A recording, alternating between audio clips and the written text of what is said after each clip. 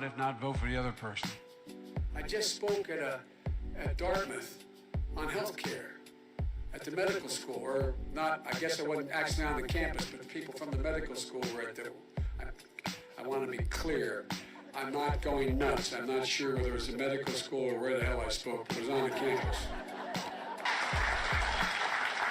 I want to thank Rich Fitzgerald, the county executive, Allegheny County executive, for being here, and I propose, and I'm going to digress slightly. We're in a situation. The president asked me to head up a cancer moonshot. President Biden, just to be clear, would you or would you not rejoin the TPP? Yes or no? I would not rejoin the TPP as it was initially put forward. In Guatemala, El Salvador, and to win and say in Honduras and say, look, I know I'm called middle class, Joe. It's not meant as a compliment. Means I'm not sophisticated. And there's an area where there's an important difference between this and there's an important difference between the candidates. I'm running. The country wasn't built by Wall Street bankers, CEOs, and hedge fund managers. This guy is moving to just foment hate.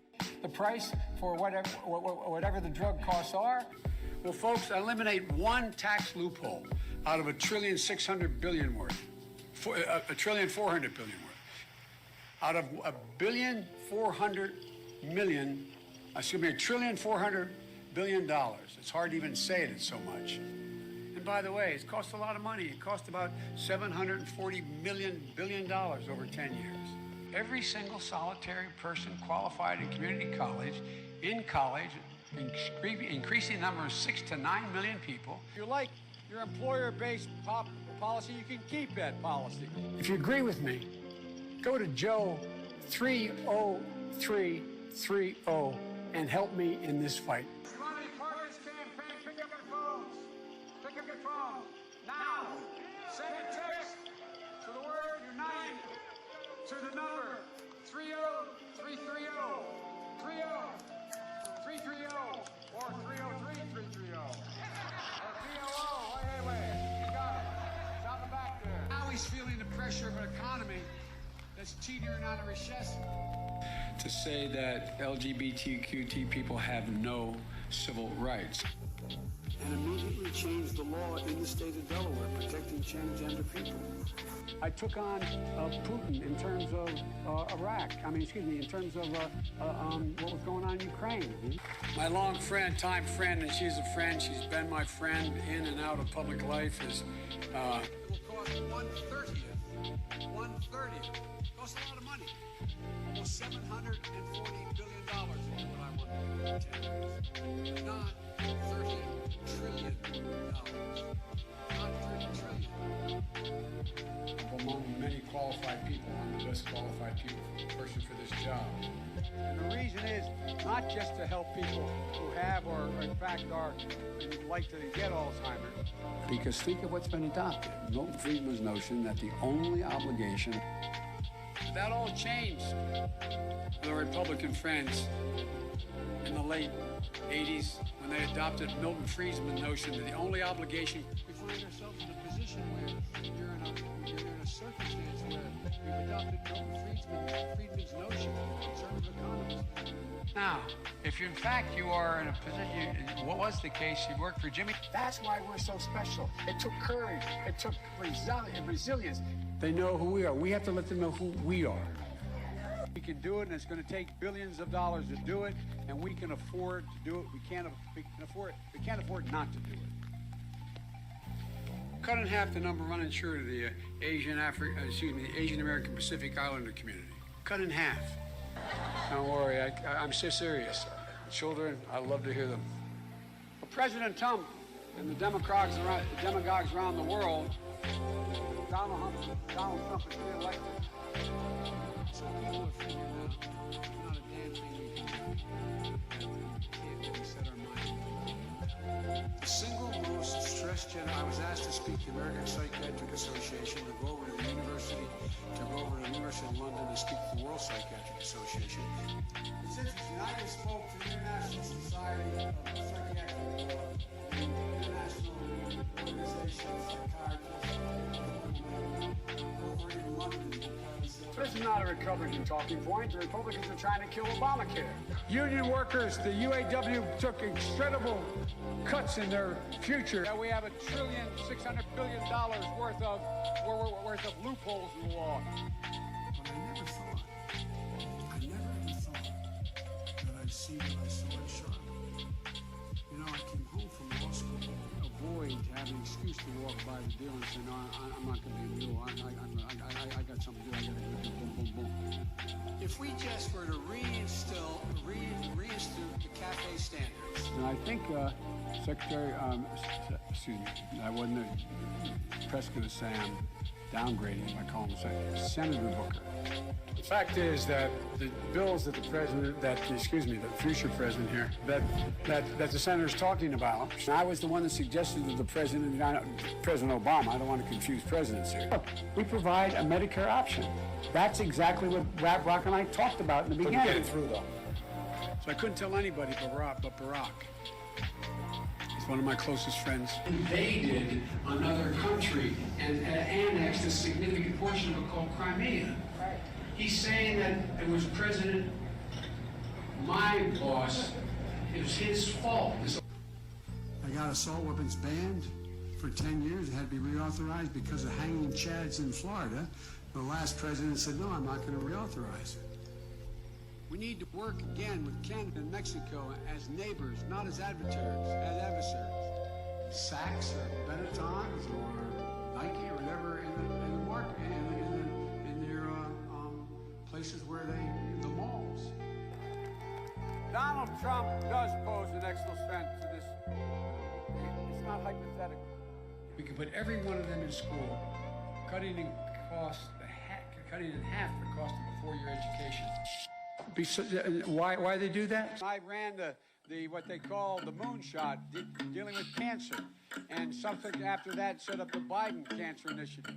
And here's the point: the conservative columnist, and they'd say, "Take my shotgun." I said, "I have three. I now have five because my son died, and I have three of his. I have 5 shotguns." Also have a mechanism to control drug prices. You know, it's not. We're no longer using chemical-based things. All this thing is really with cancers and other issues related to the immune system or bioorganic. And by the way, the idea that NATO, the only people who entitled to rewards are stockholders. Ladies and gentlemen, he is deliberately and completely ignoring the legitimate authority of Congress, and he's doing what he does with the complicity. Stop trying to keep your workers organized.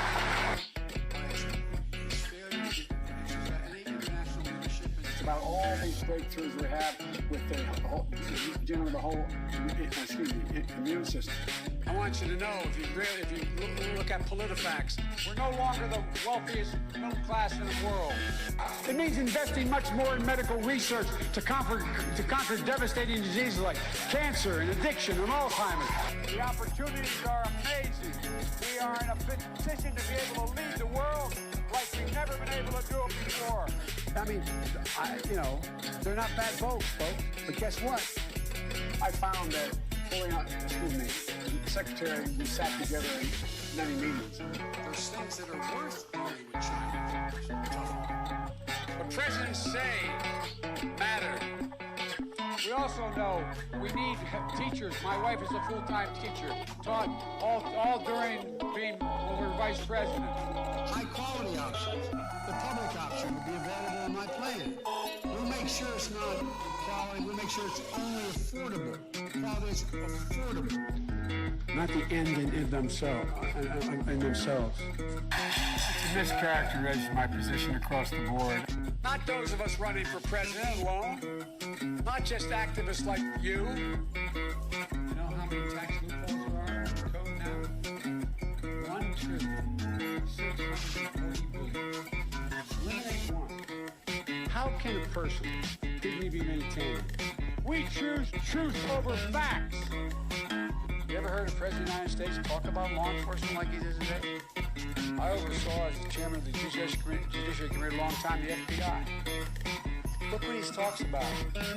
But we lead by the example of our power, not just the power, not just the example of power, but the example. We're out there, and it's what we say. By strengthening,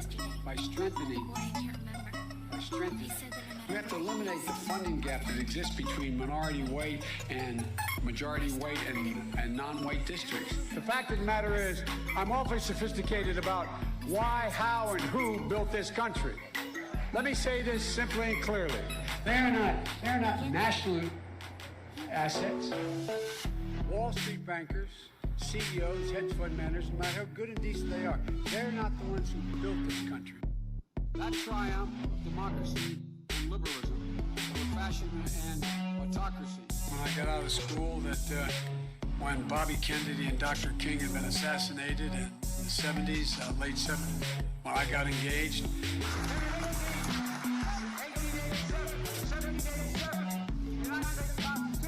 I'm going to publicly apologize for not being able to make it. We don't love them. That's who we are. No other nation was founded the way we are. We hold these truths self-evident, that all men and women are created equal, endowed by their creator. No nation has ever been founded on that principle. That was a time in the late 60s, the early 60s and 60s where it was drop out, go to Haight-Ashbury. We can do this by making sure that we're in a position that we, in fact, allow people. Time's up. I agree that everybody, once they, in fact, they should. Anyway, my time's up. I'm sorry. Thank you, Vice President. But here's the deal, folks. Well, I think it shouldn't matter where your race. We have this notion that somehow if you're poor, you cannot do it. Poor kids are just as bright and just as talented as white kids. We can speak out and be more straightforward. Senator Joe, it's not about, I know you're supporting by saying booing, but look, here's the deal. You don't have here in Miami, in Florida. You don't have it here, and that is, if you keep an audience, that's why I'll end the gag rule, the global gag rule, that prevents money from getting to NGOs. In terms of the Ku Klux Klan and white supremacy. And if we give Donald Trump 4 more years, we'll have a great deal of difficulty, if ever, being able to. I looked at it anyway. That's what I think my plan. I know what my plan does. Such as de-escalation studies have, there have been de-escalation studies. The reason I did what I'm doing is because there's an invasion of Hispanics. She has an expression. She teaches full-time and has taught full-time. She taught full-time as a second lady. She taught 15 credits a semester. She's never stopped teaching. She's going back in 2 weeks to teach as well, to continue to teach. 65 out of every 100 jobs today require training beyond high school. 65 out of every 100. $30 trillion. It makes it far more durable, reliable, and powerful. Partnerships built on coercion. And Lisa, you have been a great friend for a long time. And your Paul son is remarkable. They also got that last year. And for folks in the working class that are below 400, they will, in fact, increase their premiums. Will increase the generosity of the premium tax credit they now get. They go to school from a middle class or upper middle class, and having heard, the estimates are as many as 4 million more words spoken. The next thing we got to do here along the line to report people's dignity, restore it. The most powerful military, not hyperbole, most powerful military in the history of the world. That's not hyperbole. Which we as a society talk about one another. The way we've always look. My wife, who is a teacher, she's teaching now. She's back in the classroom at a community college where she teaches in Northern Virginia. Things changed. There had over 40 kids shot in Kent State on a beautiful lawn by the National Guard. There are a whole lot of things, and guess what? For most of the people at the time, the people of color, for women, farm ownership and cooperating loan and operating loan. I remember sometimes when my dad was restless, my mom would say, because our rooms are next to one another, I'd say, the next morning, what's wrong? I said, your dad can't sleep. He's just staring at the ceiling thinking, what happens? We have to start rewarding work, not just wealth. The first speech stood up. The chancellor, the former chancellor of Germany, stands up. She says, we have to go it alone. International leaders spoke about it. You had people like you had people like the former chairman and leader of the party in Germany. You had Angela Merkel stand up and say how terrible.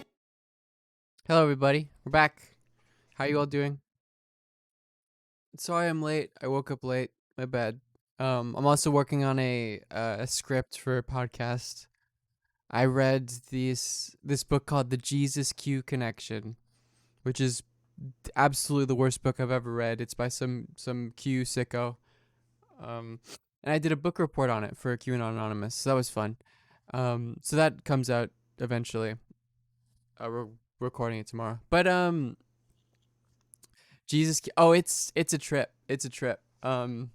Anyways, how are you all doing? Did anyone sub? No, I didn't. Okay. Yeah, what has been going on recently? I'm still not. Yeah, his Anons thing.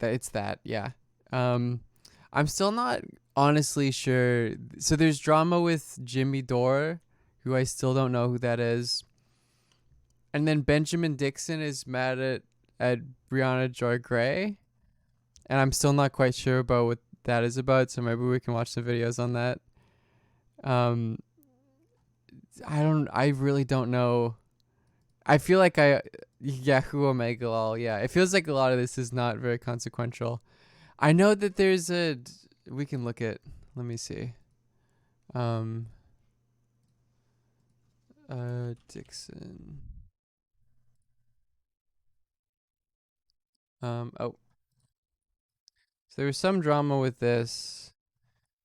What Benjamin Dixon said that, like, that Bree.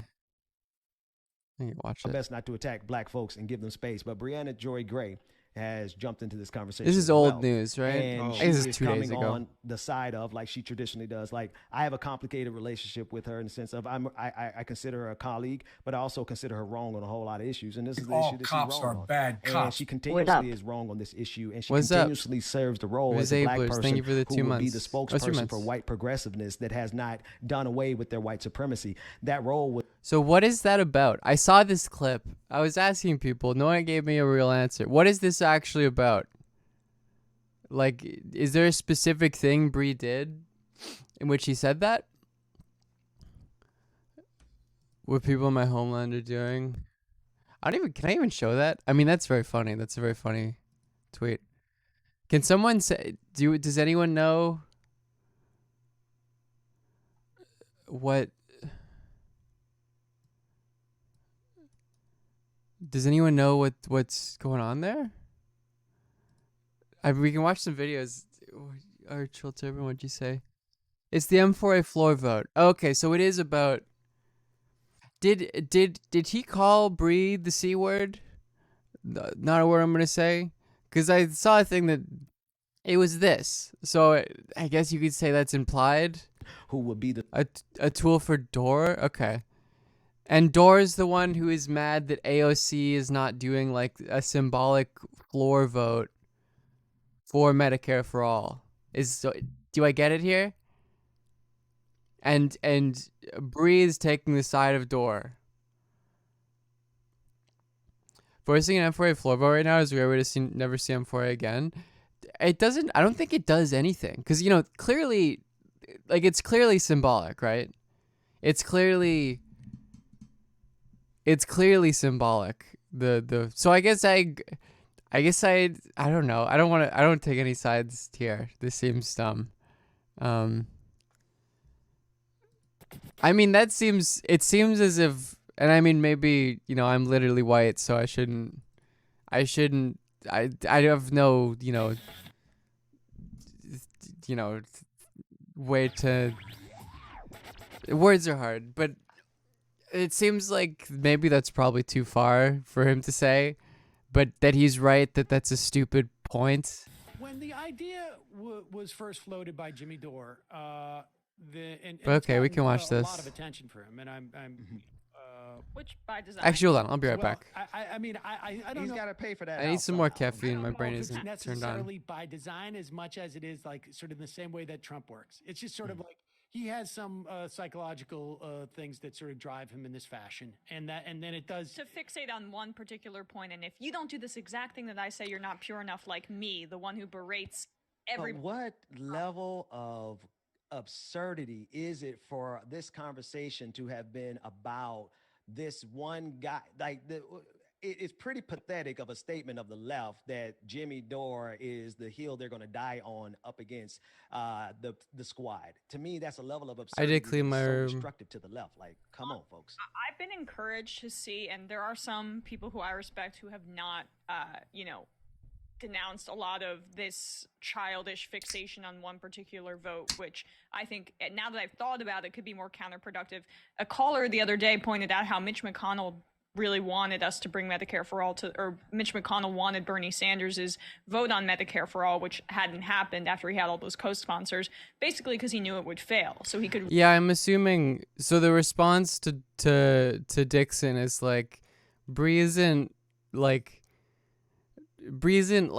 defending Dore. She's saying like that's a good idea. Rub it in the faces of the Democrats and then set it back. I mean, I'm not fully opposed. Because I know I know Dixon basically like challenged Bree to a debate, I guess. Where was this? It was very like, that's an interesting disagreement. Do you want to hop on my stream? Stand by every word I say, and more than happy to express to you why every word was precisely accurate, and more than happy to discuss on your platform or mine with the same energy in that clip. And then, I don't know why I'm doing this. I doubt there's anything TOS on her feed. But, oh, she posts a lot. I have to scroll down. And then Bree said, I don't care to hear anything but an apology. Which, I mean, yeah, sure. All cops To are a vote on bad Medicare cops. for All, but it's Bong hits for Bernie. Thank you for the 3 months. 25th down the list of priorities, if at all a priority, because we need more members before we can actually gain momentum on that topic. There's so Enjoyed the SWCC video breakdown. What's the SWCC many more important video? things. But thank you. Follow Turing News if you do not already. I'll give you a diamond. Did I forget to do that? You can get the. There was value in the idea of leveraging that What's up with vote. this tweet? Let me see. And the problem was, and you know, when I first heard this, I saw that. I don't understand what that means. What does this actually mean? Maybe do it sober this time. You mean we can't do mess together before I speak with her like you and me did earlier? Is this some random person? was like there's value in ledgering the vote. I don't know know if what the that Medicare means. for All vote the is one. necessarily the vote, the thing to go for. I think at the time I said maybe it's committee things. That was one of Ben's co-hosts. Went on Bree's live stream. Oh yeah, I heard about that too. He like apologized for not checking Dixon at all. Wanted to take a $15 little When he bit. said that. Well, which take a more little- members agree on. Yeah, I mean, take a little. All this shit is such just petty online shit. It really is like it should be beyond like the progressive wing, the social democratic wing in America is just like is so terminally online. Little time. Honestly, I will say like, and this isn't just at Bree. Honestly, this is less at Bree and more at like other Bernie staffers. But I guess the critique continues. That like I sort of understand why he lost, seeing what a lot of the Bernie staffers have done after his campaign. I get it now. I used to think that it was just like a perfect campaign, and some of the shit they're fucking doing and saying, it's like, yeah, okay, you guys all have fucking online brain. Look into it, and then you get you get a response from the at least one of the key figures that you want to pressure, and they say, committee seats might be better, and Right. instead of like engaging with that and saying, okay, you're on one part of you're on the inside, we're on the outside. You have a better sense of like how things work there. Yeah. And what might actually bring material benefits to people. Well, that would require an ounce of humility. Well, but it's not just, look, it's not just Jimmy. I mean, people have to take responsibility. If you're listening there and, some lush who's just sitting there basically yelling F you into the microphone is where. It's all AOC's fault. She gave that tweet attention. Which tweet? Oh, did she like responded to Dor? Well, you don't do that. This the thing is, it's like both sides of this disagreement are like making very clear mistakes in relation to like being online, which has created this drama in the first place.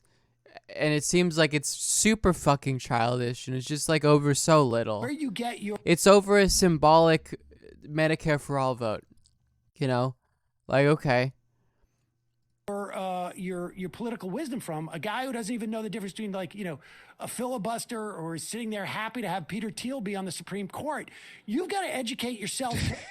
And honestly, like I'm assuming what? So Dora's in like it's all petty squabbling. It's not just like all he has is a microphone. He has no more or less than what we have. It's just that some of the members of his audience are just sitting there. Oh, but he does have something that we have, and he's lacking something that we have.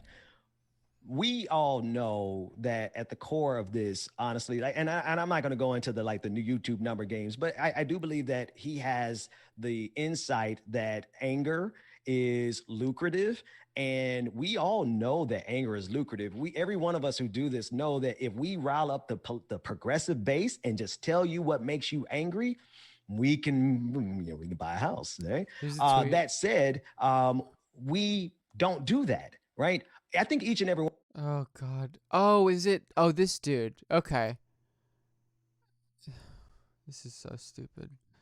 So this guy, and he's been on Chapo, right? Like he's sportsman, and he's like politically minded. AOC and the squad don't do what Jimmy Dore suggested: withhold their vote for Pelosi for speakership unless they'll be revealing themselves. Problem with this idea, don't respond, is that there isn't enough thought given to step 2. The Dem votes aren't there yet, and with the razor thin margin, the Dem no's are greater than the margin.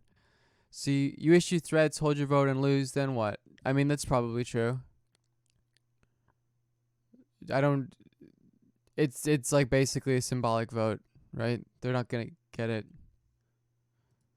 One of us know that I mean, and I sort of understand why there's a feeling of urgency, because it's like, yeah, you got to take over the Democratic Party pretty fucking quickly if you want to get these important reforms through.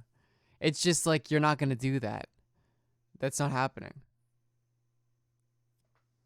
So if we kept Donald Trump in office, all of our bottom lines would probably be amazing going forward. But we were never going to sacrifice our integrity and leave Donald Trump in office just because it's financially good for us. And similarly, I would never attack the people who are closest to accomplishing something that we really want. Simply leverage doesn't just disappear. Plus, he still needs them after they make demands. Yeah, to some extent, it is also just like AOC sort of wants an uneasy truce with the centrist wing.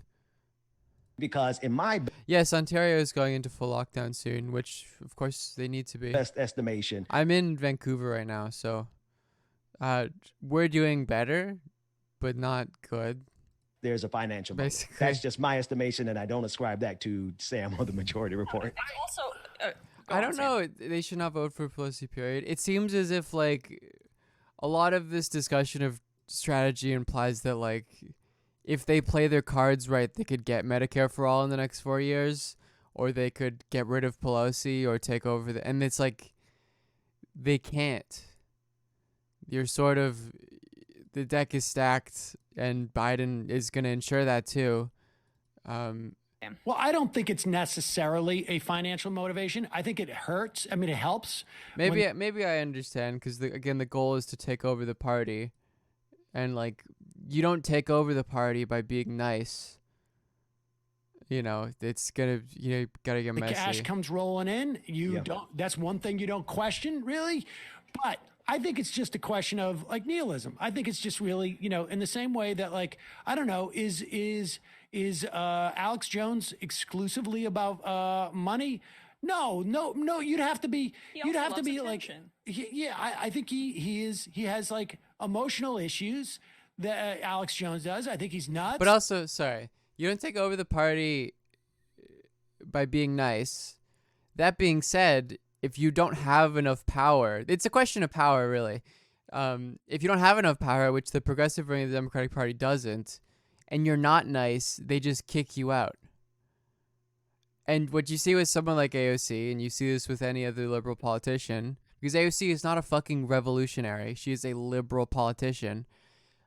They get into their position, and then they're like, we did finish the Dengas video, yes. They get into their position, and then they're like, well, first and foremost, I want to make sure I hold on to my seat. Because if I don't hold on to my seat, then I can't do anything. And yeah, it's the means and the difference between means and ends. What is it? The Malatesta thing. And then for the sake of doing that and holding on to your seat, you do a lot of things that integrate you into the system for the sake of, getting, let's say, Medicare for all done, etc.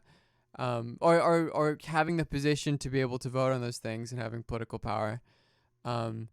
Which is, how AOC is justifying not doing something like that. But yeah, in the end, obviously, you're just subsumed into the structure. Yeah.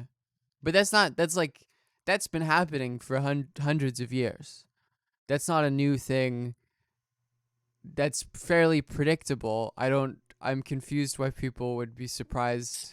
And I think, and so I think, and he thinks he's right, and so he'll make up stuff. And actually, Sam Cedar explained this pretty well, where it's like politicians are like algorithms, or they're like functions, not algorithms.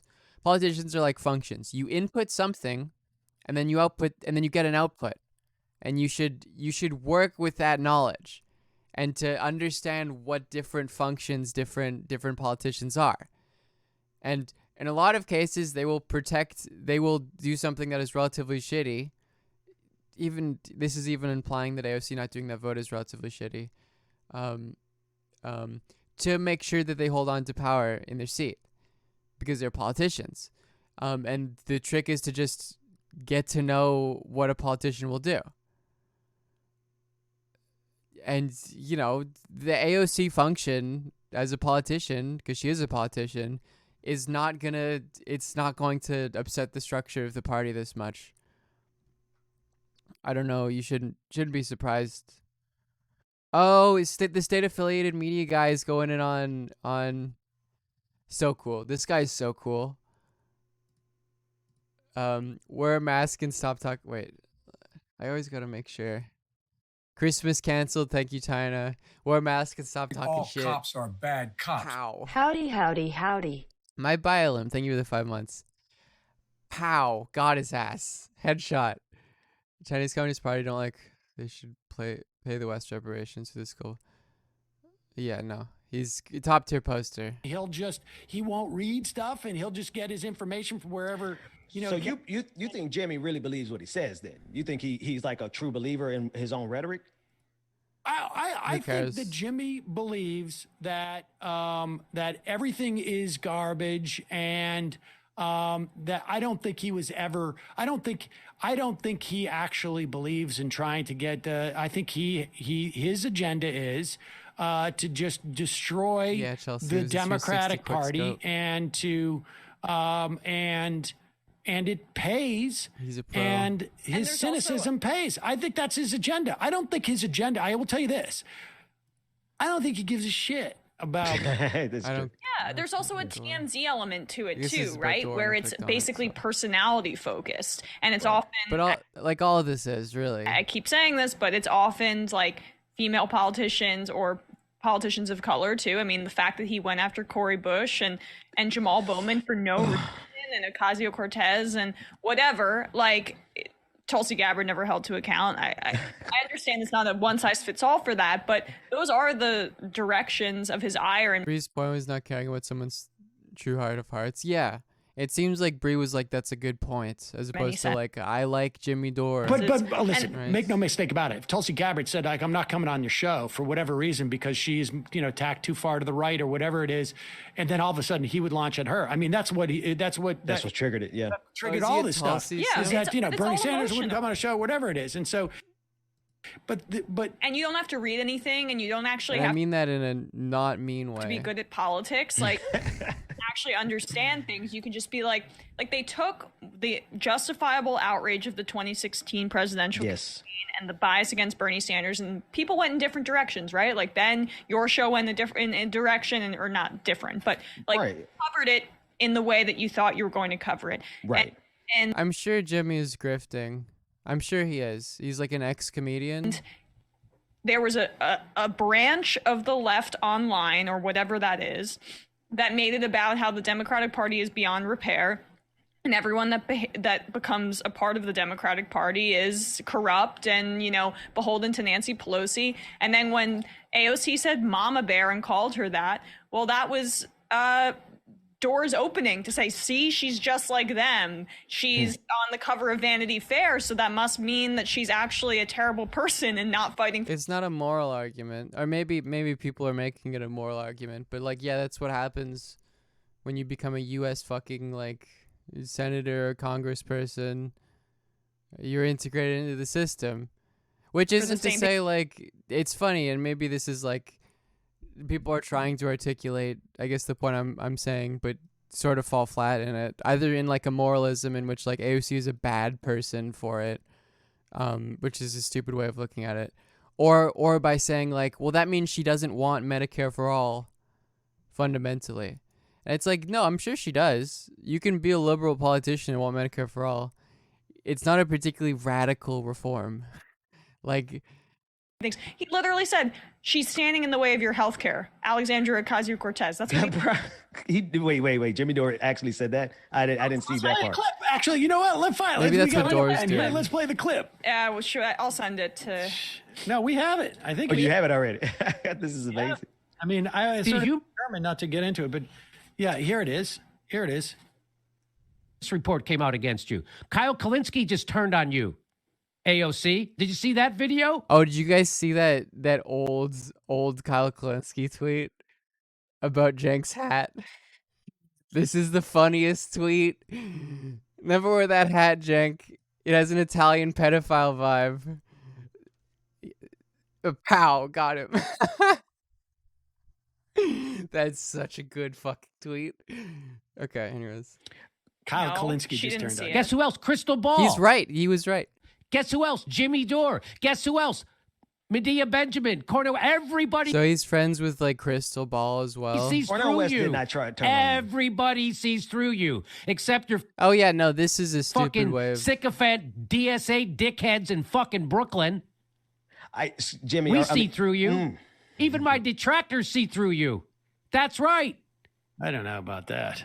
this is stupid. Pause it for one second. Every I mean, look at like this is not healthy.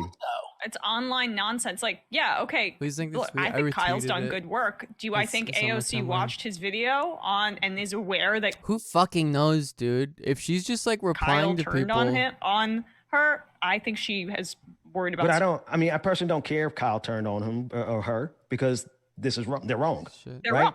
They're just patently wrong, because the strategery, because that's all it is. It's not a strategy. It's strategery at this point is dead after step 2. And you, it's again, it's turning everything into just like my friend is being mean to me, or my friend is turning on me, as opposed to like a structural and political analysis of what happens when you become an elected official in America. you never win a checkers game. It becomes a moral thing of like, I hate AOC, as opposed to like, well, yeah, she's put in a material position in relation to systems of power where she wants to do this certain good, but has to work in the system to do so, and therefore sees like, being, let's say, coy in some situations with Pelosi as a means to an end.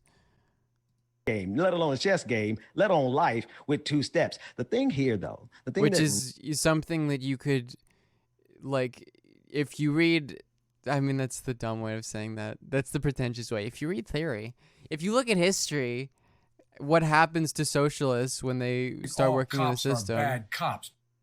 That's what happens to them. It's fairly straightforward. It's happened before. It's why, like, you know, I mean, how many fucking examples can you give? Lando Calrissian, thank you for the 9 months. Really, really. It's not a surprise.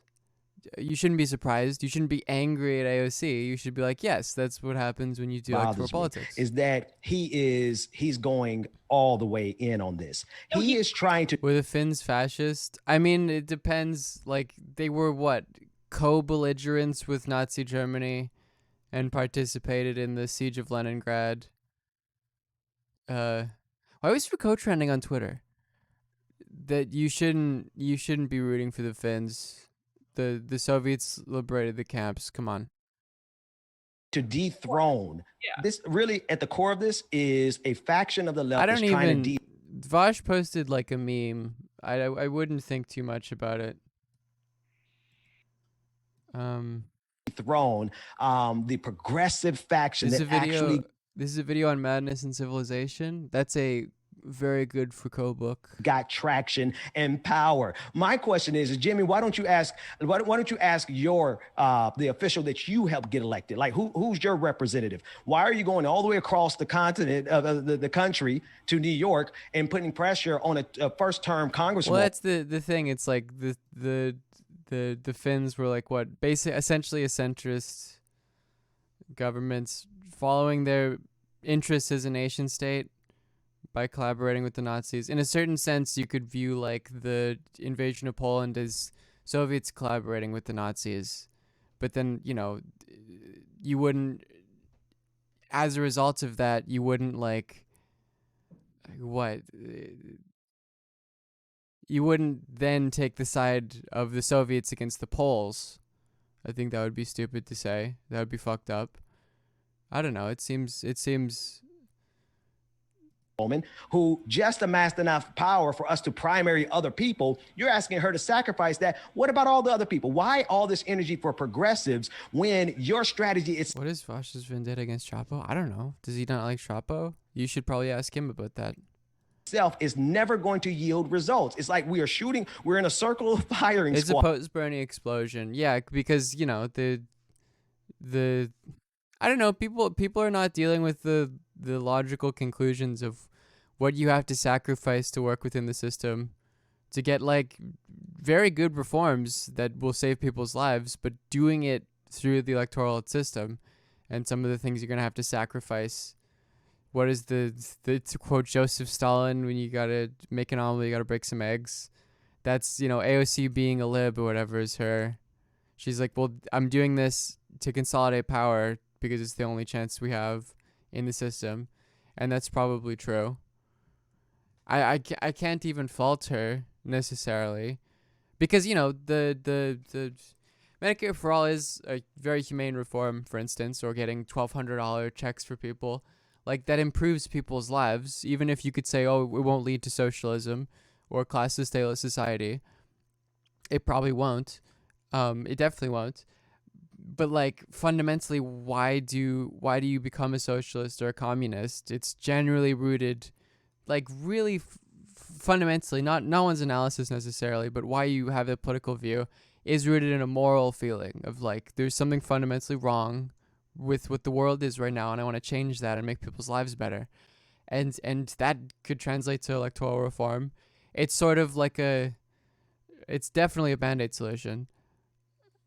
You know, but wide, and at the end of it, nobody gets anything except for neoliberalism and trickle-down capitalism. Is there more video? Posted a picture once on a magazine with someone Jimmy didn't like. I mean, the book gets more abusive. I don't want to like even, you know, it gets worse. I really just think all these disagreements are just like petty online stuff. But should we play any more? Yeah, play the rest. I think it's. Oh, y'all gonna make me cuss on it. But he sees through the squad now. And why AOC? I'm telling, they're pushing her out there because she's the most sympathetic. And so idiots can say, stop attacking her when she is standing between you and healthcare and protecting Nancy Pelosi and her career.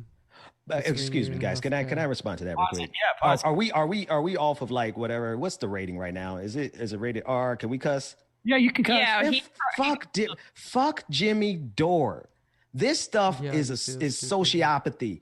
What he is doing is cashing in on your anger, but he's cashing in with a strategy that's going to leave you without Medicare for all. He is literally, at this point, COINTELPRO for me. He is a Fed at this point because he is coming in to neutralize the only power that progressives really have. And if you and your, and I'm going to do my best not to insult the people who support his idea, it's in my blood to insult you, but I'm not going to, because you really, really need to understand Dore's that what not a he is Fed. doing Dore's not a Fed. He's a grifter. is manipulating you for cash. And much more importantly than him is the fact that he is But like a lot of this shit is spectacle. sullying Though. our chance to get Medicare for all in the next 4 years. He's going to make us kill it right now. That's what he's doing. He's a Fed. I got news for everybody.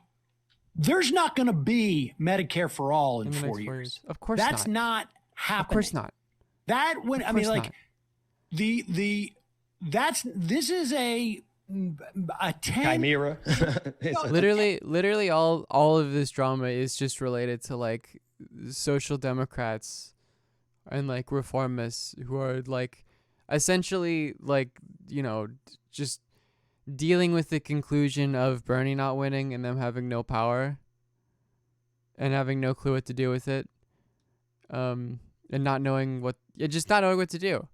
There's all these that's why the vote was suggested. It's like a desperate thing. 10 to 12-year project, and I got news for everybody. It just got set back by probably more than the 4 years that we just spent with Donald Trump. Because that's the spokesperson. This was the whole. Well, it's not even just that. It's just like, look, you know, people like there are extraordinary forces aligned against it. Yeah. Instead of having 4 years of slow frustration build under a Clinton administration who is trying out, to expand the power that they had would have been Bernie winning, sham basically. And everyone was built around the idea that what if Bernie wins? And then, of course, he didn't.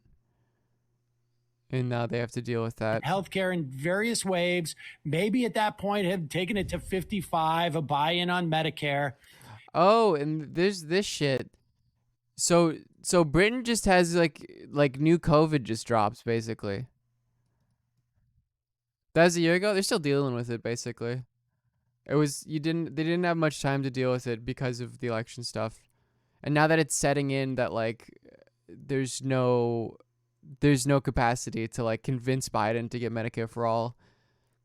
So yeah, the Eurotunnel closed. The Brits are stuck on their island with their super spreader coronavirus. So they have this sort of new, slightly mutated form of COVID that's way more infectious. Is it less deadly? Or is it as deadly? I guess they sort of don't know. Instead, you are now working from a point. They're like children of men now. It's as deadly. I know that Trash Future predicted that like Britain would become children of men in like 4 years, and that was like in 2019. They were wrong. It took a year. It's children of men people now. just knowing like we could easily go from the frying pan into the fire. More. Like Right. that's the way that politics work. And you can go back and people can go look at Jimmy's, vision of where we would be today. Yeah. Elizabeth Warren is the president and the Republican Party having, refused to go along with anything that Donald Trump wanted and all this, and know that the guy has no idea what he's talking about. And here's the thing. I'm sure it he is doesn't. one thing to pressure the people who are closest to you and to allow them to use that pressure to leverage other things. But you need to do it in coordination with them. You need to do it, not necessarily coordination, but you need to do it like with some awareness of what they can and cannot do. If I take a hammer or if I take this and try and use it as a hammer, it's just going to break and I'm not going to have the remote control anymore. Right. Yeah. You need to know if you're using something to do something else, you need to know But when you're focused on personalities and it's just about, stick it to Pelosi or stick it to the establishment. You have no awareness of movement building and how long it takes for these organizations to work together to We're push not going to Medicare. get with 5 conservative Democrats, corporate Democrats now on that It's it. Commerce. Yeah. I got news for you. It's a wrap. There's not going to be any movement. And instead whatsoever. of the left supporting her, right? And instead of the left or this faction, this whatever 8% of the online left supporting her, she's being shivved from that side and shivved from the other. And then what do you? But it doesn't. But fundamentally, it doesn't fucking matter. Who gives a shit about Jimmy Dore? Who's a fuck? Let it. Who gives a fuck? What is it gonna do? She's gonna lose her seat? No. Who's a fuck? So why is AOC responding to Dore? Well, I mean, and then also think about this. Let me ask everyone who thinks Jimmy Dore is well, first of all, Jimmy Dore should never have gotten back in this conversation. Jimmy Dore, let him make his millions. This all doesn't fucking matter, and I know that South I'm contributing to it by talking about France. Go ahead and get your clicks, but never it doesn't ever fucking matter. Allow that man to be in the conversation about true progressivism. I gotta say, I take a certain amount of responsibility for being. I thought it was being charitable, but it was just dumb. Like, frankly, if I thought there was any value in the idea that I should have just like brought it up completely. Well, I mean, separate of responded, so. Is there a new him show? raising it That'll because the guy is incredibly toxic. I hate the word progressive so fucking much. Figured, 4 years later, cut him a little bit of slack, and that was stupid. It was stupid on my part. It was. It was stupid. I want to ask everybody this question, though. Everybody who still believes in Jimmy Dore, once the squad is gone and Jimmy Dore gets his way, who you going to pressure? Right. Who are you going to pressure? Who's going to listen to you? Can we just finish morons? So we can just wrap it up. Well, the squad is like not a real thing, is it not? Essentially, it's sort of not a concept anymore. I'm probably not going to watch the whole Sean video. Was there any more of that clip left? Just because I think it's important to see how he gets himself riled up.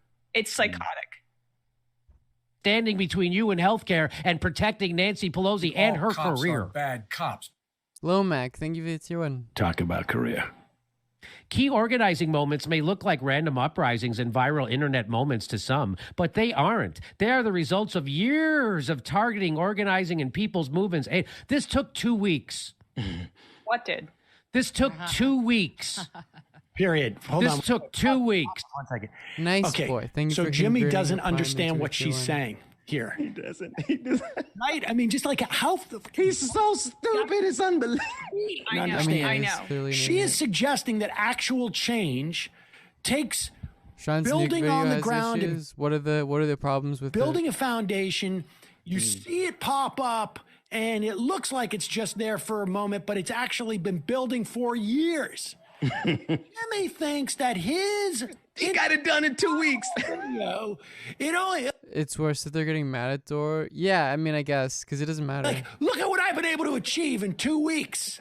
What did you achieve? Nothing. He got a story in Business Insider, and he added some subscriptions, and he made some money. That's it. That's it. Politics. Oh, yeah. Okay. So, from what I hear from Jimmy's show. But that's the thing. He doesn't exactly in the tweet that she's writing. Yeah, But and continue. then he gets something wrong here too. Go back and listen to how this stuff is just remedial, right? Apparently, you can do is read a real estate listing. Key organizing moments may look like random uprisings and viral internet moments to some, but they aren't. They are the results of years of targeting, organizing, and people's movements. This took 2 weeks. This took 2 weeks. A fucking idiot.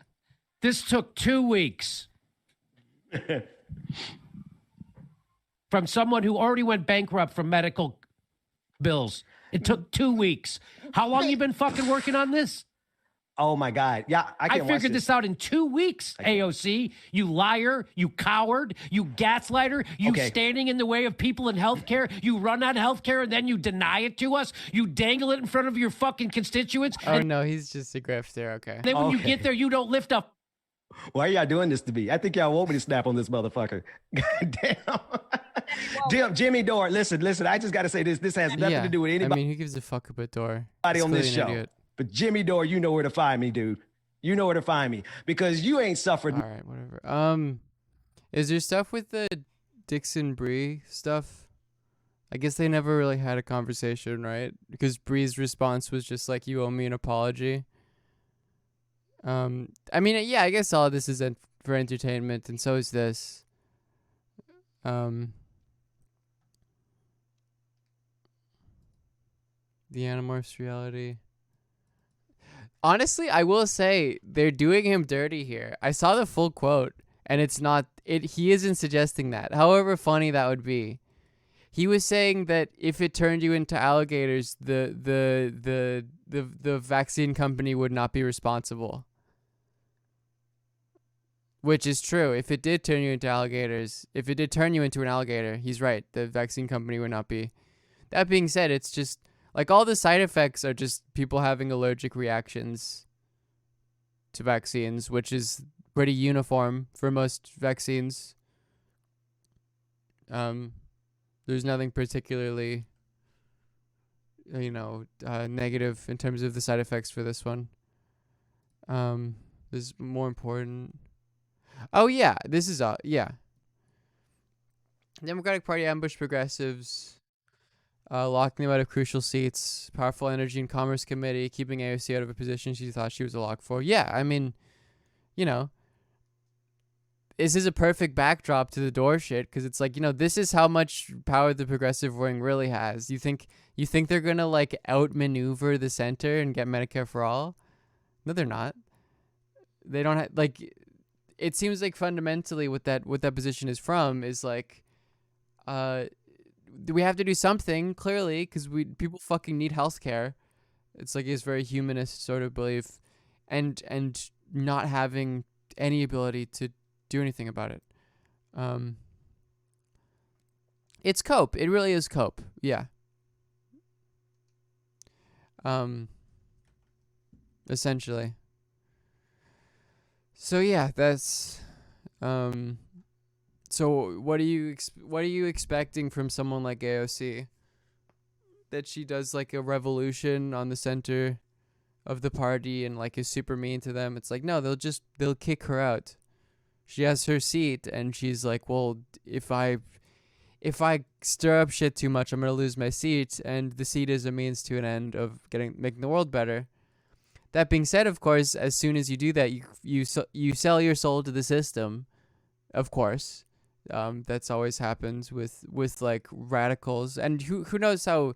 Like, I don't know to the extent in which AOC was like a radical socialist in the first place, but that's what happens to them. The radicals who do the electoral politics route of making people's lives better. You become integrated into the system as a means to the end. Yeah, and all of this is fairly predictable. Again, the people who thought that AOC was like a communist or something, or was going to do like she's going to throw state and revolution at Nancy Pelosi in the middle of a hearing or something. No, she's not. Let's look at this.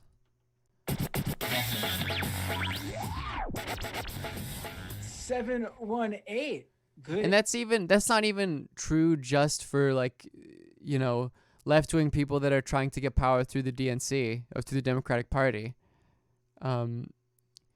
That's true for like radical socialists who were like a part of radical socialist parties that had some sort of majority or influence in government. They also do that shit. You can see that in France in the 20th century. The area code, by the way. This is Where what you Foucault calling is from? trending. Let me see. What's good? This is Danny from Georgia. What's this? You're the Minister for Women and Equalities, Liz Truss, and you've for sure read and understand the works of Michel Foucault. Oh no. Liz Truss, is this Britain? Oh no. The ideas that have dominated the equality debate have been long in the making. As a comprehensive school, students in Leeds in 80s, I was struck by the lip service that was paid to equality by the city council. While we were taught about racism and sexism, there was too little time spent making sure everyone could read and write. These ideas have their roots in postmodernist philosophy pioneered by Foucault that puts societal power structures and labels ahead of individuals. Yep. Foucault is a collectivist. In this school of thought, there is no space for evidence, as there is no objective view. Truth and morality are all relative. So true, Queen. That's why Foucault said that schools should be abolished and we shouldn't teach anyone anything. I see. So that's why. Georgia, actually. Oh, from people always reveal themselves. Is this? We are Is this like a? What is she, a Tory? growing wheat more competitively than the Canadian prairies. No, you're not. We're producing more There's no way that's fucking varieties true. of cheese than the French. Oh, okay, it's a meme. Okay.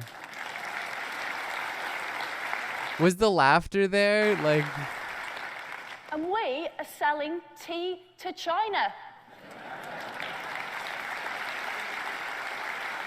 What is Yorkshire tea. When it comes to British food This is like, she's like a and mercantilist. drink, we have never had it so good. The power in an economy is producing goods and forcing them to be sold to other nations. She's like stuck in the 19th century. But as well as exporting our fantastic food abroad, I want to see us eating more British food here in Britain. At the moment, What we a terrible thing to do to the British people. import 2/3 of all of our apples. We import She's literally a mercantilist. 9/10 of all of our pears. We import 2/3 of our cheese. Lib Dem term Tory, amazing. That Amazing is person. a disgrace.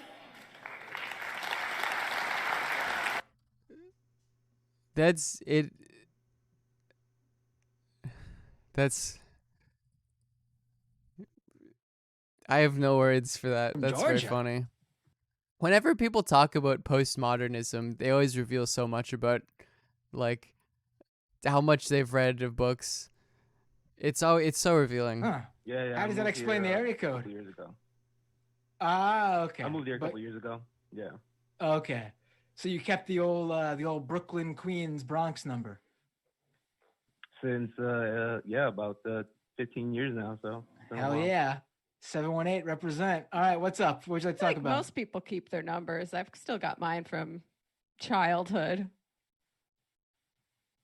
Yeah, Sam. Hey, I just wanted to talk about, I recently learned that a lot of my family voted for Trump this past election.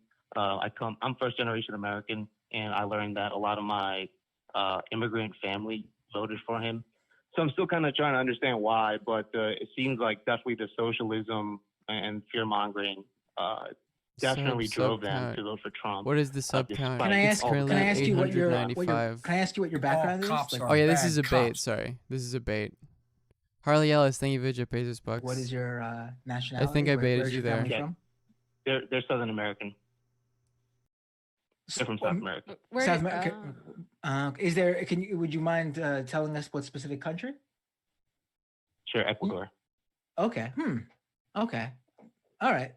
Yeah. There. I mean, I didn't see there, it coming at all. there are certain I'm countries. sorry, I thought it was. No, go ahead. I'm Yeah. sorry. You finish. Go ahead. I really didn't expect that. I Oh, I thought. thought this was gonna be something else. Never mind. Let's watch this for the week. Not even a show.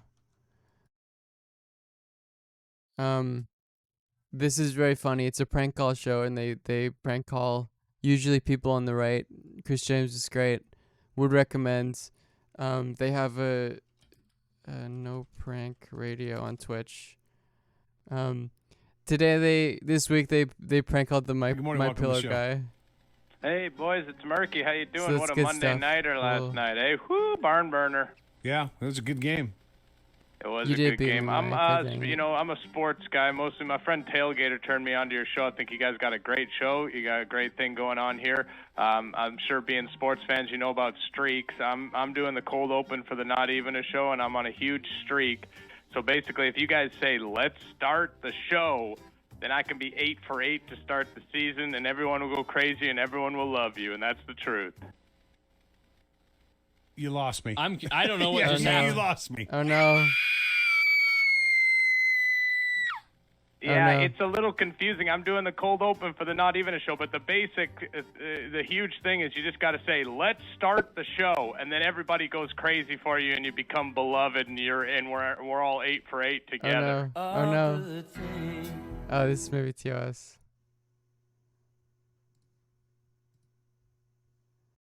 Being duped here, but I'm gonna play along. Hey. Let's start the show. Let's go.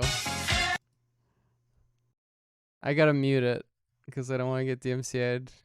Oh, you are awesome. You've done wonderfully. Right. Thank you. Thanks. I love you. Bye. See, he had me. I'm muting it because I don't want to get DMCA'd.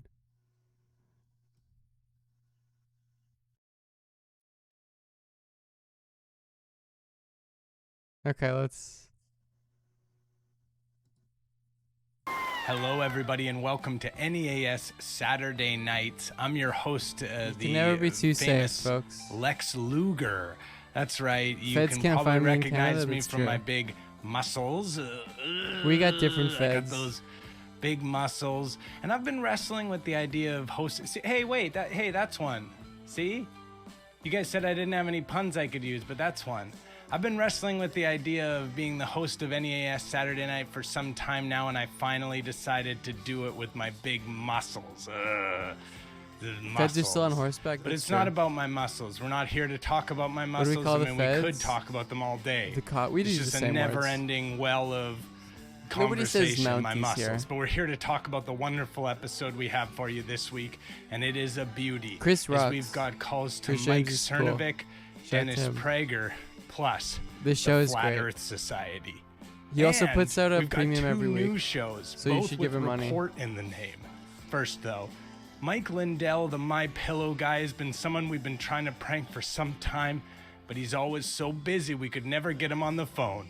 Well, we finally did, and we got an You love to important see it, question folks. to him. Check it out. It's an Epoch Philosophy. I don't know who it is. Oh, we can watch that. That seems cool. Hello. More Hello, Mike. cyberpunk I'm stuff. glad to finally get you on the line here. It's Michael from the Stop the Steal Initiative. I tried to call you. I think you're on your plane.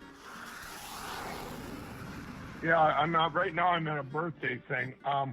What was it? What were we talking about again, or what was this about?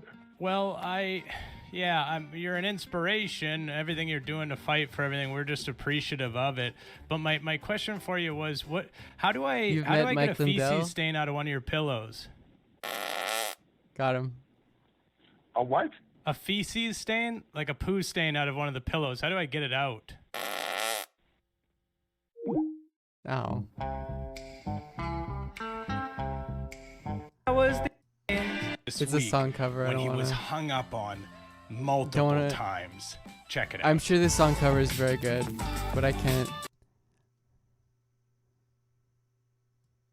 You can listen to it yourself. Listen to it yourself, and you can hear the song cover. Citizen Quinn, they give it 2 months. Okay. Good afternoon, caller. Hello, good afternoon, ladies. I have How to are you? link it. Staying out of trouble, The I song hope? covers are We're excellent. trying. That's all we can ask for. My name's Steve. I'm just calling in Yes. with a question. If you could Yes, this is great. indulge me, perhaps. good. I have a question for you. Absolutely. Who do you call if somebody is robbing your home or is broken into your home? Who are you going to phone? If someone is robbing or breaking into your home, Correct. you would call the police. Exactly. I am a law enforcement officer. I'm an LEO, and it's interesting that that's who you'd call. Correct? You wouldn't call the fire department. You would call the police, and yet we have all this negativity This is such a surrounding the good bit. police. But who are you going to call? Is my question. We are going to call the police department if we are in need of anything in a public An safety LEO. emergency that involves anything criminal. Absolutely. And so, but you think it's okay to defund the police? Then how do we put gas in our cars to drive over there if we have no funds? Would be my next follow-up question. Well, sir, we're not speaking today about defunding the police department. We're talking about the storm preparations for the city of Fall River. If you'd like to talk about that on another show, please feel free to give a call back, 508-673-1480. Thank you for your call. We have another call, they would caller? hang up a Good afternoon. officer. Welcome to WSAR. Did you hang up on a lawn? So those, and we have used those parking lots in the past. Colin, we have another call. Good afternoon, caller. You're on WSAR. Nobody hangs up on me. I'm a policeman. Wow, we've got some interesting callers this afternoon, Laura. The Fat Master has been laying low lately, and he's been watching It's a triple Dennis call. Prager, but obviously Dennis Prager's so gross that he hasn't been able to batch off at all. But this week, Dennis Prager had a fill-in host who is not so old and gross and who also happened to be a big religious homophobe, and so we get a rare appearance from the Fat Master. Check it out. When I saw Dennis Prager write some of the things that I was thinking myself, I felt pretty good. I'm not even going to lie to you, Sean. That's when you have a good day, when you're thinking in the lines of along the lines of Dennis Prager. Let's go ahead and go to Incredible some background. calls really quick here. We've got Bobby on line one. Bobby, how's it going? You got the mic. Hey, Carl, thanks for taking my call. How are you today, sir? Good, man. Thank you. I'm enjoying the stream a lot. I'll admit it's, I mean, I love Dennis. I love listening to him. He ain't much to look at compared to you. So I'm really enjoying the stream right now. Okay, Bobby. Anything else? I appreciate the compliment. Compliment. All right, let's go to. Go ahead, Bobby. Yeah, sorry. I'm known as the Fat Master. I'm sort of a well-known caller. I guess call into some of these shows. I'm dealing with someone who's, blatantly. Oh, did he cut the video? Yeah, he knows what the word means. A lot of the older ones. Well, thank you for giving me the mic, and I want to tell you, I despise people like you fake Christians. Mike Cernovic is a huge piece of shit, and we're happy to finally get him on the channel. Now, I will admit, We love he the didn't really bite on the prank. He wasn't organic interested in call. what we were selling, but we still got the jab in. And another one for good measure. Check it out.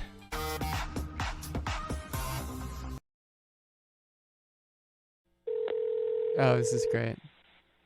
Yep. Hey, Mike. This- Jason Richardson. How many times he's ran this photo through like I'm FaceApp? calling from Beltway Connect. Yeah. Just to let you know, all our calls are obviously recorded. I'm calling to let you know basically what we do. That's so smart. They call in pretending to be like a serious reporter and then be like, our calls are recorded. Do you consent to that? Because you need two-way consent in some states. We have political figures, people in the political landscape. We just work to connect them with publications looking to write stories, Genius. features on them. And I was just curious if you would like a list of people who are interested in writing features on you. No, not but I appreciate the phone call. There's nobody on the list anyway. Okay, great. Yeah, your face is too small Have a for your good day. head. Thanks, buddy. Have a great day. Bye. One of the things Chris has gotten really good at over the years is so getting through stupid. the screening process and getting on the air. But he's never encountered a process quite like the Wells report. This guy took the call in the break and gave Chris such a heavy-duty screening. There's no way he could possibly get past it. Or could he? Check it out.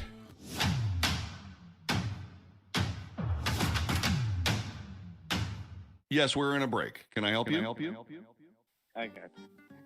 Well, I was curious, are you taking phone callers? I just wanted to discuss Biden's cabinet, specifically Buttigieg and some of the, what do they call it there? I'll do something for you, you do something for me. Quid pro quo. What's that term? Quid pro quo. Yeah, exactly. And I just am curious if, Democrats and Democratic supporters are going to be as up in arms as they were about the obvious quid pro quo that the Trump administration utilized. What quid pro quo is that? Well, I mean, I suppose maybe more so, what's that other term when you just give it to, like, your family? Oh, that would be nepotism. Yeah, so more so nepotism, but just, I suppose, favoritism towards people who are potentially unqualified for cabinet positions. Was there a Marine ad on the Liv posting stream? Makes you think that I gotta call up my boss at Langley. Tell him he's blowing my cover here. that Trump's kids were, say, for example, unqualified. Yeah, I think probably they were. Betsy DeVos comes to mind, obviously, Yeah, it's as probably pretty one that would unqualified. be probably seen as unqualified. What was the Ben Carson for the HUD secretary? That was another one that was pointed out. Recruiting on the Liv Now, posting stream. Are we gonna? You want to discuss it in the break? I'm just confused about how you run operations here. Are you screening my call? Yeah, I am. I'm absolutely screening your call.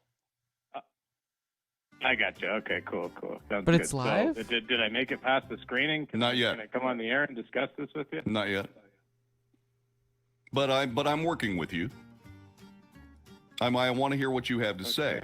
I want to hear what you have to say. But so far, I've been.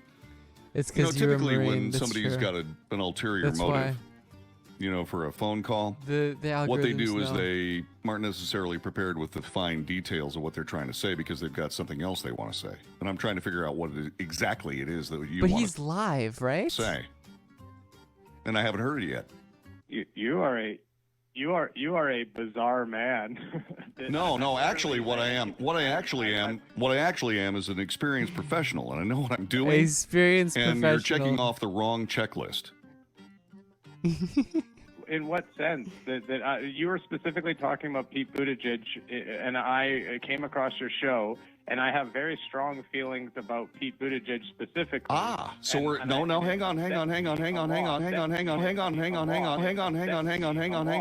on. What do you want to say about Pete Buttigieg?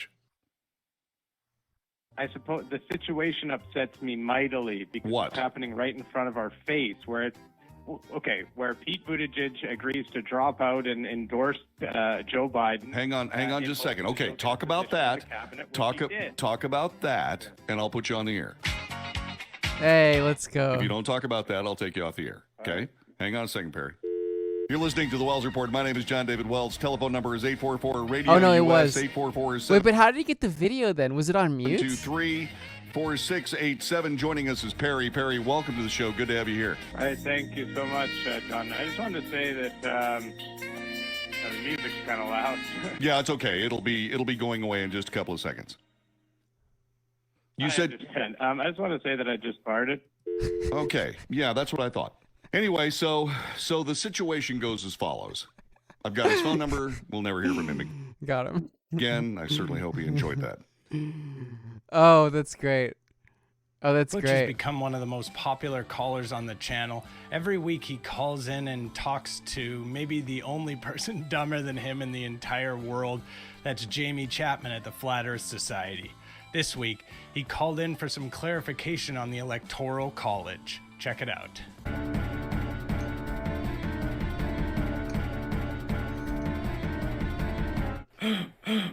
Flat Earth, what's the name? Where you calling from? Hey, it's Butch. Butch, what's going on, man? I love these calls. Oh, not too much. I'm just watching the stream, calling into the stream. What's up? What is up with you? Oh, not much. Just talking about all of this stuff, Oh, all this fraud. of course he's watching Praying Medic. Exposed. Awesome.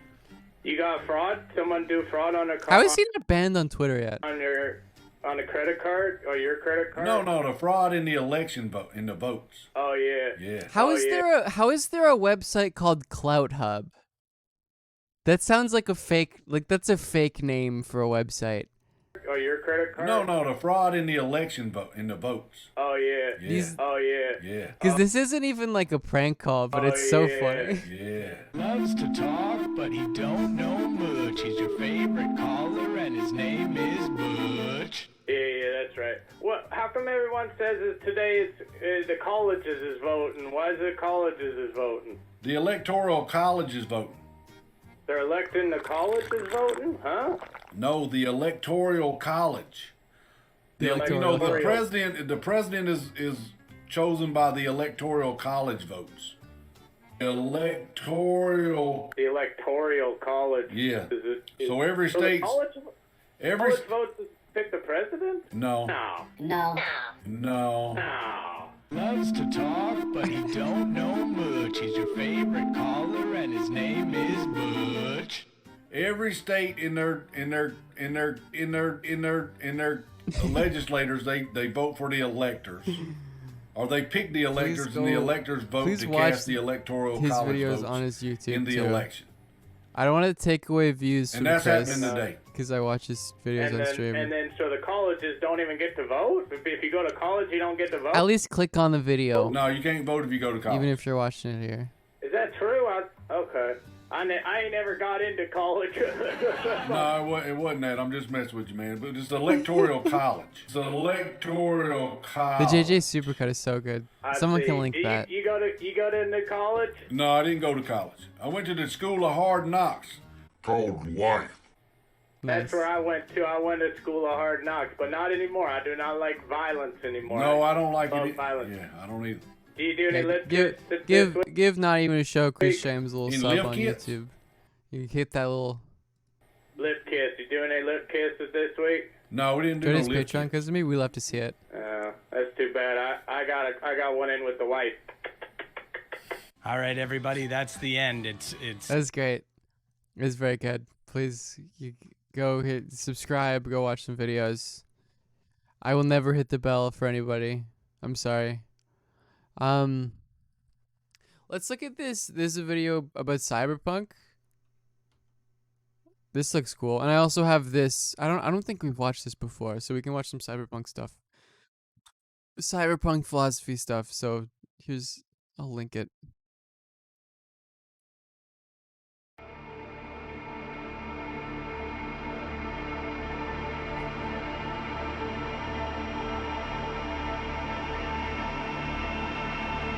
We put able-bodied welfare recipients to work at useful community projects in return for their welfare grants.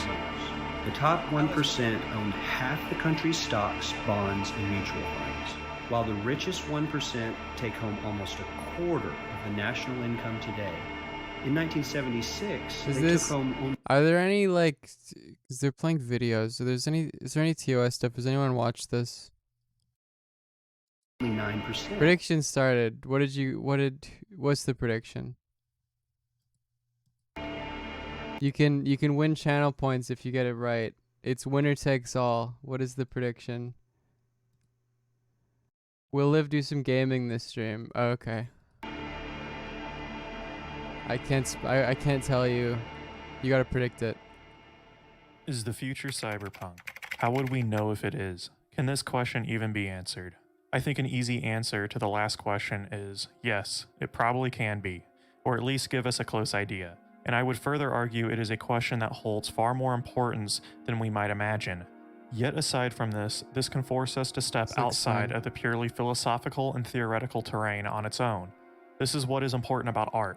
This is what is important about literature. In this context, maybe we are seeing further confirmation and legitimacy to the idea that literature, art, aesthetics come before philosophy and the philosopher. The artist was born before the philosopher, and in this case, individuals like Philip K. Dick, Mike Pondsmith, and even Andrei Tarkovsky. With the release of the video game Cyberpunk 2077, the emerging interest in the Blade Runner-esque science fiction aesthetic, we can further guess that this emerging interest is not purely commercial. It's arguably deeper than that. There is a further relevancy of this science fiction that makes it far more legitimate compared to worlds such as Star Wars and Star Trek. The world of Cyberpunk may quite literally be growing in popularity because it is posing important questions about the future. Right. Yet all science fiction does this, But the thing about cyberpunk is that it is likely among the most accurate depiction of our future compared to prior forms of science fiction. And with the release of arguably the largest video game in the past 5 years, with growing understanding around this plane of science fiction, what a more relevant time to put these questions to the test than this. For that, we will examine primarily the world of cyberpunk by Mike Pondsmith, and the world that will be showcased in CD Projekt Red's new game Cyberpunk 2077. We will try to examine this from a relevant philosophical, theoretical, and socio-economic lens. For all of the new hype around this game, the emergent interest of this world, I am excited to bring this to you. So let's get started. I think the main question of whether the future is cyberpunk is like, can capital continue accelerating itself even when the social systems are breaking down? And I don't know if they can. So I might be wrong. This is an interesting video for us. This might bring an overlapping audience to us, and for that, I will keep this theoretically tame. I will try to make this as easy as possible to follow. When one looks at the world of cyberpunk, the first thing we see is the mass world of privatization. A world where government, a public sector, public services themselves do not really exist. This isn't accidental. Folks, if you have a Twitch Prime and you haven't used it, make sure to use it. The creation of we got lots of cool emotes, 2071 emotes. They're all great. From we love Mike to see it. Pondsmith was being written at the height of the neoliberal movement in the 1980s. For many perhaps unfamiliar, neoliberalism is a newer return to purely market-orientated governing and economics, where we see the mass deregulation of markets, increased power for businesses, corporations, and capital, where we see austerity measures of cutting government programs that help working class people. It's important to note this is an economic and political theory quite literally endorsed by both political parties in the United States and the majority in Europe. While in the US, with only a small few groups and individuals with political power who fundamentally oppose this framework. Wait, you made an appointment at Planned Parenthood for HUD. Congratulations. This neoliberalism is so pervasive that even after continual market failures and bailouts during economic crashes, it still remains the largest economic baseline today. From the 1980s, it makes perfect sense that Mike Cyberpunk absolutely does the Orientalism stuff. Yellow Peril, yeah, absolutely. Found them, and that's like, not Blade Runner. It probably does it in Blade Runner too. What's that book? I've read it. Why am I forgetting this? It's like one of the seminal cyberpunk pieces. Macroeconomic and political basis of this world. A science fiction Neuromancer. Yeah. Oh, Dune definitely does Orientalism, 100%. Orientalism of like the Arab worlds. Neuromancer is like East Asian. And where only a handful of corporations govern Night City. The environment reflects this. There are slums everywhere. People are constantly and continually poor. For most, the only available access to healthcare comes from a nonprofit called City Med. A nonprofit only supported by the large corporations in power, as they understand even a small baseline of care for the poor is necessary for them to still be employees. They play the game. Physically make it to work. This privatization extends into the police and military, where the corporations of Arasaka, Militech, and Night Corp own their own practical military. Militaries that would partake in corporate wars that devastated the globe. This easily projects into the US's use of private military forces. Private militaries are continually growing, and just in the Iraq War, we saw a whopping height of 28,686 mercenaries for a total of 85,600 actual GI troops. PMCs and mercenaries made over 1/3 of the forces in Iraq during 2012, and the very growing world of private militaries does not seem like it's going to stop anytime soon. The sheer prophetic material formation of this world goes further. This world showcases a primitive return to instincts, raw instincts away from any enlightenment ideal of reason and a transcendental movement past our purely primitive being. Sex, money, and drugs absolutely rule here. Prostitutes are present nearly everywhere, not necessarily just because of mass poverty, but because of the central ethic of ultimate pleasure. Synthetic drugs are mass-produced, and junkies, rich and poor, are all over Night City, with the large corporations often being behind much of the drug trade. A pre-Enlightenment age of religious spirituality, of religious and sentimental fervor, of the Logos or a liberal and enlightenment ideal of reason is gone here. These things are hindrances to the pursuit of pleasure and profit. The very material nature of Night City is completely bleak. It represents this very post-Fordist economic world that we are living in today. An economic world where there are no real factory jobs, there are no line jobs of the Fordist model, but a work past that, of work that is completely spontaneous, that there is no security, and where freelancing and selling is of the utmost importance to your survival. This is where the lens of theory comes in. That with transhumanism. A gig, we see this articulated through the world in cyberpunk with mass cybernetics, where most people are just cyborgs by our standard today. Everyone has modifiable cybernetics, attachable weapons, brain chips, etc. With our world today, it has just touched the surface with the philosophical movement of transhumanism, the philosophy of moving human consciousness, intellect, and conditions further with the use of technology. In our world today, we see that the work of Elon Musk's Neuralink, a company dedicated to creating brain implants that operate as an interface. Further, we see AI leading the pack with nearly everything.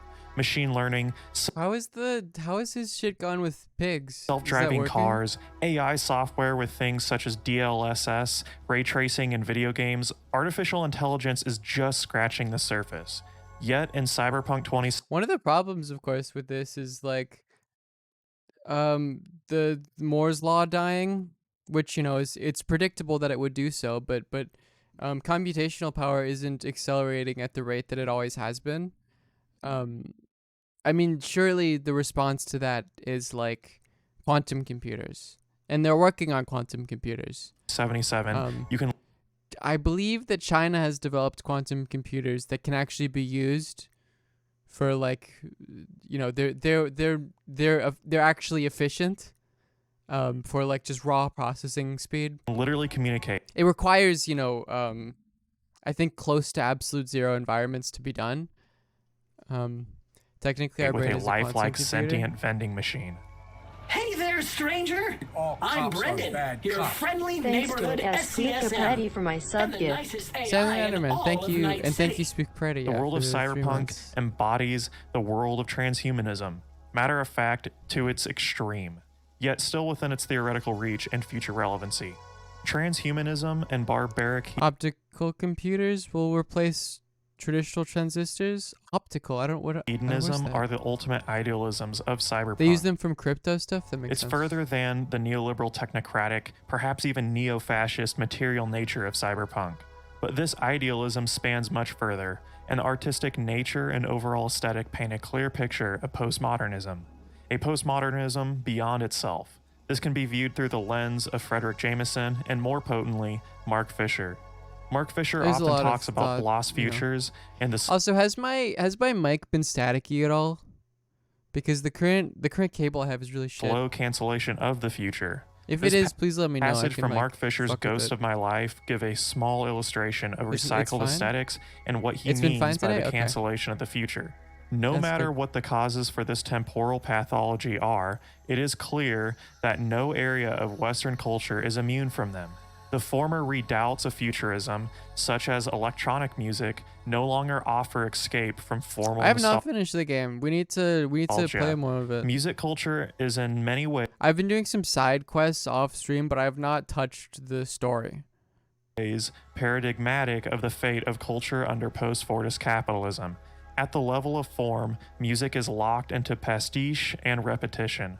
But its infrastructure has been subject to massive, unpredictable change. The old paradigms of consumption, retail, and distribution are disintegrating, with downloading eclipsing the physical object, record shops closing, and cover art disappearing. For many who may be new here, this may be a little complex. Mark Fisher talks about how in our 21st century world, art is continually recycled. New art is made from the vein of the 70s, the 80s, or the 90s.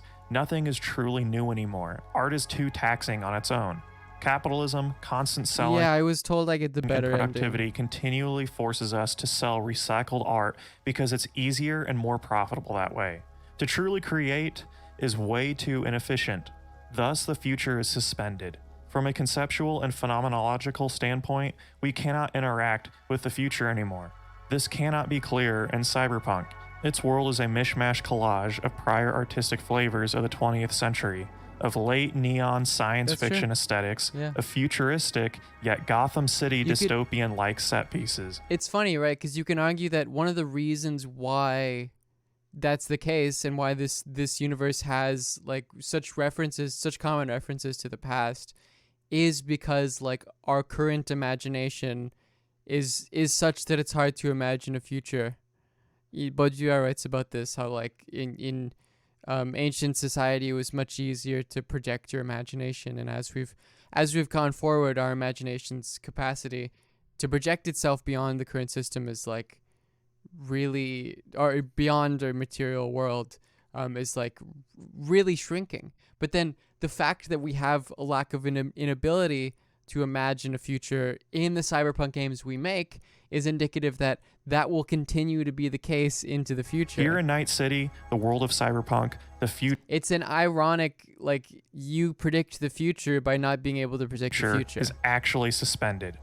I have tried to do a decent job of painting the world of Cyberpunk in a theoretical lens and elaborating on some of its lore and its juxtaposed position to our current world today. If you guys want to learn more about this world, please go check out the Neon Arcade's 2-part video series on Cyberpunk's lore. The link will be in the description. Oh, let's look at that at some point. I want to know the lore. Question still stands, is Cyberpunk the future?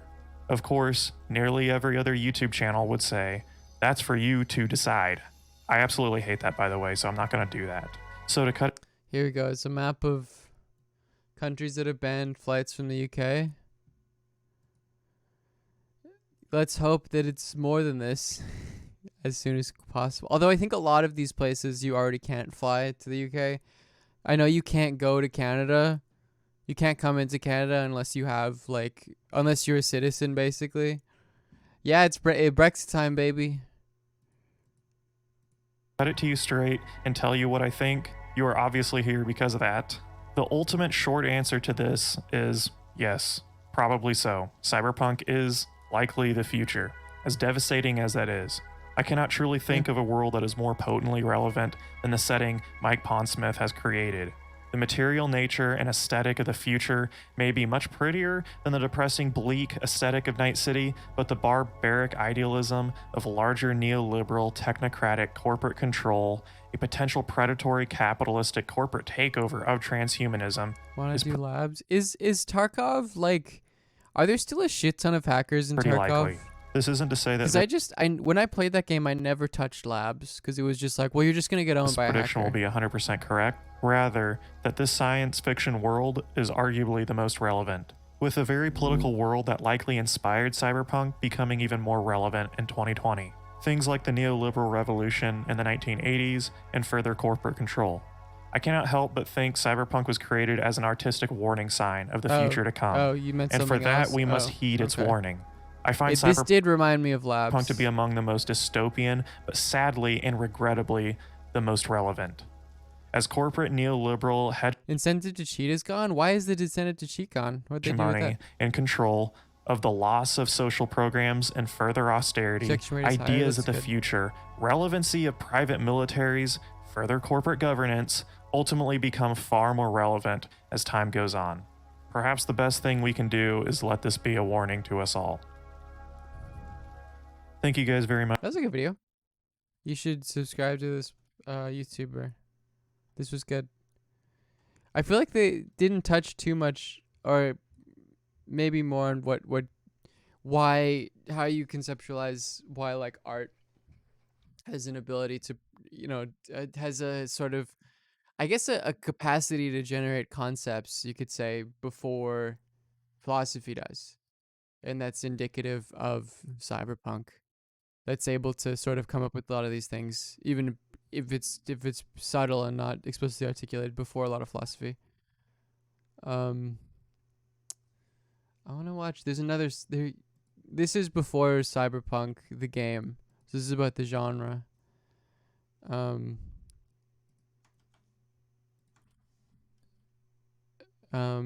it's by. Last year, I made a video on neoliberalism, world Where music. did I click? Oh, Oh, I clicked it myself? Oh, okay. Last year, I don't know how I did that. I made a I'm video going to be on honest. neoliberalism, world music, and corporate aesthetics. In it, I talked about how in the 90s, Neon a aesthetics particular and kind of cyberpunk? aesthetic Okay. arose in corporate media. A kind of Oh, I forgot. There was a lore video here. Where is it?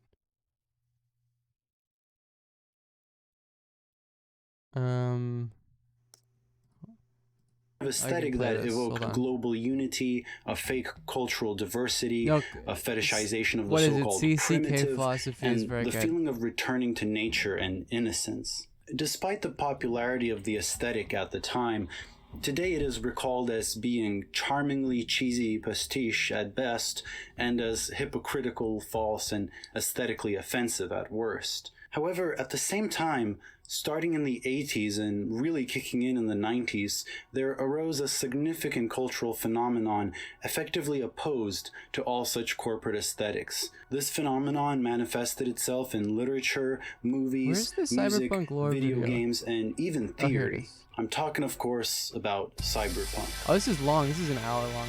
We won't watch this, actually. Initially, cyberpunk arose as a literary genre, before quickly infecting everything else. It was a phenomenon that strongly reflected the conditions it arose in. It was a time when the internet massively expanded, entering public and commercial use, a time when virtual reality started seeming like a real possibility, a time when human bodies were increasingly subject to technological modification, a time when cultural postmodernity took over. And of course, not to mention, a time of neoliberalism, when the increased power of multinational corporations led to the decreased significance of national bounds. Cyberpunk reflected all of these changes. Its authors were painfully aware of the circumstances that gave birth to the genre, a genre that was not afraid to look at the contemporary social condition face to face. The Marxist philosophers Georg Lukács and Frederick Jameson had argued that traditional historical novels illuminated the present by providing critical visions of the past. What cyberpunk did, on the other hand, was illuminate the present by providing critical visions of the future. In addition to examining technology, virtual reality... Yeah, people, it's the difference is that, like, Just voted for Joseph R. Biden, excited to be a communist. Also, Thika, thank you for the 4 months. Glad that you can vote. You are officially now a communist, of course, because you've supported the lesser two evils, which is praxis. What was I going to say? Oh yeah, in the 80s, there was a fear of Japan in Eastern Asia as, like, they were going to take over. But now it's, you know, China's economy is eclipsed. And so I think for the most part, although in Cyberpunk 2077, it's still Japan. The lore for Cyberpunk has been built previously, though, and I would imagine it's simply copying older Cyberpunk stuff.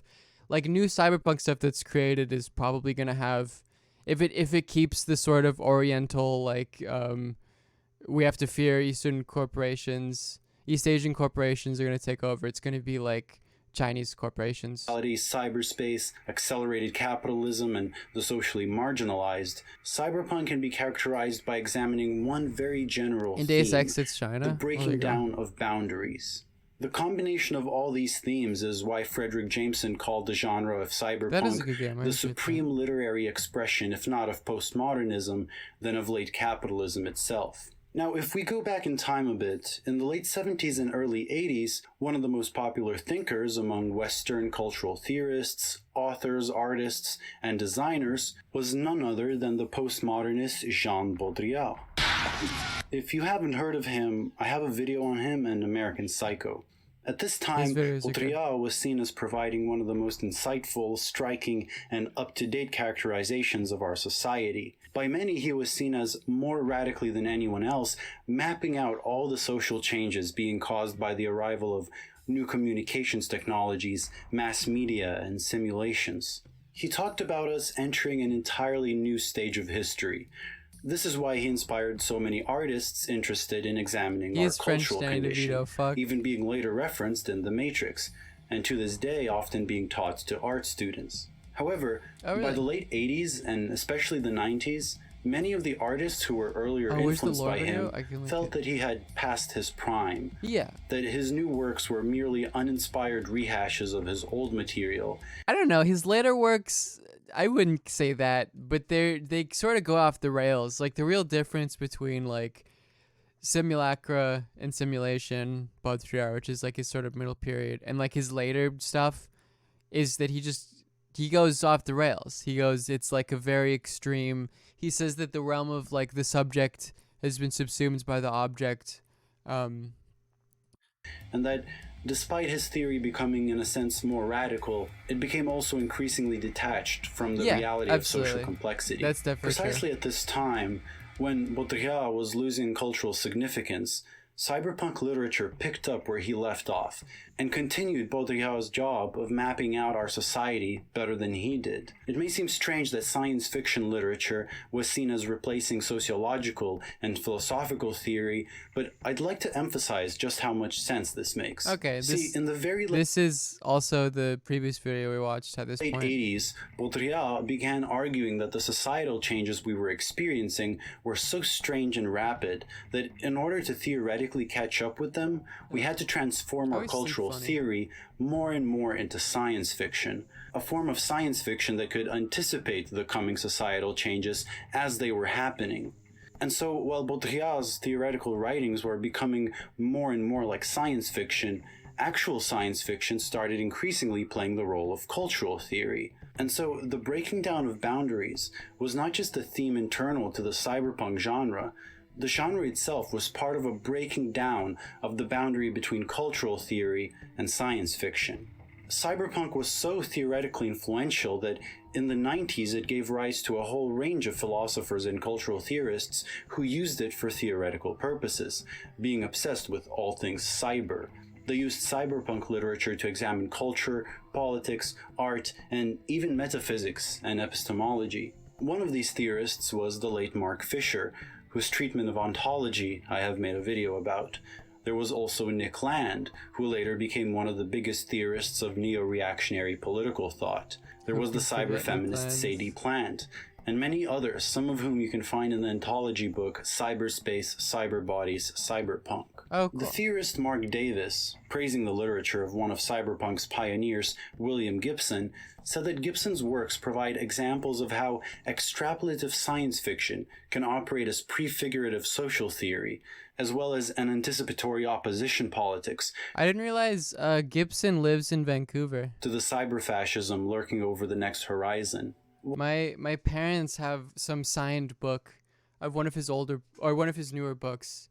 I think he sort of fell off later on. What I want to make clear here is how seriously these theorists took the genre, and not just as a matter of aesthetic fascination. The way that cyberpunk broke down many interdisciplinary bounds with collaborations between authors, philosophers, cultural theorists, visual artists, and designers is seemingly unmatched by anything happening today. To put it concisely, cyberpunk reflected a sense of cultural acceleration.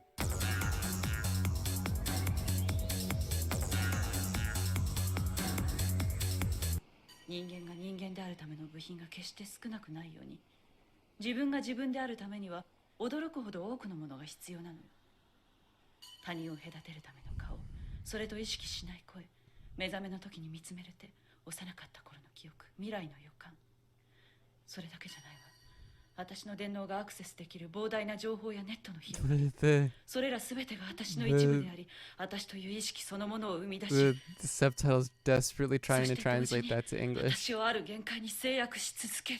Now let's go back to the topic I started with. What are some of the ways in which cyberpunk counter the aesthetics that came with world music and new age culture?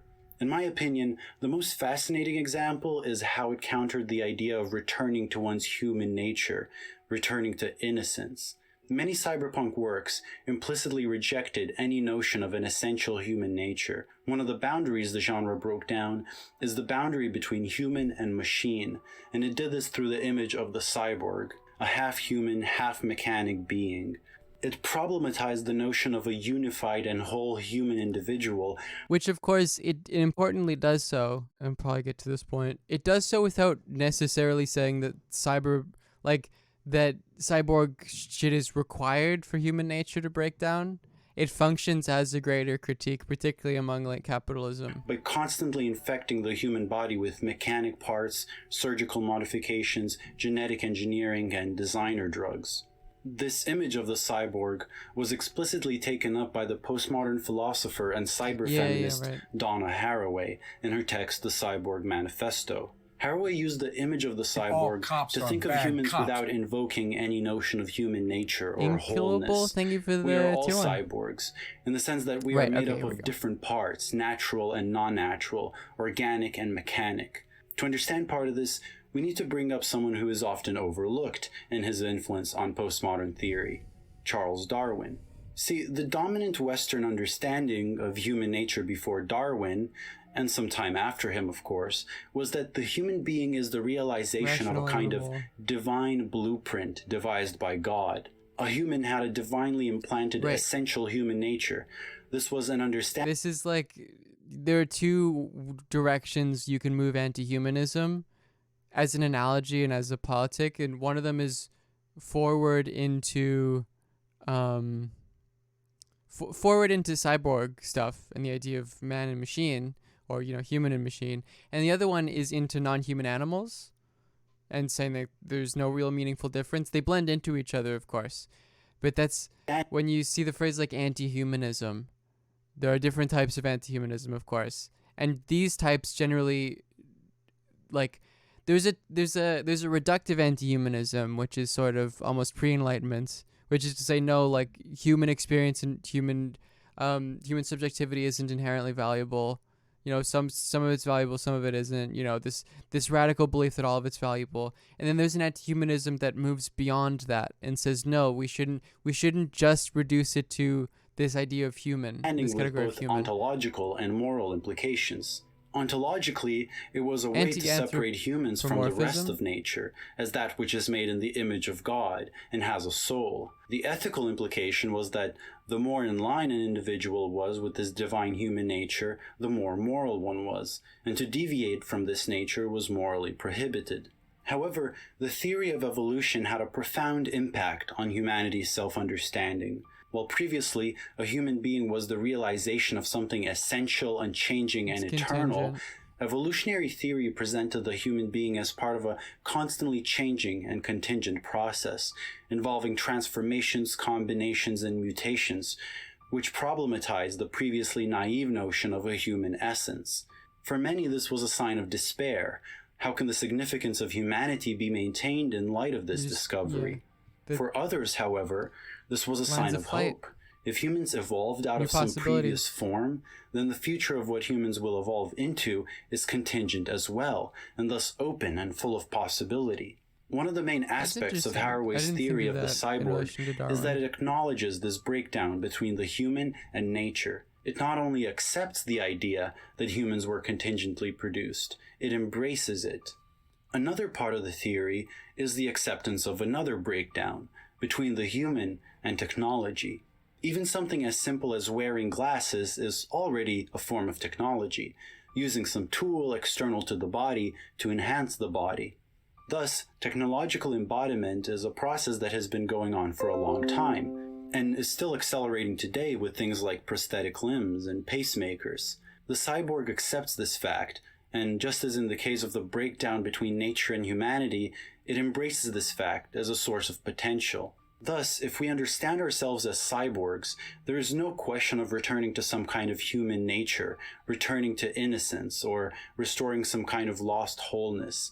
Such things were always illusions. And so Haraway writes, the cyborg is resolutely committed to partiality, irony, intimacy, and perversity. It is oppositional, utopian, and completely without innocence. The cyborg would not recognize the Garden of Eden. It is not made of mud and cannot dream of returning to dust. Sorry about that. She describes the cyborg as a disassembled and reassembled postmodern collective and personal self. Haraway also describes her argument as being an argument for pleasure in the confusion of boundaries and for responsibility in their construction. Unlike those who despair in the face of disintegrating boundaries. You can integrate that into like phenomenology too in Merleau-Ponty. This idea that like, and the example Ponty uses is the like a blind person in a cane, where the cane becomes a part of one's sort of peripheral range. I can't remember the technical term. It's been a while since I read Ponty. And this, you could see the same thing with like glasses, that like I see the glasses and the thing that the glasses provide because I am very close to being legally blind. My vision is very poor, as a part of my range of understanding of the world. Mode of perception, you know. The cyborg takes pleasure in them, and if boundaries are unstable, that means they can be reconfigured. The question, you could also problematize, like, where does that stop, really? And so the cyborg takes responsibility in the construction of new ones. This is one of the themes of cyberpunk. People, or more accurately cyborgs, embracing the transgression of boundaries and recreating themselves through technology. Previously, political solidarity was often understood as being possible on the basis of some common underlying nature, but Haraway Cyborg instead calls for solidarity precisely on the basis of difference, not sameness.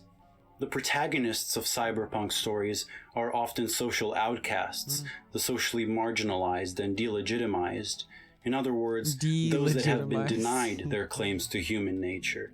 They embrace this position and organize with others, hackers, data pirates, and guerrilla fighters, not on the basis of some underlying human nature, but precisely through their differences, through the various machinic connections that unleash their potentials.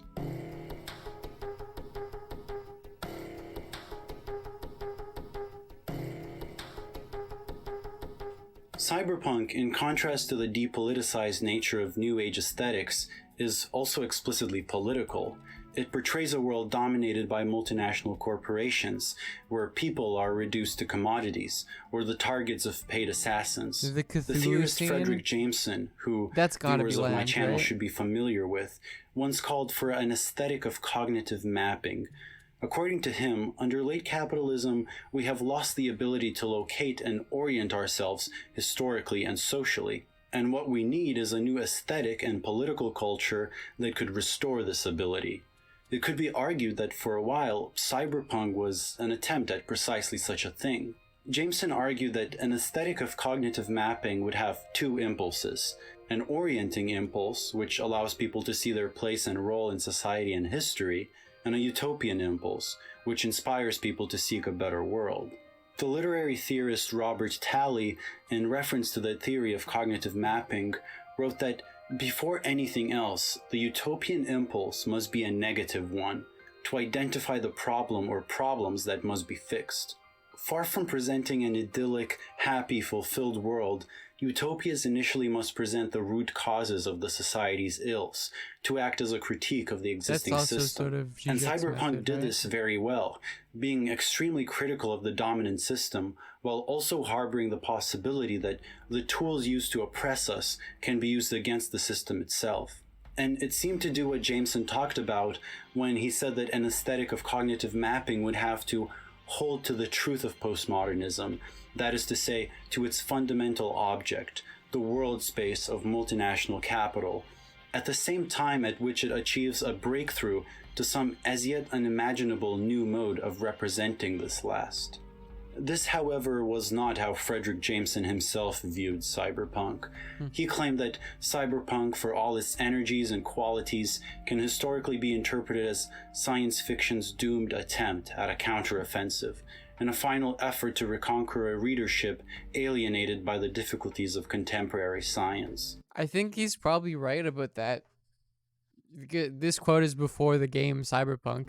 And in retrospect, it sadly seems like he was right. Yeah. Especially if we agree with him that aesthetic forms live and die according to how well they stage and resolve the social and cultural anxieties of their time.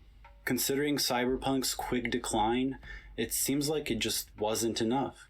Of course, cyberpunk as a... although maybe you could imagine the resurgence of cyberpunk in this game is like this weird altered version of cyberpunk that he probably has even less of a capacity to imagine. But style is still around today.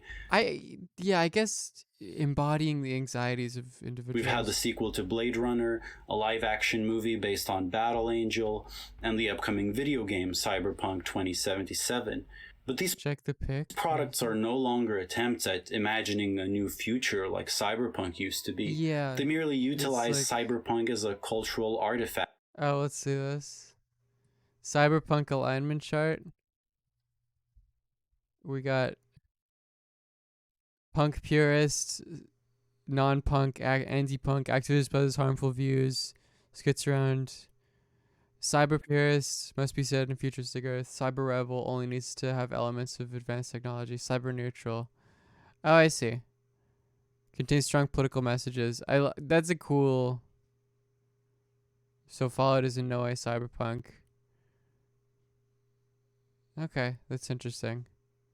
Black, yeah, I see. That's an interesting way of putting it. Fact. Yeah, it's pretty anti-punk. It's got bad politics. Additions to the long line of recent products capitalizing on retro nostalgia. Cyberpunk today is not so much alive as it is it's undead. Yeah. And what about virtual reality? If you read these 90s cyber theorists, what is notable is how utopian they are about the possibilities afforded by VR. Oh, really? Even though VR technology has progressed hilarious. more than ever before today, such utopian impulses are very rare. No. Virtual reality is no longer an exciting new world to explore. Yeah. It's Mark Zuckerberg standing in front of an image of a disaster-stricken Puerto Rico. For Mark Fisher, Cyberpunk, despite sounding outdated today, represented one of our last attempts to imagine a new future. Referencing Nick Land, he says, "If Land's cyberfuturism can seem out of date, it is only in the same sense that jungle and techno are out of date. Not because they have been superseded by new futurisms, but because the future as such has succumbed to retrospection. The actual near future wasn't about capital stripping off its latex mask and revealing the machinic death's head beneath. It was just the opposite. New sincerity, Apple computers advertised by kitschy cutesy pop. So that's the world we live in. All of the social problems criticized in cyberpunk literature have only accelerated. The rule of multinational corporations has strengthened and many of our social ills are worsening. And for all that, we don't even get the badass aesthetics imagined by cyberpunk. Our dystopia is accompanied by the boring, clean blue and white interface of Facebook." Frederick Jameson argued that in previous stages of capitalism, certain pre-capitalist territories afforded us what he called enclaves, positions not yet invaded by capitalism that we can criticize capitalism from. Nature and the unconscious were examples of such enclaves, both of which under late capitalism have been entirely dominated by capital. Perhaps the utopian impulses and critical reflection present in cyberpunk was possible because for a short while in the 90s, cyberspace, a newly blooming public internet, was such an enclave to criticize the system from. Today, it too has been completely dominated. Conquered. If there's something positive to be taken from this, it's that today's radical artists have their work cut out for them to discover new cultural and aesthetic forms of cognitive mapping, capable of resistance and cultural acceleration. Yeah. And as always, I'd like to... as always, go follow the Live Posting Stream. Yes, the Live Posting Stream is an enclave. Absolutely. What is more pre-capitalist than a Twitch stream? Go follow, I guess, CCK Philosophy now. They have very good videos. This was something that was just recommended to me. What am I doing for Christmas? Nothing. Just with my family. I'm with my family for now anyways, because all my school stuff was online. So I'm just chilling. We can agree on what someone has said. Have they really said anything at all? In the realm of philosophical and theological texts, the when is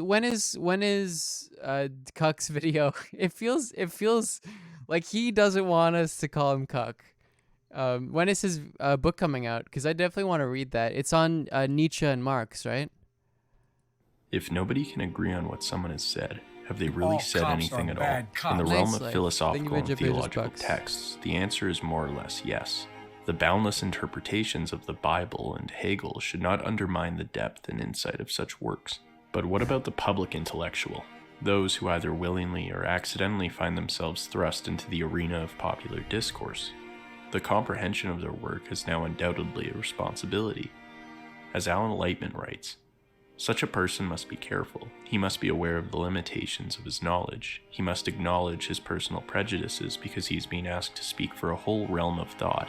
He must be aware of the huge possible consequences of what he says and writes and does. He has become, in a sense, public property. Because he represents something large to the public, he has become an idea himself, a human striving. What is my philosophical critique of cuck philosophy not wanting to call himself that? I don't have one. I understand why he doesn't want to be called cuck philosophy. He has enormous power to influence and change, and he must wield that power with respect.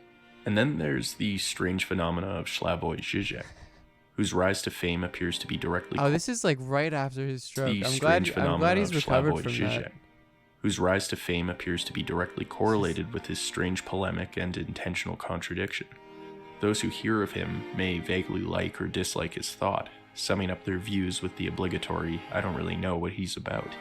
So who is he and what is he about?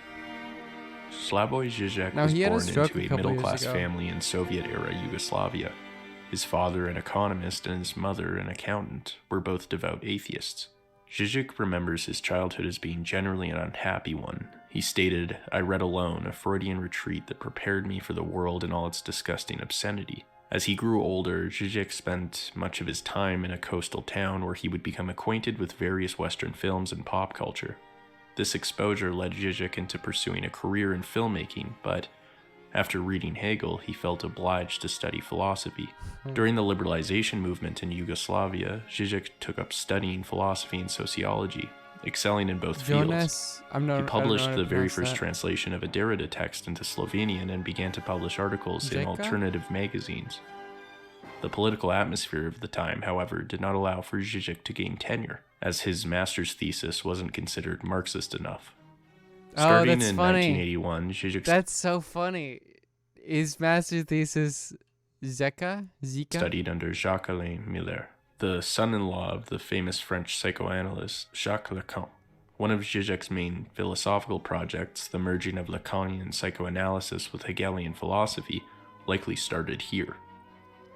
Žižek spent much of the 80s editing and translating Freud and Lacan, as well as using Lacan's work to interpret Marx and Hegel. After publishing his dissertation, Žižek spent a few years in what he called professional wilderness. He spent 4 years in the Yugoslav army and then 4 years unemployed. He would soon become involved in various civil and political movements, joining and then quitting the Communist Party of Slovenia in 1988. He left largely due to what he felt was its love of militarism. In 1989, Žižek published The Sublime Object of Ideology, his first book in English, in which he unites psychoanalysis with pop culture in order to explore the question of human agency in a postmodern world. He became an... Oh, someone asked me how capitalism has, I guess, affected the subconscious. This book is actually probably a good account internationally recognized intellectual shortly commodity publication. Žižek then went on to co-found the Liberal Democratic Party and even ran unsuccessfully as its candidate. He ran as a Liberal Democrat in 1990. He got third. In 2003, he wrote text for a series of Abercrombie and Fitch ads.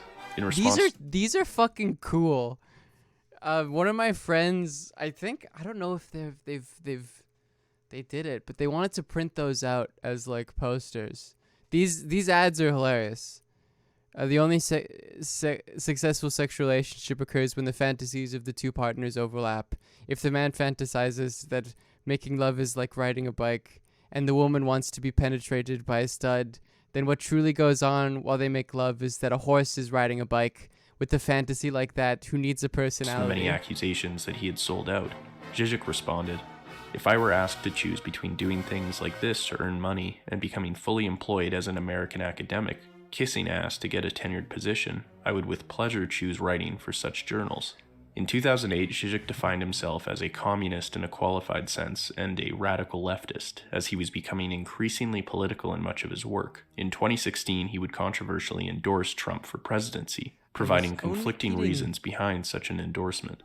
In the same year, he would also write a controversial article entitled "The Sexual is Political," in which he argues that despite its attempts at deconstructing normative sexuality, transgenderism will never fully develop its own ontology. The article was considered Eurocentric and discriminatory within some left-leaning circles. That's sort of not what he was saying, but yeah, sure. In 2019, Zizek debated the psychology professor Jordan Peterson over happiness under capitalism and economic system. There is an element of Zizek where he's like, there are these trans philosophers who write about gender, and it doesn't work with Lacanian psychoanalysis. Like, it's a different account, and Zizek is sort of like, well,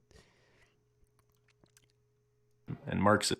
I'm in a Lacanian psychoanalysis. A method That's of sort of his socioeconomic response. analysis. Regarding Zizek's infamous tics, he has stated that they may have developed from some form of neuroticism.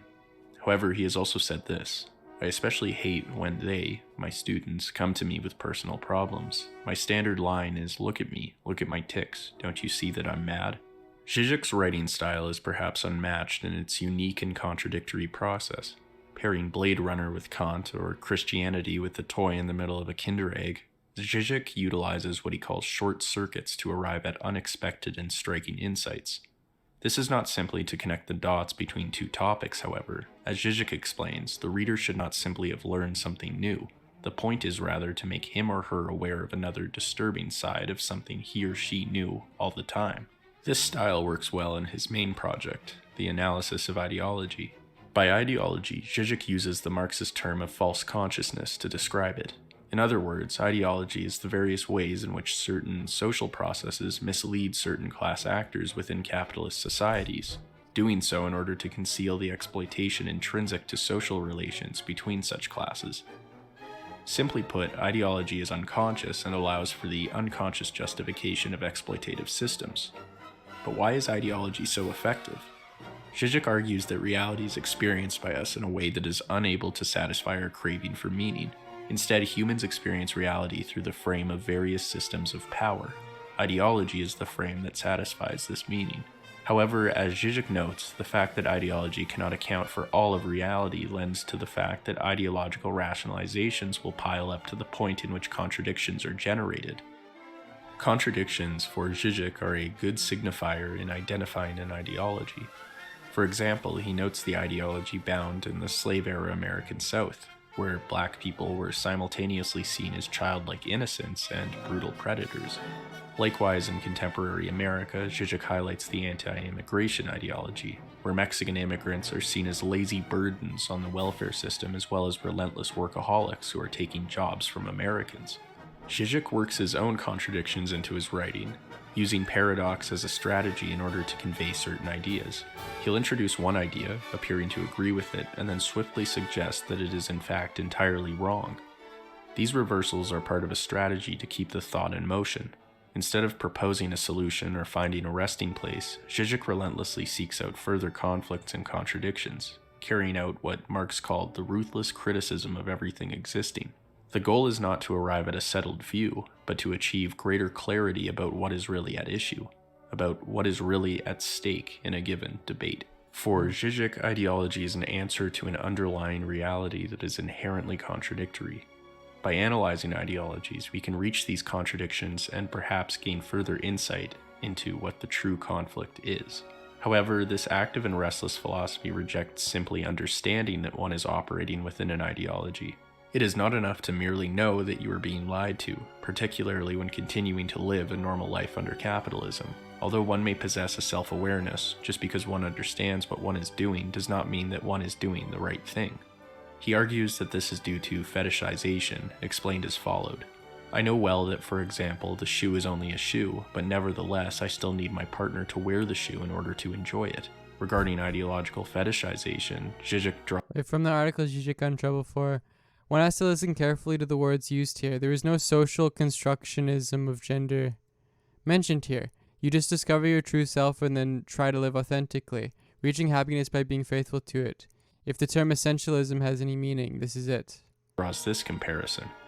Right. So the point, there's a far broader point that is attempting to be made about what gender essentialism is. What are the words used here? There's no social constructionism of gender mentioned here. You just discover your true self and then try to live authentically. I know well that, for example, reaching happiness by being faithful. Bob Hawke, Bill Clinton, the party, the mark. Oh, I see. I get the point. No, that's smart. Yeah, no. The point being that like the at least an idea that comes out of sort of Butlerian gender troubles stuff is that you have an authentic gender and you simply have to act it and then you feel happy. And Zizek is saying, isn't that not gender essentialism? Isn't that you have this essential gender? So he's saying, yeah, which again is a general thing. A general problem with Zizek is that people get sort of stuck on a lot of the lower level of an argument to don't understand the point he's making. Does not always act justly, but I still act as though I did. Yeah. Also, this article is totally not. I don't know did he write the title of this? Transgender dogma is naive and incompatible with Freud. Did he write the title for this, or did they write it for him? Because they really fucking did him dirty. It's not. It's. I don't think he did. This is not what the fucking thing's about. That's yeah. Not know that this is the case due to the fetishizing of ideology, environmentalism. Yeah, they did it. They really did him fucking dirty with that liberalism, title. communism, and so on and so on. Zizek argues that each ideology. No, he's making the argument that the sort of Butlerian gender performance idea is itself an essentialism. That there is an essentialism to the idea of like, well, I've always been a woman, and I've had these drives, and they're essential. They're part of me, and it's only till now that, society has blinded me from being able to act in a certain way, and now I can act in my true authentic way, which is as woman. That's your essential gender. That's the point he's making. He's saying, aren't you engaging in gender essentialism there? But a different type of gender essentialism? Acts in an attempt to not actually usher forth any true change. Oh yeah. .uk. That's what's doing Zizek rejects the claim that we live in a post-ideological world. You can see how that's misread. The idea in itself, he argues, is what he calls an archetypological fantasy. He explains that the term ideology is generally... Gender equality is incompatible with Freud. It's incompatible with Freud as a man, as a dude with opinions, but Freudian... you could probably make an argument that it isn't. But there's nothing... You can take parts of Freud and then not think that, like, well, clearly all women have penis envy and whatever awful thing he says about gay men.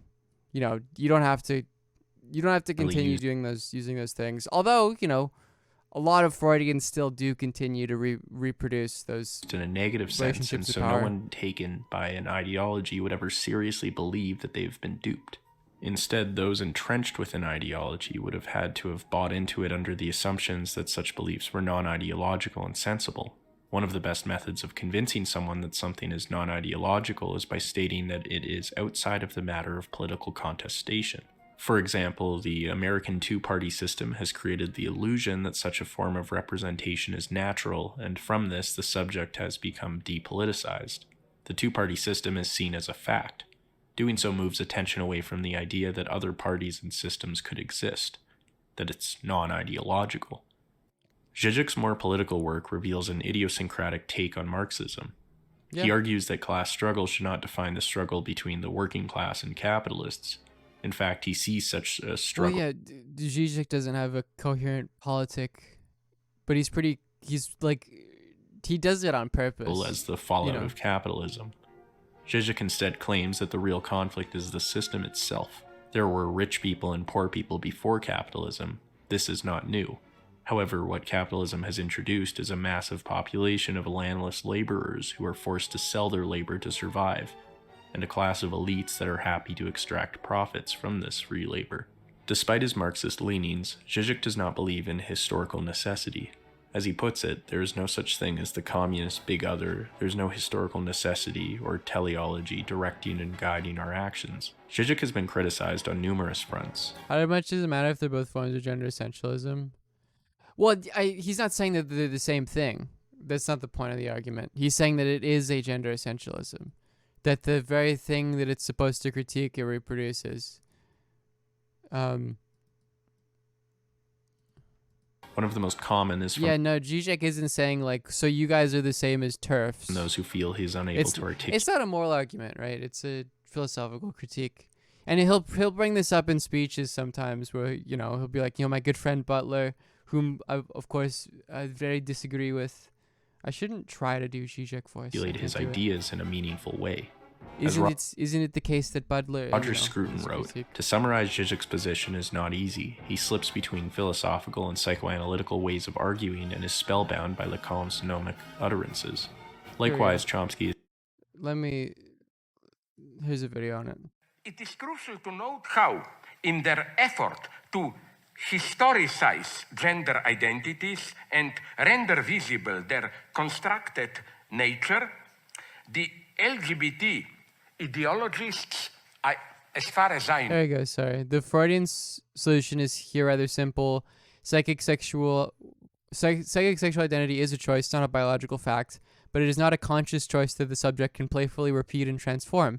It is an unconscious choice which precedes subjective constitution and which is, as such, formative of subjectivity, which means that the change of this choice entails the radical transformation of the bearer of the choice.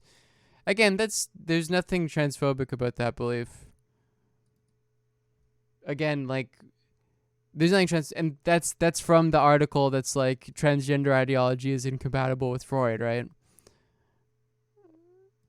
It's, in a certain, and it's a very Freudian point, of course, that it isn't actually a choice in the sense of a... No, maybe I'm wrong. I'm trying to follow what goes on there.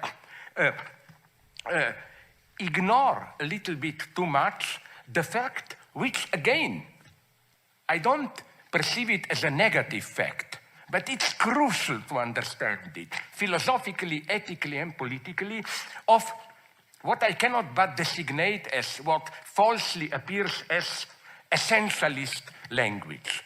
I met many people who changed their sexual identity, mostly from masculine to feminine, although, of course, there are also changes in other directions. And I was so surprised how gender identity? Almost with all of them, I think he means gender identity. the language they used to account for their experience was what?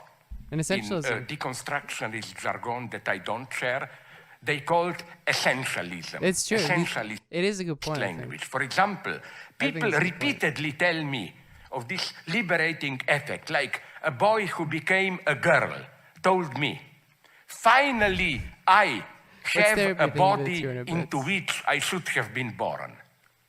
Now, which again is to say, like, if that's the way you conceive of yourself, that's fine. That's totally fine. Are you aware how this runs against the usual deconstructive transgender ideology, which is... I mean, he's transgender ideology is not a word you should be using. But you gotta look past that, because that is cringe. Look, listen, Zizek is a person...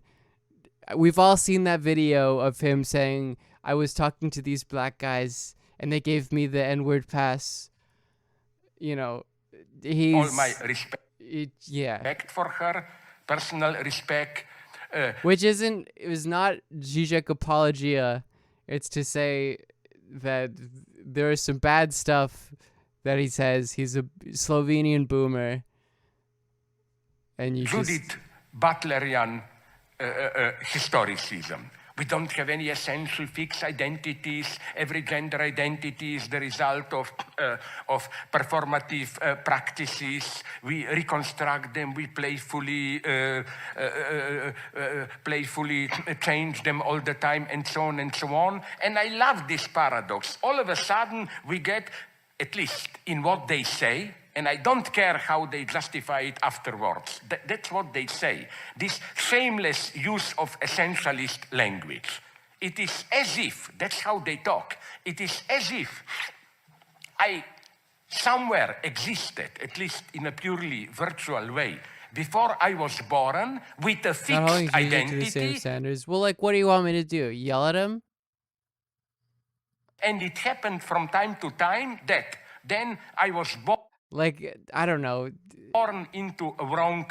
I think I've demonstrated that I don't like. It's okay to get mad at people when they say bad things, which Zizek definitely says bad things. That's fine. Yeah, exactly. I'm gonna hold him accountable. I tend to try to not get like to focus my anger to the worst elements of society and the worst parts of it because it's fucking exhausting if you don't do that. I've done that before for some of my life, and I've especially learned to sort of stop feeling in relation to a lot of this, especially things that people say to me, that I just not get angry about it, and so I don't. Body. Finally, true. You can not do that. That's fine. If Zizek saying transgender ideology pisses you off, then I'm not saying you should not be pissed off. Operation, I can find my own proper body. Now you will say, this is a fiction. Of course it's a fiction, but it's, if I may put it like this... It's the essentialism in that view, in the Butlerian view, would be viewed as a fiction, but one that like helps give someone stability in their gender identity and reassurance in a world in which it continually forces them to question their views. This is when you encounter people who are like, and this is generally white trans women that do this, because you could see it starts to get problematic, of like saying like, well, I just have a woman's brain. There are men's brains and then there are women's brains, and I just had a woman's brain and it was in a man's body, because that feels, and that's a very ultimate form of essentialism, very ultimate form of gender essentialism, but that makes some trans people feel better in a world in which like it is sort of transphonology, yeah, makes you feel more assured in a world that constantly forces you to doubt yourself. You know, that's what it's a phenomenon of, and that's how I probably view that sort of essentialist, what Zizek is under, conceptualizing here. That it's clearly more complicated than that, but that viewpoint helps people.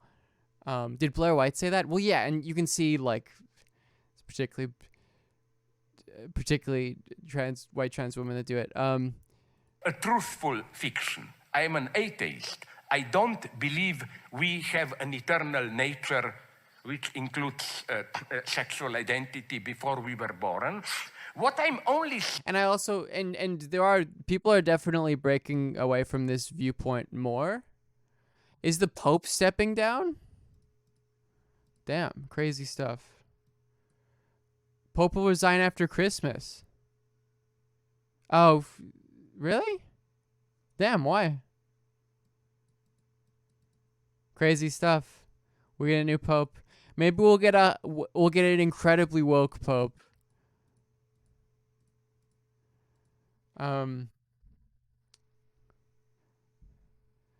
Crazy stuff. The Q people are gonna love that. They think that the Pope is like a part of the deep state. So they're like, oh, they're gonna replace it with the good Pope. He'd only serve for 7 years, stating he would follow in the footsteps of his predecessor. Crazy. We're gonna get a Pope. Oh God. Who knows? What was I gonna say? Oh yeah, the what Zizek is saying is that he is an anti-gender essentialist. Oh, but what that is a phenomenon of, and you can see you can explain this phenomenon of, essentialism as highlighted by Zizek in the phrase like, I was born this way, I can't help it, which I conceptualize as an early sort of queer defense mechanism of like, look, there's a general discourse in which my understanding of the world is or in my sexuality or my gender is viewed as bad, and as a defensive mechanism you can say like, well, like I can't help it, and I'm not harming anyone, and that was sort of a lot of earlier queer movements used that as a way to understand themselves. And I think that as we move beyond the earlier queer movements, there's some semblance of more acceptance, that people are being far less defensive about it, and which it is some sort of constitutive choice of a certain sense, and you can see that in Butler as well. Yeah. Saying is that in our Oh, hey Mike, how's it going? sexual, symbolic, and so on practice, the way we act as if we have such an... That's funny. The ContraPoints take woman trapped in a man's body thing is useful because sometimes you have to explain trans stuff to people who think dogs go to heaven.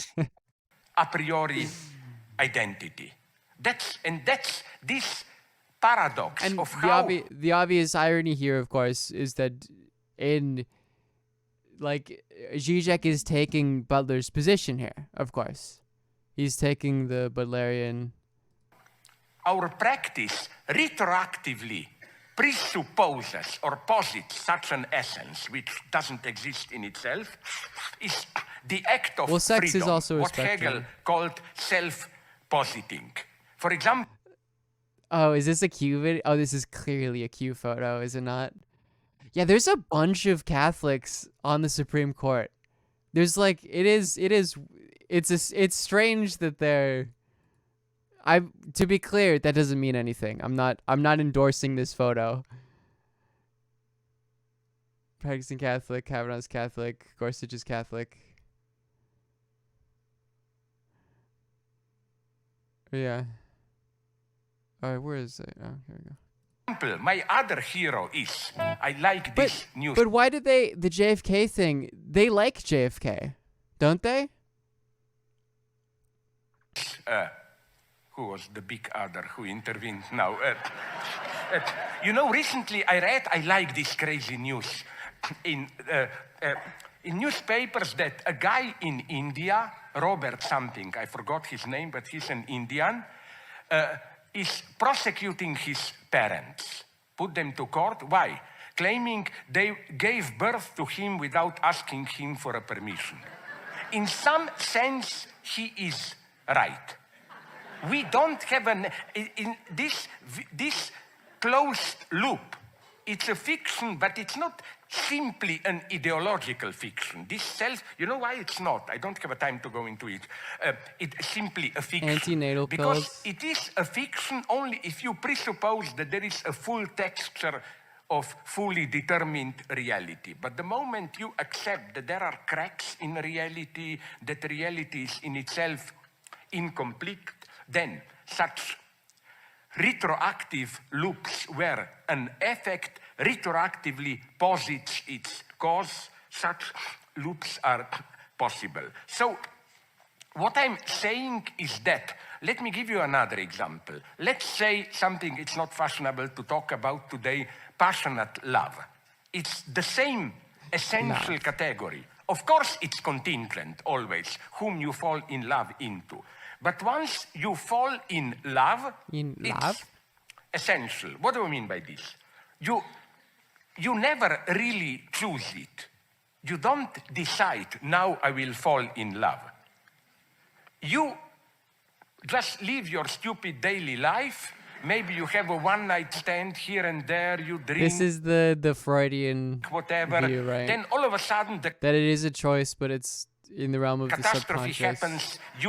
You don't fall in love. That's crucial. You realize that you are already in love. You don't make the choice. This is what I'm talking about. And the great German idealist Schelling knew this perfectly when he realized, when he wrote that the true free decisions that constitute us are unconscious decisions. They never happen in the present. Trouble understanding what Zizek says. I have Serbian grandparents, so it's the same. All of a sudden, I knew that I have decided. And I claim the choice of our sexual identity is something like something like that. And so again, for me to really think our gender identity, how they are I will not go now into the distinction which is crucial between sex and gender, of course. We have to think these two aspects together. A true materialist that is not just a cheap historicist who say everything is historical and so on and so on. One has to add something. I don't have time to go into it. If you want to go into it, read my last book and so on. It's that eternity itself is historical. True anti-essentialism means that there are eternal essences, but they emerge at a certain historical point and retroactively. And again, like this, I don't know. There's something about maybe the things he says that allow transphobes to also detach to it. But like, look at this fucking thumbnail from this guy. There is nothing inherently revolutionary in transgenderism. We live in. Let's watch it. Like, look at that thumbnail. Crazy times. And then let's see the thing he says. Make Marx actual, but for this very reason, this person, we should Radical criticize Revolution. Marx. What do I mean by this? The problem with Marx I guess it's just bait, yeah. is that precisely where he was right to such an extent that he couldn't even imagine. We've probably watched this, haven't we? How right he is. We can go back to He this. stated that Zizek is guilty of using fancy terms like polysyllables and Oh, Chomsky's critique of Zizek is so fucking stupid. from those who feel he is unable to articulate his ideas in a meaningful way. As Roger Scruton wrote, to summarize Zizek's position is not easy. He slips between philosophical and psychoanalytical ways of arguing and is spellbound by Lacan's gnomic utterances. Likewise, Chomsky has stated that Zizek is guilty of using fancy terms like polysyllables and this channel is an Asbel or the other a one? theory when you have no theory whatsoever. In his debate with Peterson, Zizek was also accused of offering no solutions, criticizing both Marxism and capitalism, while Peterson had at least attempted to explain the merits of capitalism. Zizek has also been accused of plagiarizing his own work numerous times, recycling passages of his books in his other books. Oh, yeah, On a he does more that. theoretical level, Absolutely. Zizek has been accused of overextending Lacanian psychoanalysis when discussing politics. Many of his books are titled in such a way as to give off the impression that he might be writing about technology or populism, only to be filled with endless pages on Lacanian views of sexuality. When hate Zizek it does when that comprehensively venture into the political I hate it when Zizek writes about realm, he has Lacan. found himself accused I open a Zizek book and I'm like, there better not be fucking Lacan in this book. And then I see of Lacan and I'm radical like, views God by damn it. both the left and right. In one instance, Zizek argues that the West must come to terms with the fact that it has caused the refugee No, this is objectively a dog shit opinion. crisis, This his refugee and that text the was morally stupid. acceptable thing is to open its doors to refugees. He also states that the West should deal with the root cause of the crisis by stopping its destructive Oh no, this part is fine. policies in the What was his other paper was like developing world. However, he also notes that the West should open its doors in spite of the fact that refugees are incompatible with the culture of the West. That's it. He did some culture war shit that was stupid. Citing the Islamic opposition to free speech and subordination of women. The refugees want to have their cake and eat it. They basically expect to get the best of the Western welfare state while retaining their specific way of life, which is in some of its key features incompatible with the ideological foundations of the Western welfare states. Zizek has been called out for contradicting his own argument against Islamic opposition of free speech, as he has previously advocated for the criminalization of any discussion on the use of nuclear weapons. His claims of the subordination of women in Islam has also been criticized for its overgeneralization, as Zizek had only cited the New Year's assaults in Cologne as evidence. Zizek's support of Trump has also bewildered his critics. He initially stated that he supported Trump because it would trigger a process of radicalization for the Democratic Party. I want right-wing chaos so that the new left will save us from it. Not only does this contradict his... How's that going? Friend in Bosnia said there's a bunch of refugees near his village and they steal his stuff and start fights.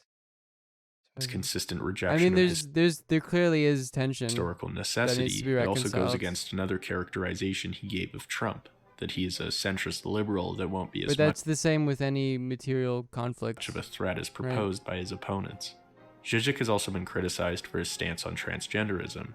In one article titled "Transgender Dogma is Naive and Which, Incompatible again, with Freud," We've just talked about how fucking it's the British editors who are like, "Oi, bruv, we got this new cheeky little Zizek article. What should we make a title of it? Zizek argues that sexual identity is a choice, but not a conscious choice. Here he reflects Lacan's idea that sex is a violent but unavoidable imposition, not something that can be playfully transformed or repeated. In The Sexual is Political, Zizek also states that LGBT people will never be able to fully get away from normative heterosexual relations.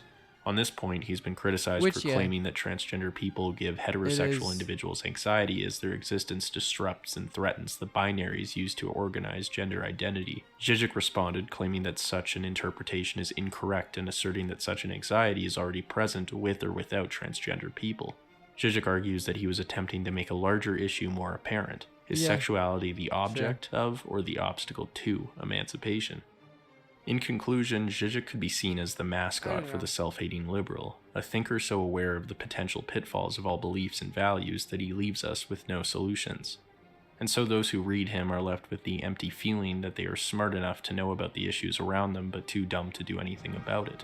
With regards to his critique of political correctness, Zizek can also be seen as an idiosyncratic bridge between left and right-wing discourse, willing to interrogate and pick apart areas that many academic leftists would never dare to try.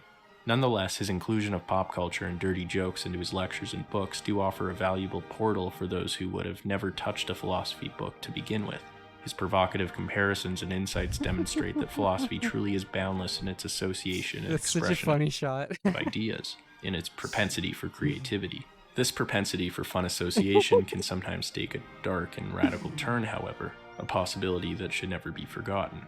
But this is perhaps Zizek's greatest achievement, his ability to assert himself as a contradiction. In his ruthless criticism of everything existing, Zizek has been accused of saying extremely radical things and nothing worthy of discussing, simultaneously, whereas others have used ambiguous phrasing and terms to simply generate enough semantic and contextual space to accuse their opponents of misrepresentation. It appears that the very ambiguity of Zizek's work is essential to his point, that discussing reality and truth entails the absence of all attempts at solutions or answers, and instead requires a rather laborious and futile journey through RoboCop references and jokes about dog poop. Very good. This video is fine. All cops are bad cops. Nessie Softs Boy, thank you for the 3 months. Is there a this channel looks good. He has a Peterson video.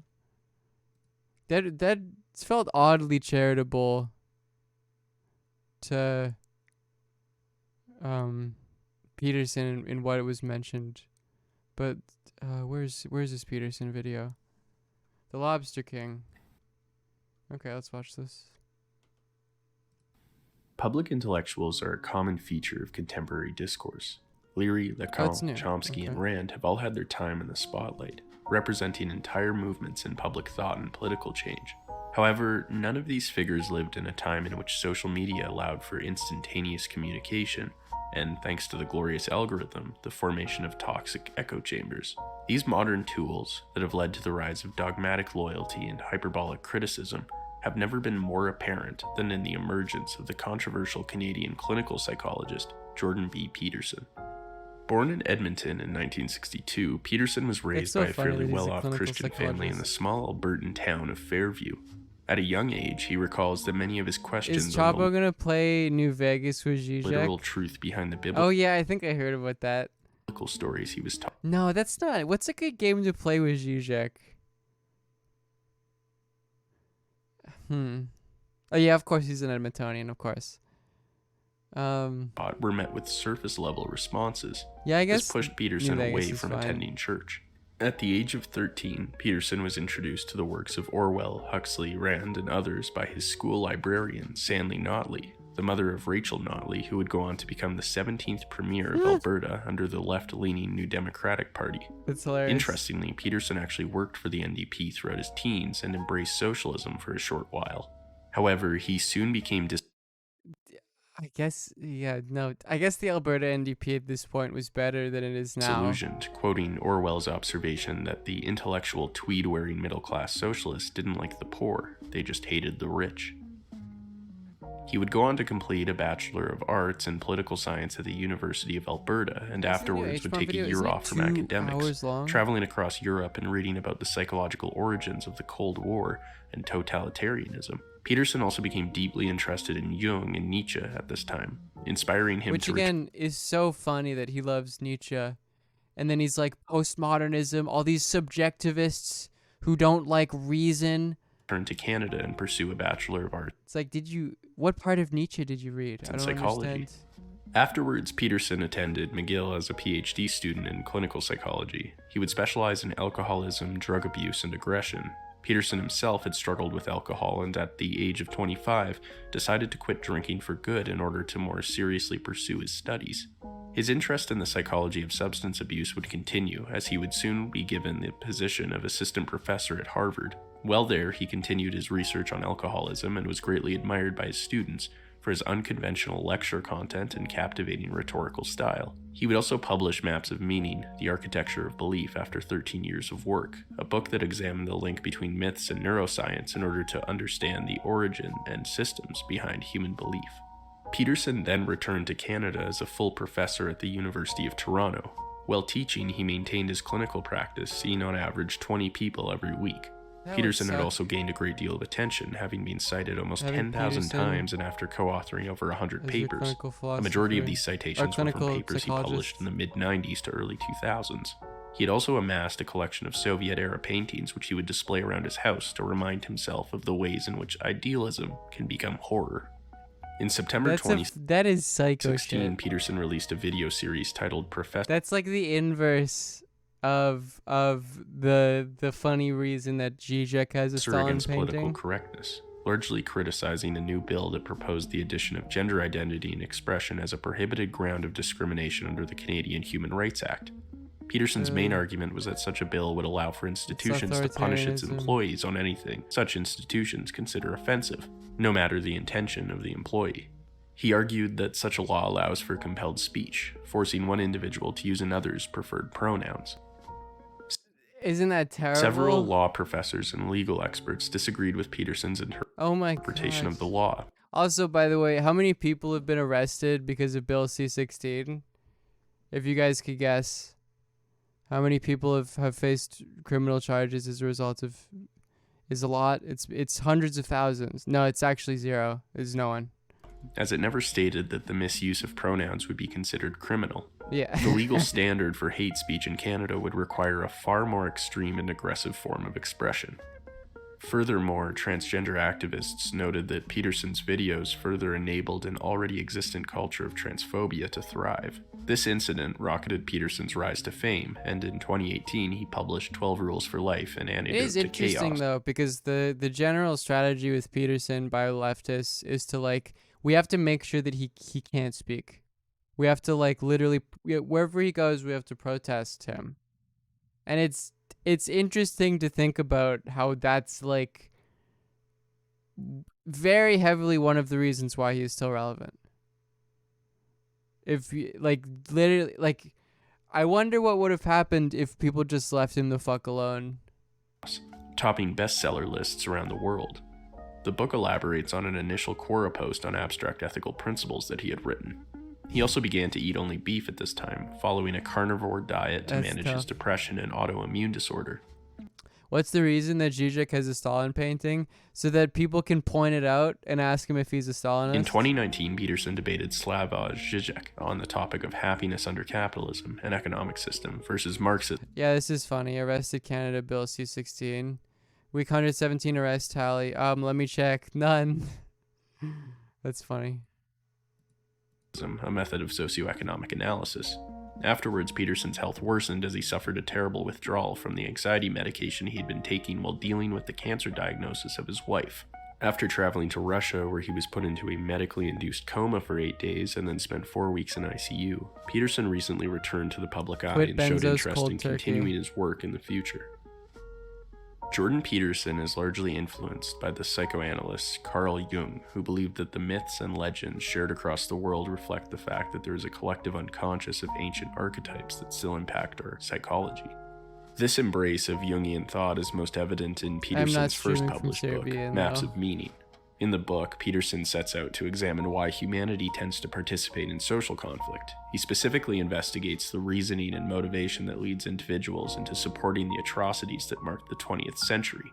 He does this through exploring world mythology, claiming that groups create symbols and stories to deal with the chaos of the world. By chaos, Peterson means everything that we do not understand or cannot explain but must nonetheless experience while alive. This existential sense of uncertainty, along with the fact that we all attempt to move from a place of uncertainty or chaos towards order, is a universal component to human nature. Sometimes, however, individuals will crave a sense of certainty and identity to the extent to which they are willing to sacrifice anything. This is best seen in some ideologies that lead to totalitarianism, in which individuals are willing to trade their basic freedom and rights for an identity.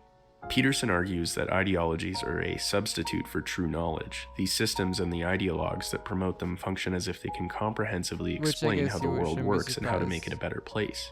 Peterson argues that we must take care of ourselves or set your house in order before attaching oneself to idealistic visions. This point is further elaborated. The obvious response, which is done by Zizek, is like, what happens when my house is not in order as a result of social division? It's a point that Fanon highlights too, not obviously in a direct response to Peterson, but this idea of like, the reason he was a psychiatrist and treated people in during the Algerian conflict for decolonization, and he was like, the reason the war, Fanon hated Peterson, the conflict causes people to develop these like mental disorders, and to a certain extent it's like, he can treat them and help them feel better to an extent, but if you send them back out into the world, they're going to continue collecting mental disorders. Their house will not be in order, and it will continue to be in further disorder because there is a war, because the French are in Algeria and they're staying there and they're not leaving. The solution is for France to leave Algeria. Your house cannot be in order if the French are occupying it. 12 Rules for Life. Peterson argues that suffering isn't the product of victimhood nor oppression, but rather due to the fact that suffering is a guaranteed component to human nature. His antidote to chaos is through the establishment of rules based on a system of value. As he explains, we must have the meaning inherent in a profound system of value, or the horror of existence rapidly becomes paramount. Peterson believes that these rules are best found in an integration of traditional values with the best of what we now know. These are found in value hierarchies, a concept best exemplified in his comparison of lobsters with humans. Lobsters, according to Peterson... Does he read Nietzsche? The one thing that Nietzsche believes is that we should have objective value hierarchies. Objective hierarchies of value that transcend... No sleep anxiety, I think for 3 months. That are for everyone. Of lobsters I can't even read with that, humans. it's too small. Lobsters, according to Peterson, organize themselves in a hierarchical fashion based on competency, where the top 1% have more resources than the bottom 50%. Extending this idea to the human realm, Peterson suggests that this is similar to the fact that a handful of authors are published and a minority of people hold the majority of wealth. He argues that such a system is natural, proposing that modern socioeconomic norms have emerged from these prehistoric hierarchical impulses. It's basically just comes from like reading Adam Smith and neoclassical economics. This point was criticized by a 2020 paper in the Journal of Jungian Studies, in which the authors pointed to the fact that Peterson appears to ignore the wide-ranging research surrounding naturally occurring egalitarian societies. Yes. Pre-agricultural... That's what Marx calls hunter-gatherer societies primitive communism. Because for a very, very large majority of human existence, we lived in classless, stateless societies. Civilization is like a blip. That's a very good point. And also, the anarchist literature, Conquest of Bread is basically this. Organization appears... it's Kropotkin that does this, I believe. Yeah. He takes Darwin and essentially argues that it's like... societies of mutual aid. Matrilineal and lacking social hierarchy. Societies that have mutual aid and that do not have classes that's like a product of evolution and is a pattern you can see in evolution. Suggesting that egalitarian non-human animal may be just as natural an impulse as hierarchy.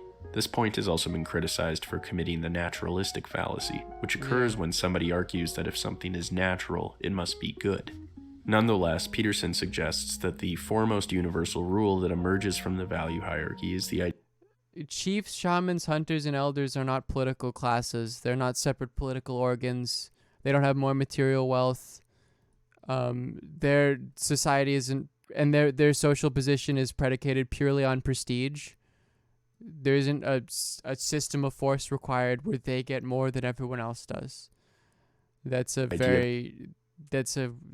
strange view of indigenous societies. That one should take responsibility for their life.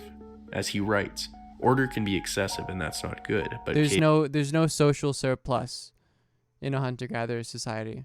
And hunter-gatherer is the wrong way of putting it, but that's like the chaos can swamp it. A delver is a class and a hunter. That's not what a class means. A class isn't just like a different group of people. So we drown, and that's also not good. We need to stay on the straight and narrow path. There is the dividing line between It's not just order when and there are different guys.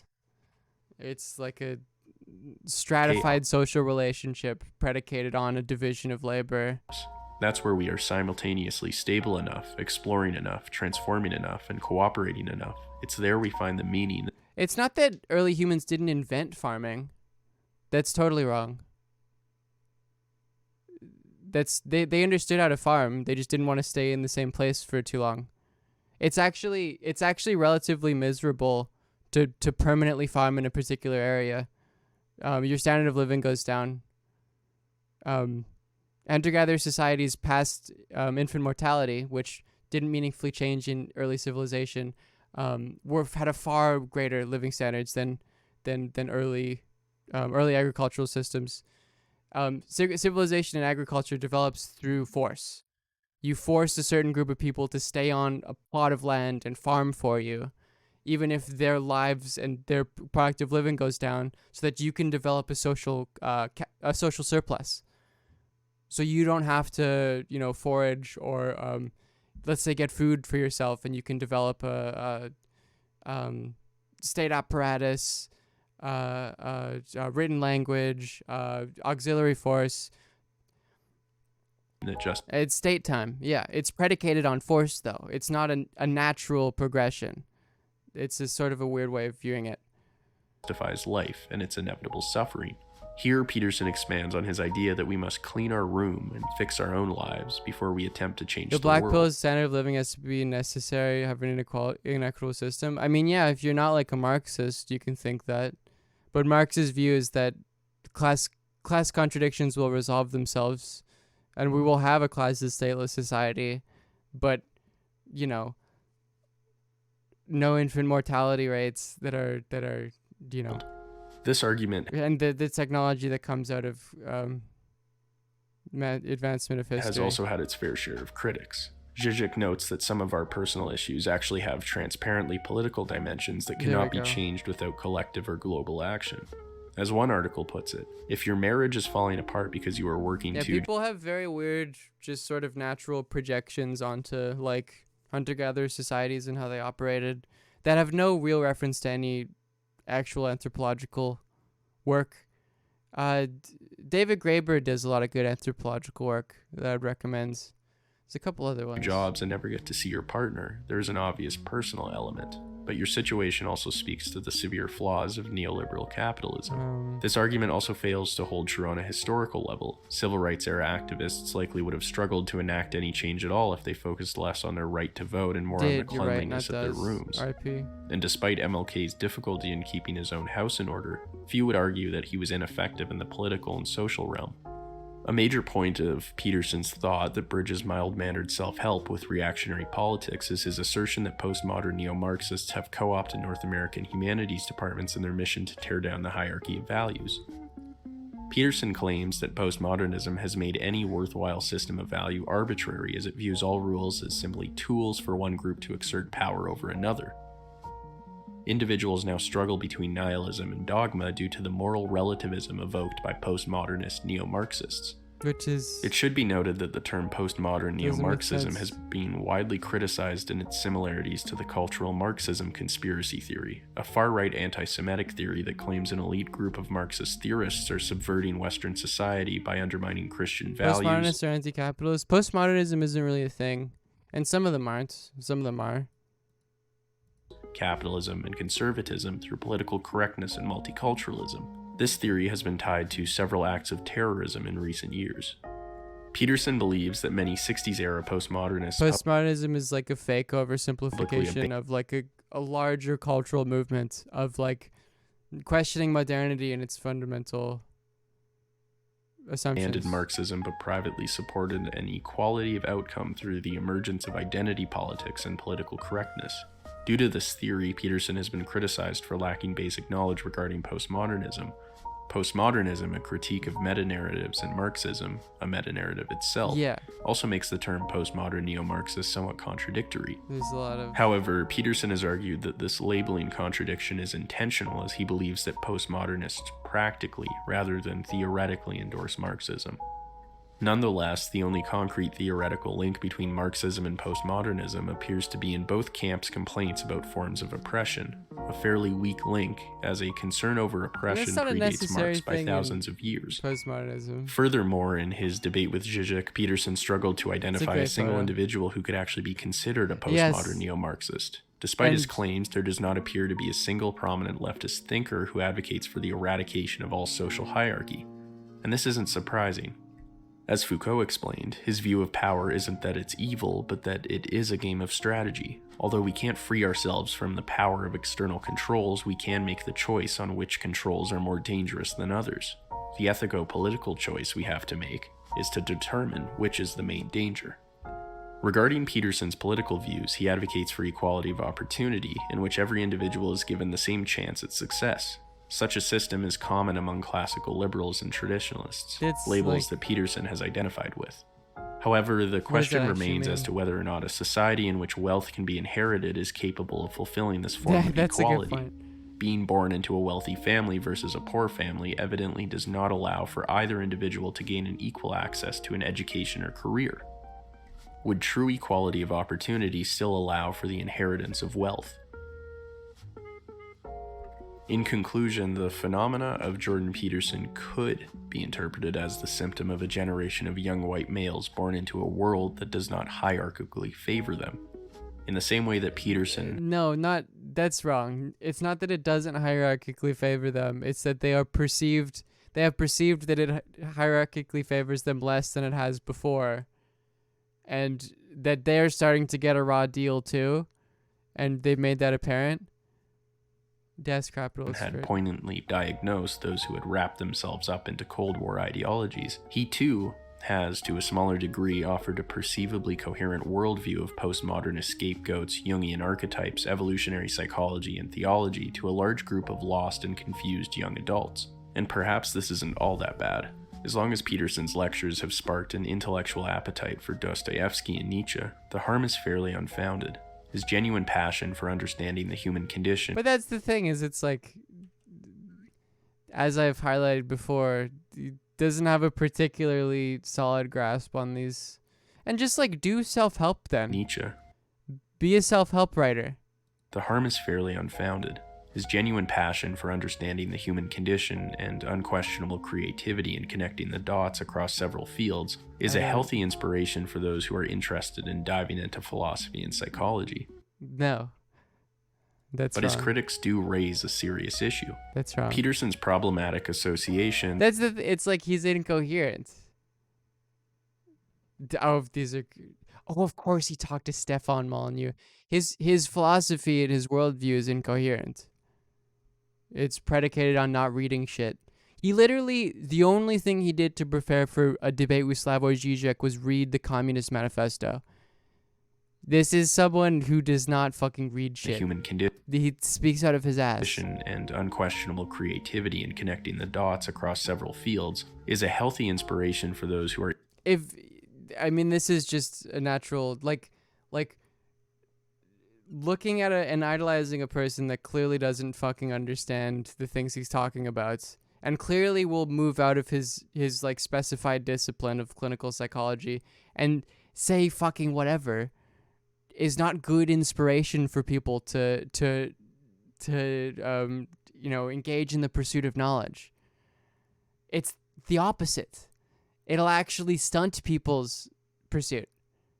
Interested in diving into philosophy and It's psychology, quite dangerous, but his actually. critics Or do harmful, at least. raise a serious issue.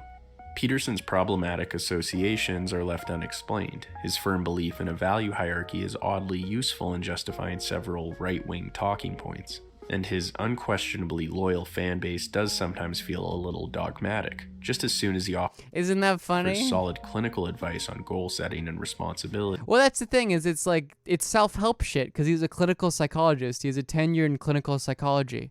That's what he's a professor of. He's not a professor of philosophy, sociology, and it's clinical psychology. He then brings in radical leftists and the fall of the Western ideal. Is he self-improvement gone political? Who's a good intellectual that reads a lot of different disciplines and fields? I mean, there's a lot of them. Multidisciplinary intellectuals. My mom is a clinical psychologist, yes. You guys know too much about me. You should forget all of that. Don't. That's weird. Is he conservatism gone psychological? Or I'm thinking of Graeber right now. Just the first one that comes to mind. maybe Peterson is neither a serious danger nor an intellectual powerhouse. At the Yeah, most, he's probably neither of those things. Yeah, that's correct. Yeah. I was not being creepy, but his ideas are slightly insightful or slightly problematic regurgitations of other thinkers. No, I know. He You does didn't mean appear in a to weird way. sincerely care It's about fine. his clients and students. He does seem genuine in what he believes in. And he doesn't appear to be a hateful or mean-spirited person. No, I think he's a by bad any human means. being. His psychological I think it's easy to say that if your social position isn't affected by the awful things that he says and believes, advice like very specifically misgendering people to prove a point. is certainly helpful for many young No, he's a bad human being. adults lost in a world without any Morally speaking, he is a bad human sense being. of order. Yes. And being a small-town Absolutely. Albertan who went on to study at McGill, I usually don't care about those types of things because it's sort of like his moral analysis is sort of irrelevant. Because people can be bad human beings and shitty. I think Marx was sort of a shitty human being, and still have sort of a positive view of the world or positive advancement of some fields. Peterson is neither of those things. He's a bad human being, morally speaking, and he doesn't particularly help intellectual discourse in any way. I even recall being inspired to take up psychology after listening to some of his lectures. Nonetheless, in closing, I'd argue that Yeah. Jordan Peterson's greatest attribute and greatest weakness is in his willingness to go far beyond his area of expertise. Whether it be Canadian law or gender studies, doing so has led Best to Peterson attribute. sharing with us an endless supply of seemingly controversial views, hailed by his supporters and opposed by his critics, with neither And- entirely agreeing on exactly what he meant. And it being over literally fucking nothing because he's speaking out of his ass. Donald Trump shit his TYT, thank you for the raid. Thank you so much. Shout out to TYT. We got the young TYT raid. Thank you, Jank. Thank you so much. Oh, we love to see it. We love to see it, folks. We simply love to see And it. perhaps this is the most I do agree with Kyle Klinsky about that hat though. I think he got your ass on that tweet. That was very funny. important question raised by the phenomena of Jordan Peterson. Thank you If for the nobody raid. can really agree on what someone has said, I have they don't know which person did it. really said anything at all? But we love to see it. We're talking about philosophy. We were just doing a Peterson video, which I guess this was relatively sympathetic to him. But nevertheless, was it Brett? Thank you. Nevertheless, I think it's still a good. I think that was still a fine video. However much I do believe that Peterson is useless and a bad human being. Let's watch his Nietzsche video. We can continue on this. In 1882, Let's see, because here's a Diogenes video. a No, I think, wasn't that literally a Zizek video? sickly German man penned I guess these it's more words: just naive. God is dead, God remains dead, and we have killed him. How shall we comfort ourselves, the murderers of all murderers? This is perhaps Nietzsche's best-known contribution to popular culture, though his name has also been used by Nazis, motivational speakers, and edgy teenagers who think that he was a proponent of nihilism for some reason. Nietzsche is as famous as he's been. Oh, this MF is saying Nietzsche. Misinterpreted. And because of this, it's only natural to provide this, although still embarrassingly reductive guide to the life and philosophy of the man behind the mustache. Nietzsche was born in Prussia on October 15th, 1844, the exact same Is that how Peterson says it? Does Peterson call him Nietzsche? day in which King Frederick Wilhelm of Prussia was celebrating his 49th birthday, hence Nietzsche's first name. At school, Nietzsche excelled in Christian theology and created Germania, a music and literature club. He also learned Greek, Latin, Hebrew, and French in order to read the primary sources of his studies. Nietzsche soon became obsessed with Friedrich Hölderlin, a long-dead obscure poet who suffered from schizophrenia and lived in a tower for 36 years straight, writing poetry about the simple things and playing the piano. Like most artists, people only liked his work after his death. He also became friends with another poet and raging drunk Ernst Ortlieb, who would introduce him to the music of Wagner and introduce himself to an early death due to alcoholism. Mr. Ortlieb was found in a ditch a mere few weeks after meeting the young Nietzsche. Nietzsche studied theology and classic philology at the University of Bonn, and after only one semester, completely lost his faith. After reading Feuerbach's The Essence of Christianity, as well as his increasing Well, he was friends with Wagner. I don't know if it mentions this, but stopped being friends with him because of how anti-Semitic he was. For the pessimistic Schopenhauer, Nietzsche found himself on the edge of nihilism. Impressively, Nietzsche was later offered the chair of philology at Basel at the young age of 24. Philology is not really a phrase that's used and is anymore. Still actually on record as the youngest tenured classics professor. Damn. Notably, before he moved to Basel, Nietzsche renounced his Prussian citizenship. He would remain entirely stateless for the remainder of his life. During this time, Nietzsche also served during the Franco-Prussian War. Scholars believe that his frequent visits to the brothels likely led to him contracting syphilis. Nietzsche then met Richard Wagner in 1868 and soon developed an absolute man-crush, due largely to their shared interest in music and Schopenhauer. However, Wagner became a little too mainstream for Nietzsche later on, championing German culture in his music with an indulgence that sickened him, so he broke their friendship. Nietzsche was also suffering from poor health at this point. He was nearly blind, had terrible migraines, violent indigestion, broken... Nietzsche lived an awful life. He was very miserable. He lots of mental and physical illnesses. Bones from horse riding and carried various diseases. Due to this, he resigned from his chair in 1879. Nietzsche's years of independence were very productive. That's why, if you read any Nietzsche, it's in this very aphoristic form. So it's like a paragraph that's a point, and then it moves on, and the next paragraph or whatever is a new point. It's because his eyesight was really bad, so he could only write for a certain amount, and then it would damage his eyes, and his doctors recommended he didn't read or write at a certain amount. So he would take walks and think about philosophy, and then take out his notebook and then write something, and then he couldn't continue to write and had to sound walk quite nice, really. Living off of his pensions, he would travel to Switzerland in the summer and to Italy and France in the winters. He would begin with Human All Too Human in 1878, and would create a major work each year until 1888. He also met the love of his life, Lucille. In fact, he liked her so much he proposed to her 3 times. Although it's so sad to describe that as the love of his life. Nietzsche never did get a yes, nor really any non-platonic affection. Nietzsche is absolutely the I word that I'm not allowed to say. He did stick around, and both he, Salome, and his best friend Paul Rée would tour the countryside looking to set up a commune. Unfortunately, this would never come to fruition. Nietzsche was eventually abandoned by his friends when his admiration for Salome became far too much to bear. After this, he became hooked on opium and lived in isolation in the mountains, writing Thus Spoke Zarathustra in 10 days. These were very sad and lonely times for Nietzsche. His books weren't selling, and he was unable to obtain a job at a university. Meanwhile, his sister traveled to Paraguay with her anti-Semitic husband and attempted to establish a new Germany. Nietzsche thought this was very stupid. Sister. In the midst of this dark time, Nietzsche found the strength to publish many of his books on his own dime, and he even saw his health improve. However, on January 3rd, Nietzsche reportedly witnessed a horse being flogged at a street corner in Turin. We don't know if this ran is true. To the horse, threw his arms around its neck to protect it, and then collapsed. This moment, although not entirely, he was yelling, "I understand you, I understand you," at the proving horse. to be something that actually happened. generally marks Nietzsche's gradual decline into madness. He would begin to write letters signed as the Crucified One or Dionysus, and would command the German emperor to go to Rome to be shot.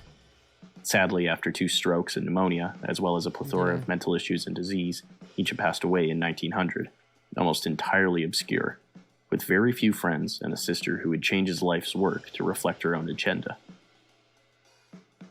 You're probably wondering what sort of philosophy could emerge from a guy who lived such an eccentric and depressing life such as Nietzsche. Well, one of his greatest contributions is his persistent skepticism. Not only did Nietzsche criticize religion and attack previous philosophies, his critique launched an attack on the very central aspects of morality, down to the seemingly universal values of good and bad. In Nietzsche's time, morality was no longer attached to religion, but it's weird that Nietzsche and Marx instead was considered to arise from rational Nietzsche was after Marx. Nietzsche definitely knew a Marx. Thinking and reasoning. However, Nietzsche criticized this view, arguing that such rational morals were still deeply entangled with religion and historical contingencies. In fact, in the Genealogy of Morality, Nietzsche provides 3 treatises was after? No. devoted to examining the evolution of central moral ideas. Nietzsche argues that our modern form of Nietzsche 1844, Marx 1900, or Nietzsche born 1844, died 1900. Marx born 1818, died 1883. I was right, bitch. Good versus bad actually happened due to an ancient slave revolt in morality. The masters or elites believed that they were good due to their nobility or exclusive virtues. Also, Nietzsche was not relevant in his lifetime. And Marx was. Nietzsche definitely writes of Marx and Marxism. They could only be obtained by those in certain elite classes, such as courage in an elite military class. He hated communists. The slaves were powerless and unable to be good, and so came to resent their oppressor. In order to reclaim power, the slaves devalued everything their masters had, and that they could not have, and therefore vilified their oppressor, claiming them to be evil, making the humble lives of the slaves good. The slaves would argue that the causes behind the master's power are evil, and that humility is voluntary rather than something the slaves were forced into. Nietzsche writes, our morality amounts to a vindictive effort to poison the happiness of the fortunate, instead of a high-minded, dispassionate, and strictly rational concern for others.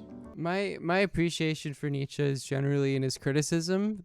His positive theories, for the most part, are not particularly useful. Like what he replaces his criticism. So like what Beyond Good and Evil represents, and his critique of slave and master morality, is like an anti-moralism. That you cannot analyze history through objective morality. Hence, Christianity and democracy for Nietzsche are little more than universal extensions of slave morality due to their obsession with freedom and equality. Notably, his reading of morality doesn't make our idea of good versus evil sound all that rational. Instead, democracy is simply seen as the child of Christianity, according to Nietzsche, by which that is just an extension of slave morality. A morality based upon the erosion of power through jealously taking down the powerful. Here, the rise in European materialism, the popularity of secularism, and the advancement of the sciences, including the theory of evolution, led to Nietzsche's harrowing conclusion. Because the belief in the Christian God has become unbelievable, everything that was built upon this faith, propped up by it, grown into it, including the whole of our European morality, is destined for collapse. God's death then welcomes an era without value. Does he explain ancient Athens? He explains, there's quite a bit that he explains. In what respect? He hated Socrates. Nietzsche viewed Socrates, he loved the Greeks, but he hated Greek philosophy. This is Birth of Tragedy. He goes over. To be sacred and eternal is now seen mere. That this sort of what is represented in Greek tragedy and comedy is this combination of Dionysus and Apollo, sort of the reason as well as emotion, whereas philosophy coming from Socrates downwards is like an overemphasis on reason and taking away of the artistic world and the emotional world. Merely mortal and arbitrary. Nietzsche believed that the death of God will lead to the loss of a universal perspective and truth, and subsequently, nihilism. Most people focus on this aspect of Nietzsche's argument, claiming that he is a nihilist or advocate of nihilism. However, here's what he has to say about nihilists. A nihilist is a man who judges that the real world ought not to be, and that the world as it ought to be does not exist. Nietzsche is a religious writer. Bad cops. Neanderthal, thank you for Jeff Bezos bucks. Insofar as, like, you need religion. You need some sort of subjective belief. It's just what Christianity posits as religion is an objective, subjective belief. So it's a moral system, a ranking of the drives of morality in an objective way that everyone should live by. And anyone who doesn't live by that specific moral set is bad. Or is evil, that's the technical term. According to this view, our existence, action, suffering, willing, feeling has... So Nietzsche thinks that Christianity, that's what God is dead means, is that that religion, it becomes, the belief in the subjective becomes impossible because it is made objective. To have an actual authentic relationship with the subjective, you have to make your own sort of subjective no meaning. Viewpoints. This, in vain, is the nihilist pathos, an inconsistency on the part of the nihilists. This inconsistency is the fact that the nihilist I don't think Nietzsche is a Satanist. is still willing or wishing or valuing something, even if that something is nothingness. Beyond this error, Nietzsche also doesn't really think this nothingness is something worthwhile. For him, what makes the human species amazing is not what we believe in or value, but that we can value to begin with. Nihilism is the greatest crisis we face, and hence requires the greatest of values to recover from. But wait, what about the whole pleasure versus pain system as a basis for morality? In The Last Man, Nietzsche imagines the utilitarian man. The utilitarian I view the pleasure-pain stuff as man spends his days maximizing pleasures and minimizing pain, something that we can now probably call the modern lifestyle. However, Nietzsche points to the fact that pain is usually required if one is to do anything worthwhile. He believes we'll suffer either way in life. We can either let life make us suffer, or we can make our suffering, channeling it into something we find purpose in. Satanism is just edgy atheist stuff, right? For him, the hedonistic man is a pathetic man who is simply content and nothing more. Sure, it's a solution to nihilism, but not one that Nietzsche is really all that a fan of. Here is Nietzsche's solution to nihilism, the Übermensch, or Overman. He believes that the Overman will be the next stage in evolution and will be the creator of new values that we cannot even imagine. The Overman shall be the meaning of the earth. Man is a rope. Nietzsche is sort of an edgy tied between although he isn't, though, because, and this is the funny thing that I guess Peterson misses from Nietzsche, is that he loves subjective truth. You know, subjective knowledge. Truth is a fiction for Nietzsche that is, contingent on the individual and what the individual desires to create. The world is an empty canvas, and when you create meaning or truth, you're painting. You choose. Beast and Overman. A rope choosing is probably over an abyss. What is great in man is that he is a bridge and not an end. You can see how Nietzsche is a very important early postmodern thinker. I wouldn't classify him as postmodern, although some people make the argument. But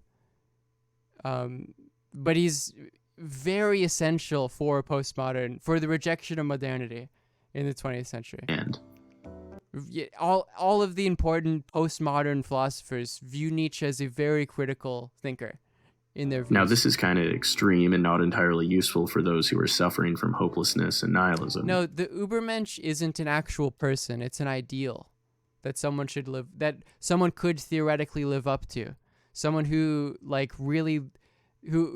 who is really able to transcend their social context and create and rank moral drives in a way that suits themselves or the drives within them, that moves beyond the sort of the social worlds.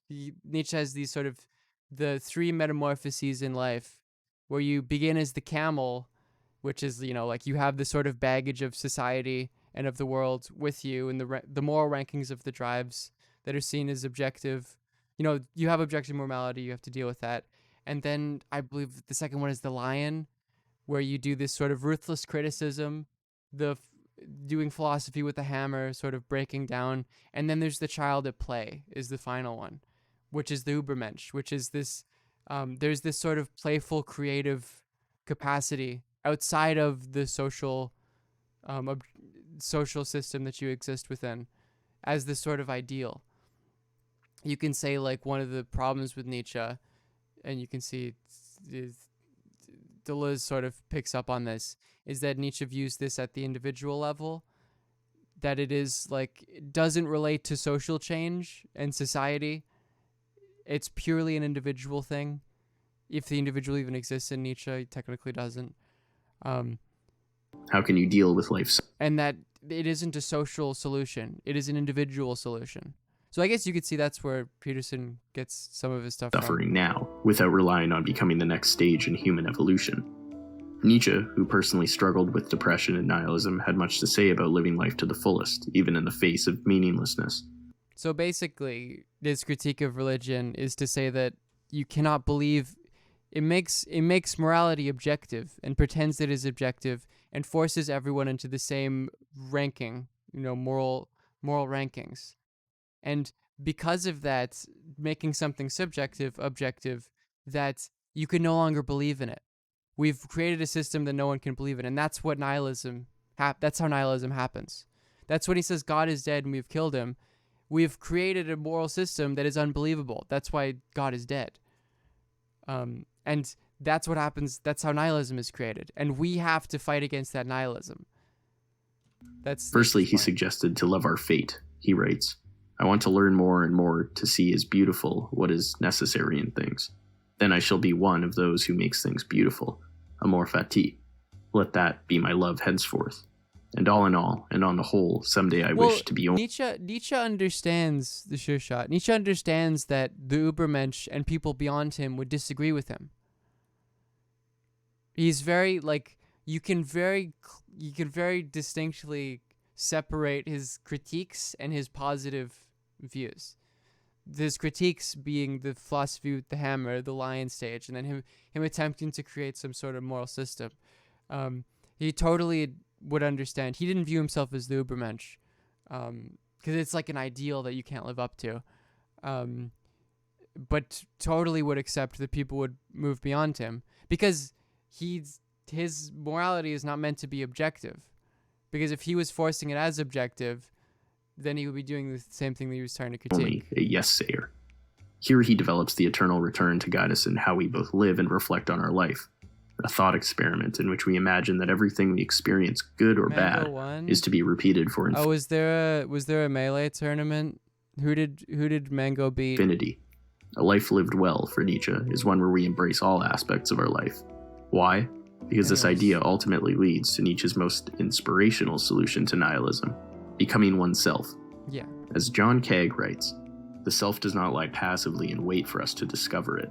Selfhood is made in the active ongoing process. The enduring nature of being human is to turn into something else. Nietzsche believes that life should be an exciting adventure of self-discovery and self-creation, where we constantly learn and unlearn who we are, losing and finding ourselves at every turn. This is a good start, especially for those hung up on where to go or what to do. Do something and go somewhere. See what happens. Cry, laugh, suffer, and grow. Nihilism doesn't have much an answer for the individual who finds their life worthwhile. In a sense, becoming ourselves involves the idea that we die symbolically over and over again, always in the process of creating and challenging the values we form in the face of meaninglessness. Was the sports ball? Die as soon as you can, Who so won? you Was can it come Biden? to life again. Like a morning flash or spring after a brutal winter. Nietzsche would like us to die, to get out of our own way, so Biden something beat else Trump can take in our the place, sports ball? so that we can become what we are. It's for charity, 200,000. That's a good video. I mean, it's, simplistic, but whatever. It's hard to explain Nietzsche in a short amount of time. You'll always, not really get it. QAnon supporting GOP candidate arrested for child pornography. Oh, this was old. How did I not hear about this? Oh, of course. I mean, it's the irony, right? Because their whole thing is save the children. They try to sort of appropriate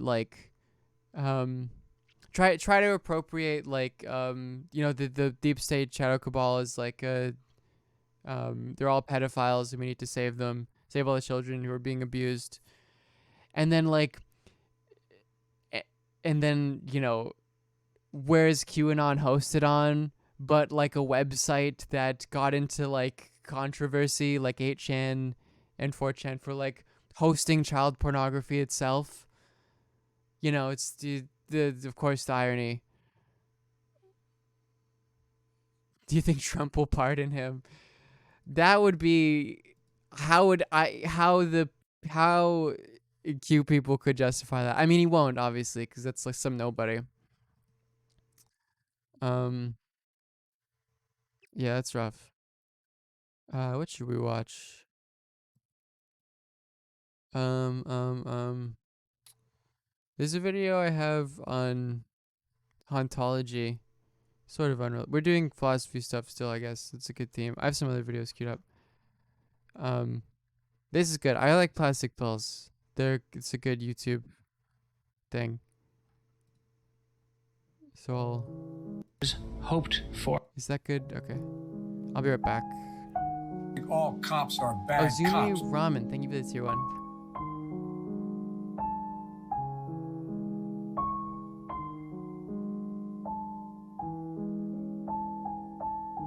All cops are bad cops.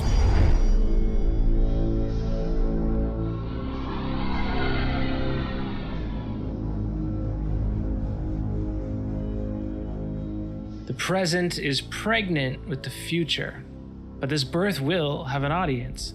The specters of its past, those abortions that almost were, and the miscarriages of futures hoped for. This has been coming down the pike for a while, and is the culmination of my last 10 or so projects. It's winter, so here's the wintry milieu of our theory and my imaginary. Digital necromancy, cybernetic desire, the end of the future, the short circuit of death, and the absent real. I've invoked a lot of theorists this year, many of which offer trenchant criticisms of the state of this world, regardless of when they lived, and sometimes they offer ways out. New Soviet Surely, trend, it feels like those ways out are becoming dead ends. It may be that these ghosts yet know the way, as the dead... Oh, the M4A vote, it seems sort of dumb. Like, of course, you're not going to get that to happen. Tiresias returned from the underworld to offer Odysseus the path home. Or perhaps they are on... It seems like all of this discussion about the M4A stuff, I talked about it before, but seems literally just like progressive sort of social democrats dealing with the conclusion of that, like, the Biden center of the party is firmly taken over and that they have no power whatsoever. Bad cops. And that the last one this year, Sub-U 2021 people way too long love. username, thank you for the 10 months. And that all of the things that they're trying to get done and desperately want to finish in terms of reforms in the next 4 years will not even be close to being done. And they're just dealing with that in the different, they're essentially coping in the different ways that you can cope. Modernity, yeah, thank you for the 8 months. Okay, let's do before we start this video, lizard time. If you would like to subscribe, if you have a Twitch Prime and you haven't used it yet, make sure to use it. On me, we got 27 tier 1 emotes. They're very cool. Great stuff, folks. Like the lizard, all of that good stuff. Max Center doing the PogChamp. We got the vote face. We got the bonk emote. Rex Parker, thank you for the 500 bits. Have I heard about the SISEA bill? No. I have not heard about that. And it seems fucking weird that AOC is responding to people being mad at her. Unknown Merc, thank you for the 5 gift subs.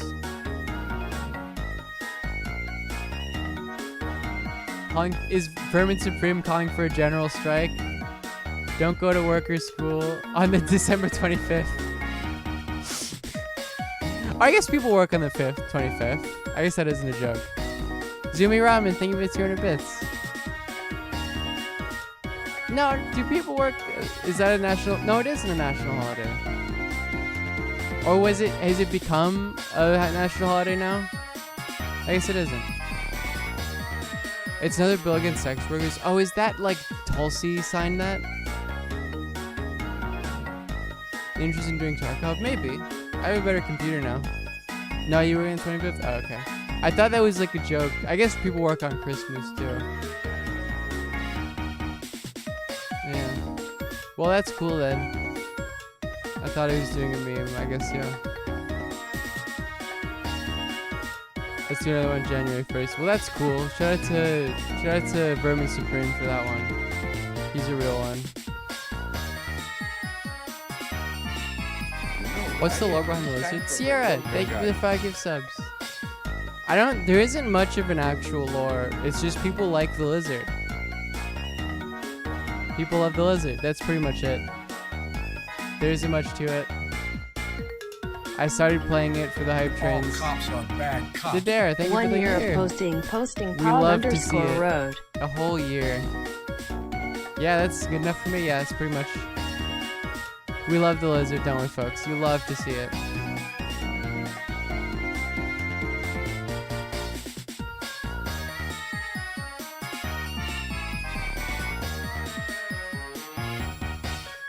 Yeah, it just sort of stuck. And also, like, it's video game music, so I don't think I'm risking anything by playing it.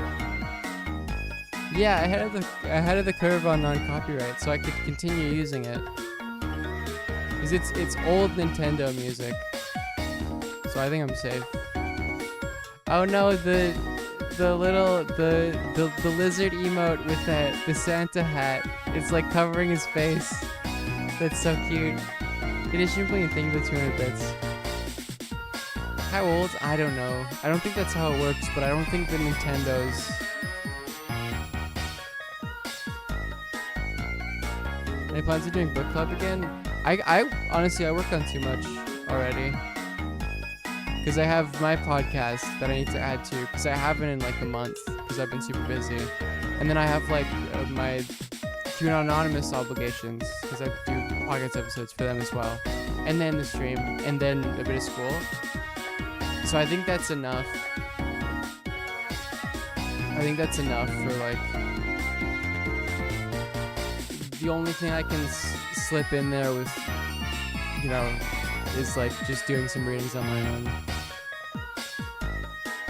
I do have, which ones did we do? We did Our Prison's Obsolete and Wretched of the Earth, I believe. It's on my YouTube.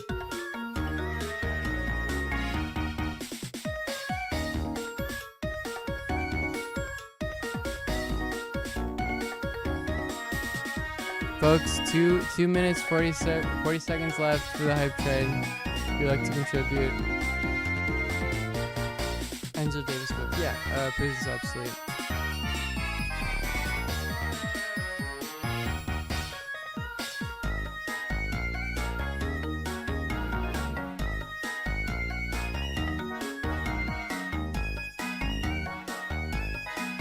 There was a hilarious edit someone did a long time ago. I don't know if the person who made it is watching. Do you ever dream about this song? I don't. We don't do, because it's only for hype trains. Like we're not getting too many of those. It's China Socialist. Oh, okay. Oh, this person follows me. This is fucking long. It's just gonna say no, basically, right? Is that what this video is gonna say?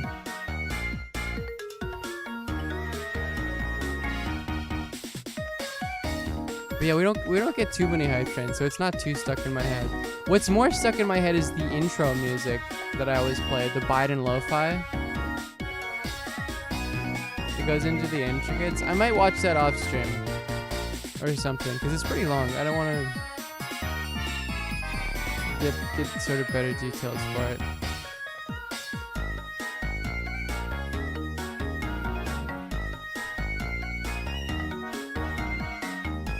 Biden lo-fi is hilarious. Every time he says, what is it? Poor kids are just as smart and talented as white kids on that fucking video, because it's like, you know, a collection of gaps. Every time I hear that, I just fucking wince, because I, you know, gotta listen to it every stream. All right, 40 seconds left for the hype train if you'd like to contribute. Got lots of cool emotes. 27-2 on emotes. Love the great stuff, folks.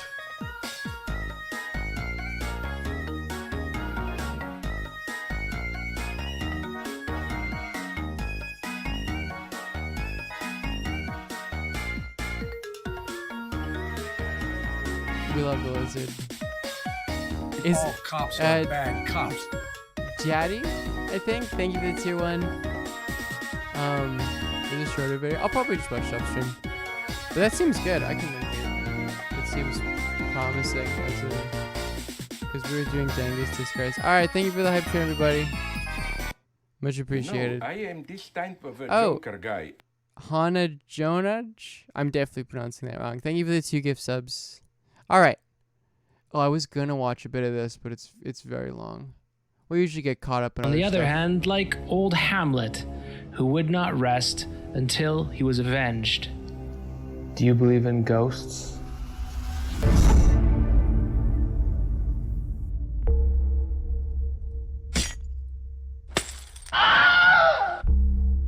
Love the Wilhelm scream. Classic.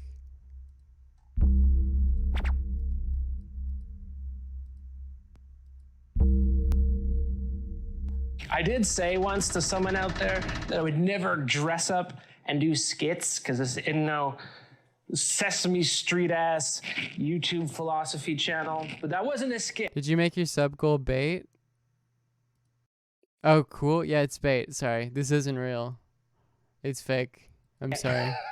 That was an effect. Jacques Derrida, not getting a couple a people today. postmodernist. Nope. That Derrida writes by reading, you could say, or reads by writing.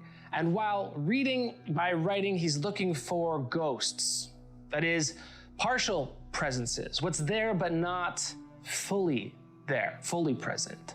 We're talking about the specters, the traces, what is supplementary, what hides from, or is hidden by even the most thorough philosophers, who, on their way to constructing their grand systems of thought, forgot to notice these special, crucial terms in their long-winded texts on the themes of being, history, structure in itself, or language. Hauntology now. All ontology is shadowed by a hauntology. The ghosts that are kind of there, but also not there.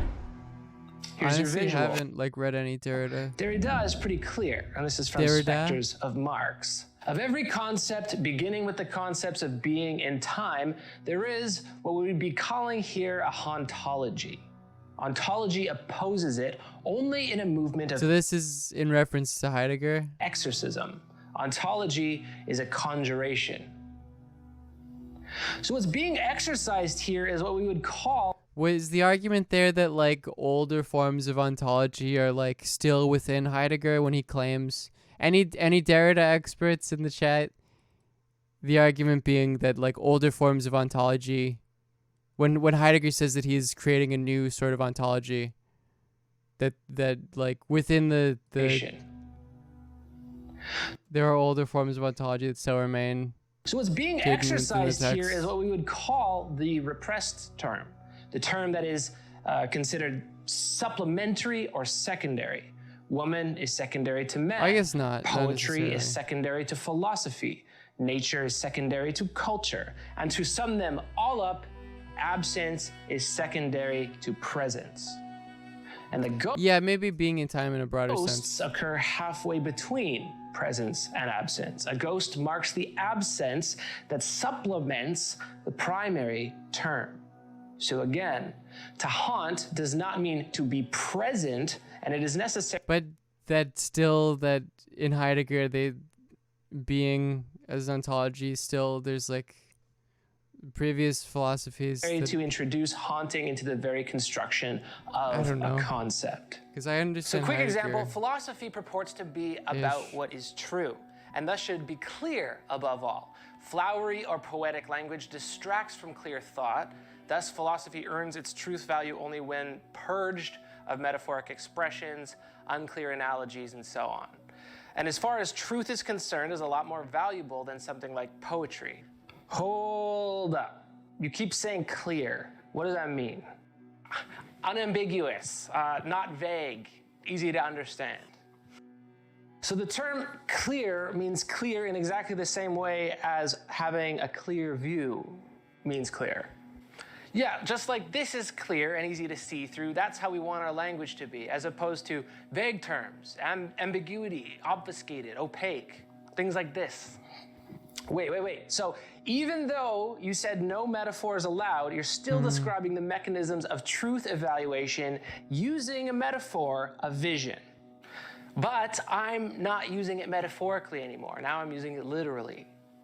Gotcha! So, the central term of your whole definition of philosophy is now based on a metaphor transfer from a secondary discipline that you've arbitrarily excluded from your operational logic. Heidegger owns with facts and logic. Okay, now that was a skit. Derrida. You can kill a term, but you can't exercise its ghosts.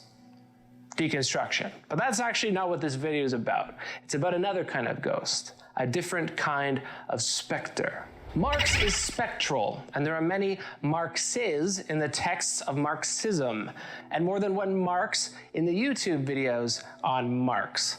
More than one Marx in the Twitter bios of Marxists. So what's up? In the early 90s, the state sophists declared that Marxism was dead, and that he could now be buried in the cemeteries of the Union of Soviet Socialist Republics, and they were now free to go about finishing history the American way. Derrida was quick to say, no, this exorcism is going to take a lot more than that. Fukuyama. Fukuyama's a Bernie guy now? That's so cool. What is the effectivity or the presence of a specter? That is, what remains to seem as ineffective, virtual, insubstantial as a simulacrum, is there, between the thing itself and its simulacrum. This is Derrida's invocation that we're not done with Marx. It's like between we still need a critical politics, just like we're not done with God while we still need grammar. Finding the haunts of these not yet dead, not fully alive specters is okay, I see where the Nietzsche comes from. Whether or not you believe in hauntings, they are everywhere. Not least if you study the point before about how, like, I don't know if I explained that, how Nietzsche thinks that, like, the secular enlightenment is just like a continuation of the absolute, sort of taking moral ideas and making them absolute, that is a product of Christianity, but it's just like a secularized form. The history of thought. So you don't believe in God explicitly, but there's this sort of the character of God and of Christianity still haunts your understanding of the world. Or the histories of thought. The ultimate is that specter of a dead God which everywhere haunts the world and which being replaced by these grinding, indifferent machines as the new background hum. That's some Weber. What can we do with hauntology? Well, just because something's dead doesn't mean it knows it's dead. So there are at least two types of specter, according to me. One of the lost origin, which is commonly nostalgic, and the other of that aborted future that still cries out in vengeance, refusing to sleep. Let's start begrudgingly with nostalgia. It's a drug, a stupid pill. A pill to get back to the good old days. I love taking the stupid Symptoms pill. of a lost state, even if it's a state that we never were in or had.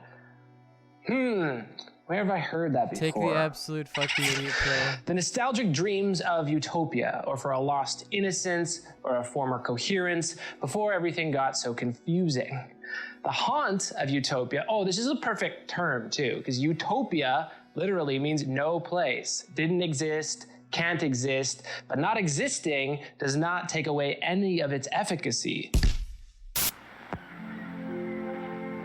I remember an uncle of mine whom I loved very much. He lived by the sea, and I often spent all day on the beach with him just walking along. He liked to smoke cigars, and each time he took one out, he asked me the same question. Do you like music? Yes, I'd say. Well then, here's a band for you. He'd put the Robert Burns band on my finger, and we'd go on walking in the sun. Years later, that memory made me start smoking Robert Burns.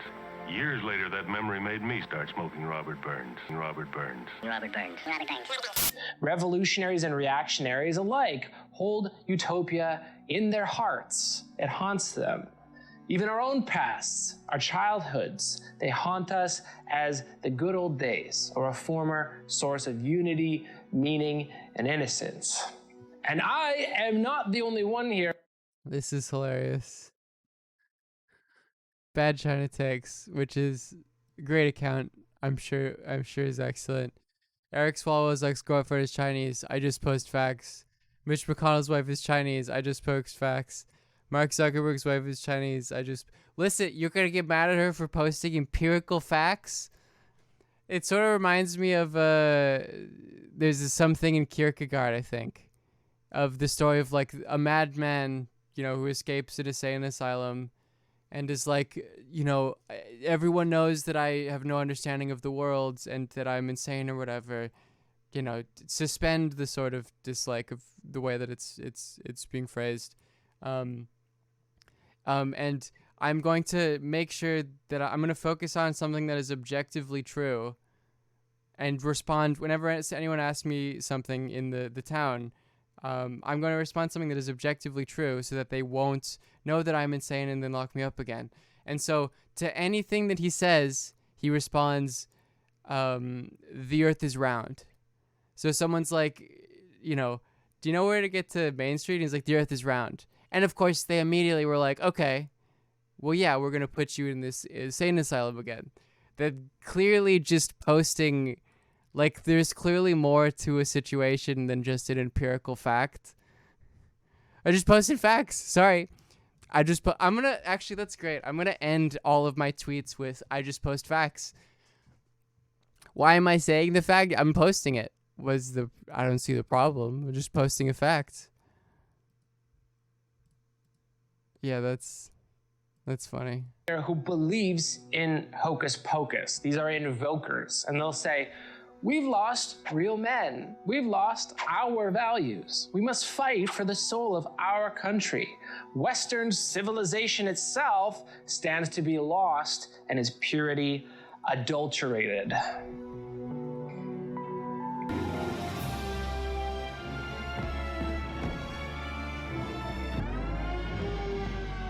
If you're aiming it at a moral statement, then it's not art, it's propaganda. And it'll fall flat. Frozen was a good example. That was propagandistic right from the end to the beginning as far as I was concerned. That's his style. That's his own style.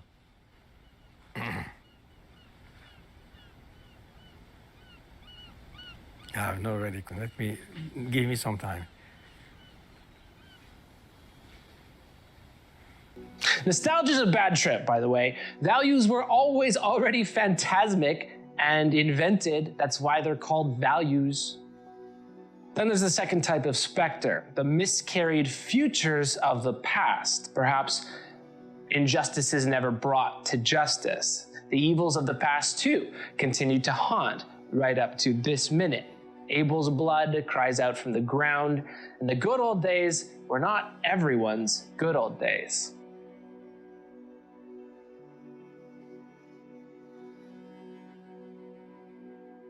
Haunting's real. Marx's specters are of this second sort, and they continue to haunt while the contradictions that he pointed out remain. Inequality, economic oppression, debt, alienation.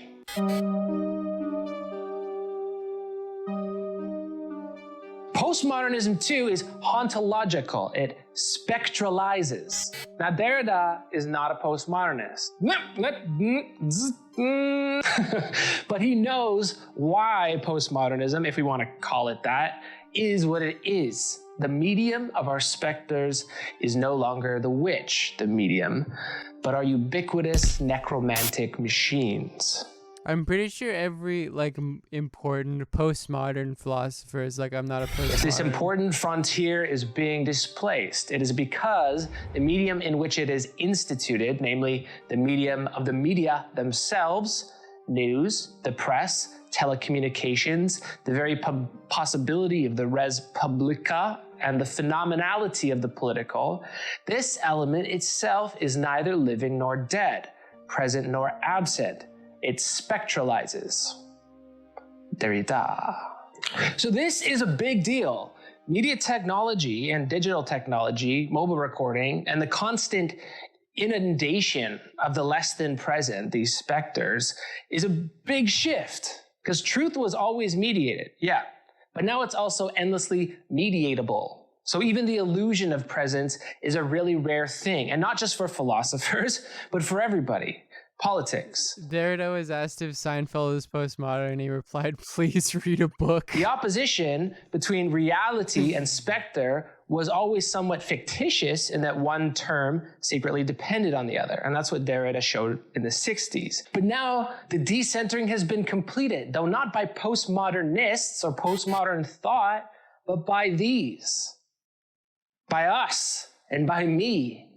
The problem was for a young Derrida that philosophy, the metaphysics was far too focused on presence, that things were just I got a Derrida on Seinfeld. Derrida? An example, I've often thought to myself that Seinfeld, which is America's most popular ever sitcom, Seinfeld. Do you know of the Seinfeld sitcom in America?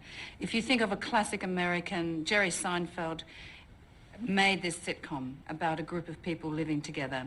Everything is about irony and parody, and what you do with your kitchen cupboard is imbued with as much feeling or thought as whether someone believes in God, if you like. Do you see anything in that? No.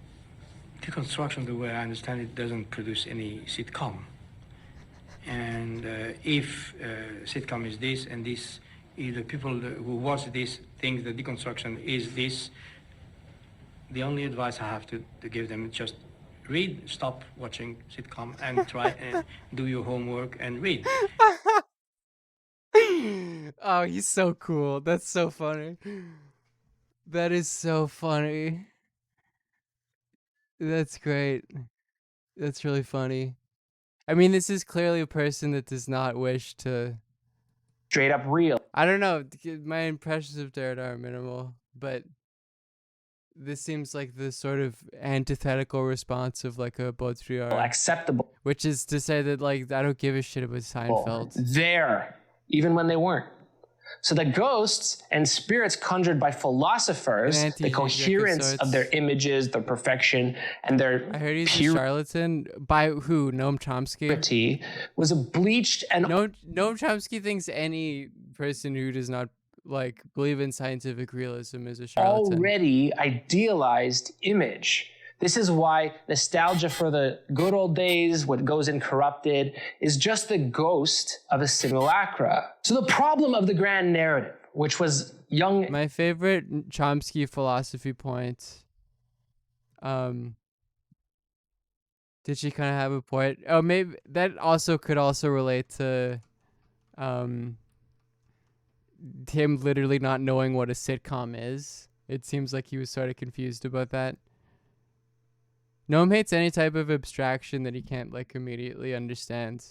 And proven by... This is a hilarious quote.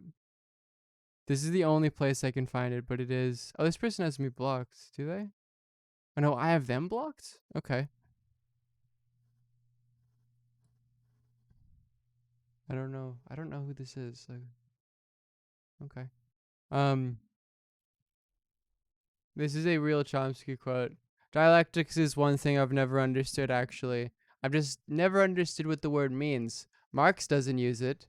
That's incorrect. Incidentally, it's used by Engels. And if anyone can tell me what it is, I'll be happy. I mean, I've read all kinds of things which talk about dialectics. I haven't the foggiest idea what it is. It seems to mean something about complexity, or alternative positions, or change, or something. I don't know.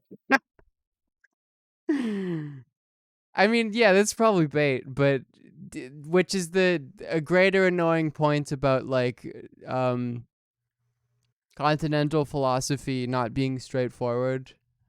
Derrida's target for deconstruction was a problem in the 60s. That's my. But like that is to it's an incredibly disingenuous position. But that is to say that like a lot of the things that Noam writes and talks about in relation to like particularly French intellectuals, continental philosophy, is pretty disingenuous. Opinion anyway. Old Derrida, when Ali G asked Noam to name right before all he the died, words. said something to the effect that De Boer had been right all along, right about the spectacle, the society of the spectacle. His point is that it doesn't have meaning because it isn't sort of straightforward,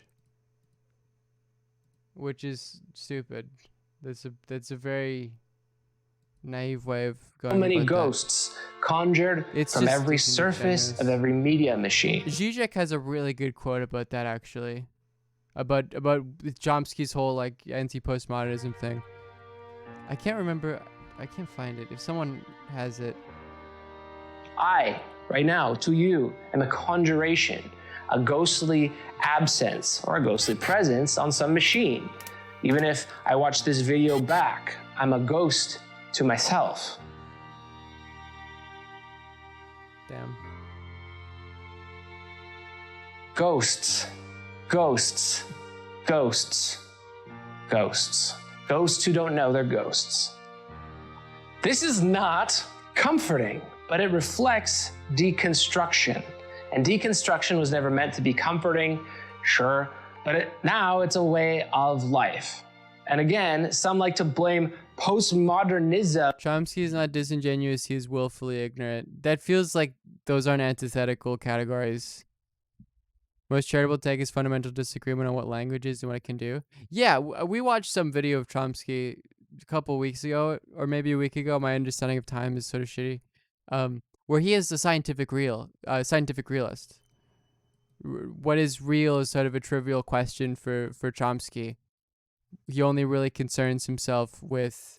Latest Bad Faith has Zizek, and they're talking about Chomsky. Oh, but they're just gonna... The thing about the Bad Faith fucking Chomsky disagreement is that Chomsky is entirely more correct than Brienne Virgil. Chomsky had a somewhat nuanced argument that Brienne Virgil just refused to engage with in any like serious way.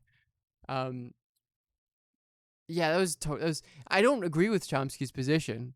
Technically, I technically resolve that thing or that discussion closer to Brienne Virgil, but that clearly like the point was like there are some people who would see no difference between Trump and Biden, and then Chomsky's response was, well, empirically speaking, there is a difference.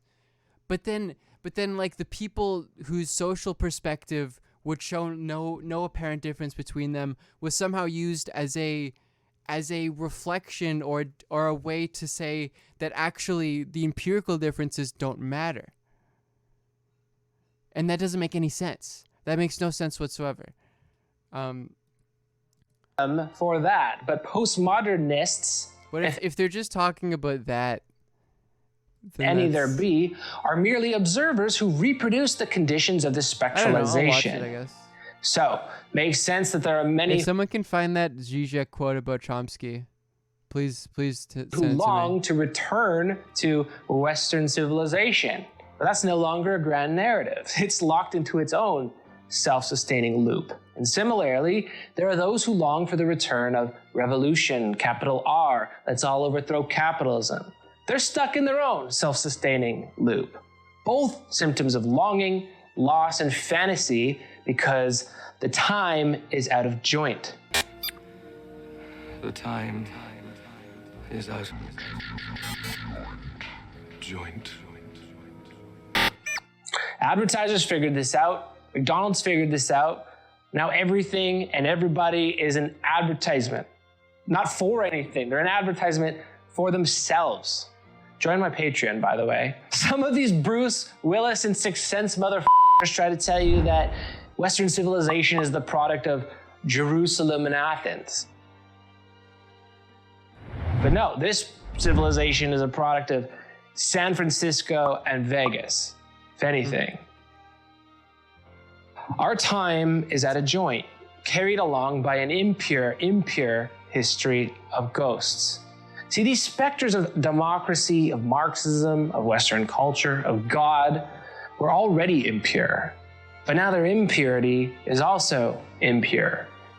We've seen through many of the former fantasies. What are these churches now if they are not the tombs and monuments of God? There never was a greater event, and on account of it, all who are born after us belong to a higher history than any history hitherto. But as you get, it's a criminal charges for posting too goes damn God, freaking good. fallen unconscious or whatever, so goes man under the spell of new gods. The market, ghost market, homeless. So if you're ready to full circle, here's yet another ghost. I sort of understand this, but only the fate of our times is characterized above all by the disenchantment of the world. For civilized man, death has no meaning. It has none because the individual life of the civilized man, placed into an infinite progress according to its own imminent meaning, should never come to an end. For there is always a further step ahead of one who stands in the march of progress. Thus, and a specter is haunting capitalism. You can't kill what's already dead. There's specters of simulacra, I'm eating pizza. and then specters of specters. At a time when a new world disorder is attempting to install its neo-capitalism and neoliberalism, no disavowal has yet managed to rid itself of all Marx's ghosts. Haunting belongs to the structure of every hegemony. So what do we do? Oh yeah, by the way, I forgot this. You're a ghost too, because the time is out of joint. Oh, really? As the archaeology of our thought shows, man is an invention of recent date, and one perhaps nearing its end, like a face drawn in the sand at the edge of the sea. Foucault. End of history. Sure, why not? It's always an end, or rather, always ending. But ends are not complete, are they? Each end is haunted, and hauntology, if it's about anything, it's about that. So what to do? Watch the same movie over and over again, eternally, or thou art a scholar. Speak to it, Horatio. The time is out. Okay, that's interesting. I sort of still don't understand, but I have a vague understanding. Let's watch some the Chomsky Foucault stuff. Or no, sorry, Chomsky Zizek.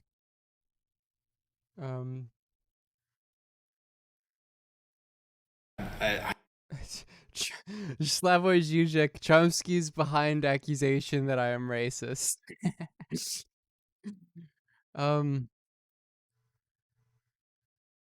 He is empirically wrong. As a feminine model.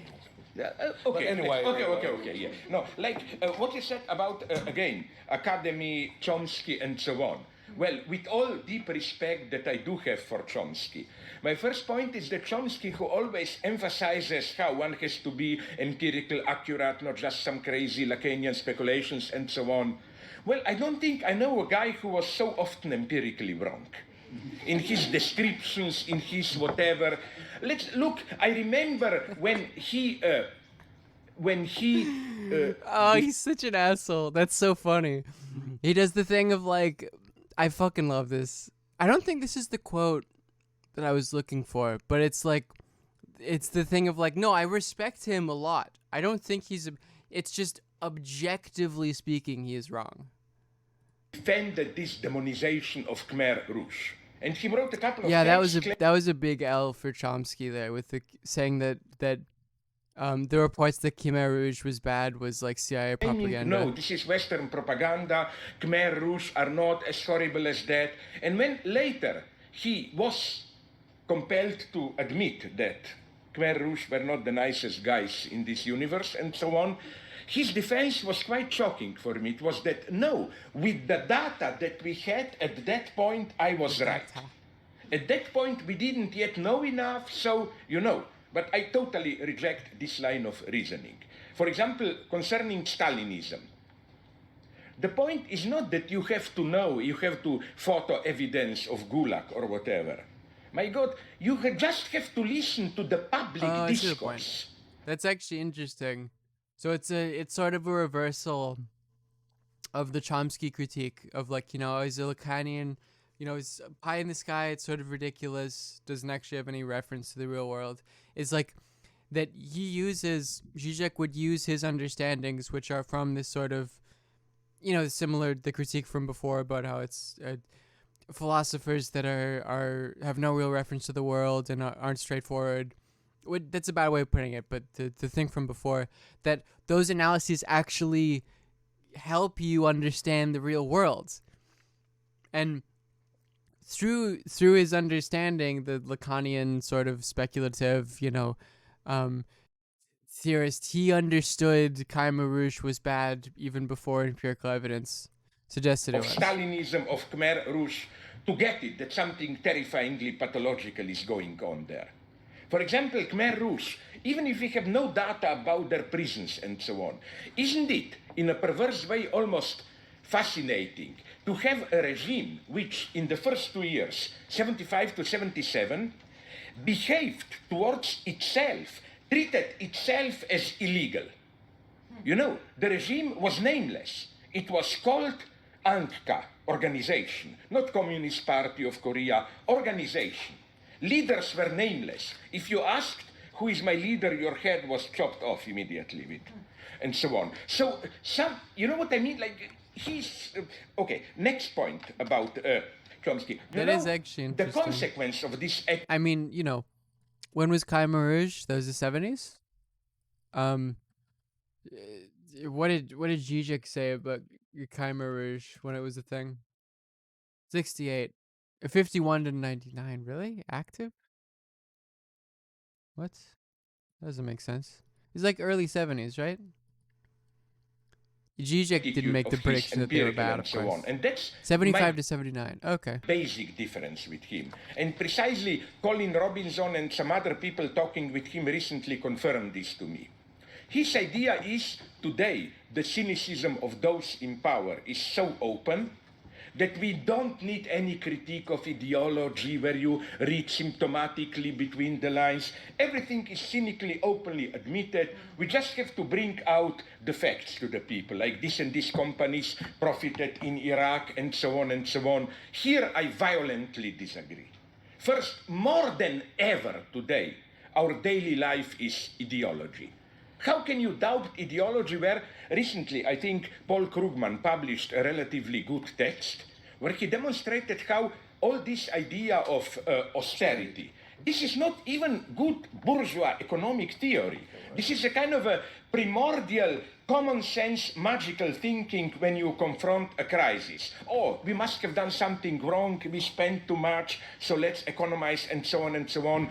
And my second point, cynicists are those who are most prone to fall into illusions. Cynicists are not people who see things the way they really are and so on. Think about 2008 and ongoing financial crisis. It was not cooked up by some crazy welfare state social democrats who were spending too much. The crisis exploded because of activity of those utter cynicists who precisely thought, screw human rights, screw dignity, all that matters, and so on and so on.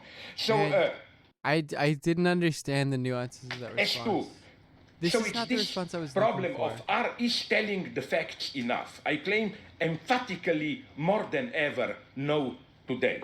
As to popularity, I get a little bit annoyed with this idea that we with our cheap sophisms are really hegemonic in humanities. Are people crazy? I mean, we are always marginal. You know what is for me real academic hegemony? It's brutal. Who can get academic posts? Who can get grants, foundations, and so on? We are totally marginalized here. I mean, look at my position, but you are a megastar in the United States. Well, I would like to be, because I like power to brutally use it. But I'm far from that. I react so anxiously to this because a couple of days ago, I got a letter from a friend in the United States for whom I wrote a letter of recommendation, and he told me I didn't get the job, not in spite of your letter, but because of your letter. He had a spy in the committee, and this spy told him, you almost got it, but then somebody says, oh, if Zizek recommends him, it must be something terribly wrong with him. So I claim that all this, how popular we are, it's really a mask of what? Of, remember, the large majority of academia are these gray, either cognitivists or historians of, you don't see them, but they are the power. They are the power. On the other hand, why are then they in power worried? Because, don't exaggerate this pseudo-leftist paranoiac idea of we can all be recuperated and so on and so on. No, I still quite naively believe in the efficiency of theoretical thinking. It's not as simple to recuperate everything we do. There are different strategies. How that's pretty clear by what Zizek does. If we thought that, and this actually relates to the thing we were talking about yesterday, I think. Was it today? Was it yesterday? My understanding of time is sort of, it's getting worse and worse by the day, folks. But the idea of recuperation and how to contain. My worry is that, like, even Zizek, if you introduce yourself into the public, into the sort of pop philosophy sphere, that your work will be recuperated. I must say that I maybe am not innocent in this, because people like to say about me, oh, go to listen to him, he is amusing clown, blah, blah, blah. This is another way to say don't take it seriously. But this is one of the strategies. There are so many strategies to counteract, and what did they talk about on Bad Faith? Can we watch that? Is that a public thing? That we are not so impotent as innocent. Or is that on there? Did they put that behind a paywall? Scow against you now and against me, this old line of, these are crazy, half-clownish marginals, imperceptibly is more and more combined with the opposite line. We are dangerous. We advocate violence. We are preparing a new Holocaust or whatever. This is deeply symptomatic. This mixture of we are that's a good point. Powerless, innocent clowns to... It was a free episode? These guys are really dangerous, preparing a new terror and so on. Of course, my heart is with the second position, but that's another story. Thank you. Sorry, one very short. Laura, no, very short. Yeah. I would like so much. I'm so sad that we don't have time today, because I'm dying to ask you a couple of questions with a great pleasure that today we'll not have time to answer. Like, what about other melodramas? Nazi, White Harlan, Opfergang. What about... communist melodrama, Stalinist, like, did you see Die Legende von Paul und Paula? The most popular East German film, where you have the most... Yeah, that wasn't what I was looking for, but there's some interesting points. Sure, let's watch it. I feel like these questions... If we say, Joe Biden, I'll vote for you, but only if... I fucking knew it. They're gonna... Bree really keeps talking about the Chomsky debate, and she needs to get over it, because it's really not a big... She'll mention it randomly where she's like, and this reminds me of that argument I had with Chomsky 2 months ago. It's like... if you support X, Y, or Z policy, then that would have the effect of turning Biden into at least a better candidate and preventing him from being... basically an 80s era Republican, right? You have, again, you're wasting both Zizek and Chomsky because this discussion is fucking stupid. I don't want to hear what Chomsky has to say about that discussion. Some power for voters again, at the very least. I'm sorry. They didn't want to hear it, and so they set up a kind of trolley problem. And they said, Brianna, all you got to do is pull the lever and save the people. That's not what Zizek is for, these stupid... All you got to do is pull the lever and save the people. What was Chomsky's position here? Chomsky's position was you just have to vote. It takes 10 minutes to vote, that the environment is such a enormous problem. Chomsky's position is Trump he's a fascist, he's an existential threat. If he gets another term, that's it for American democracy, and that's it for any hopes on the left. So, it's selfish of someone to withhold their vote. It is selfish for someone to vote for anyone but Joe Biden, and then that we should push Biden to the Chomsky? left after the election through activism. What he was murky about and wouldn't really refuse to answer was, what does that mean? Yeah, right.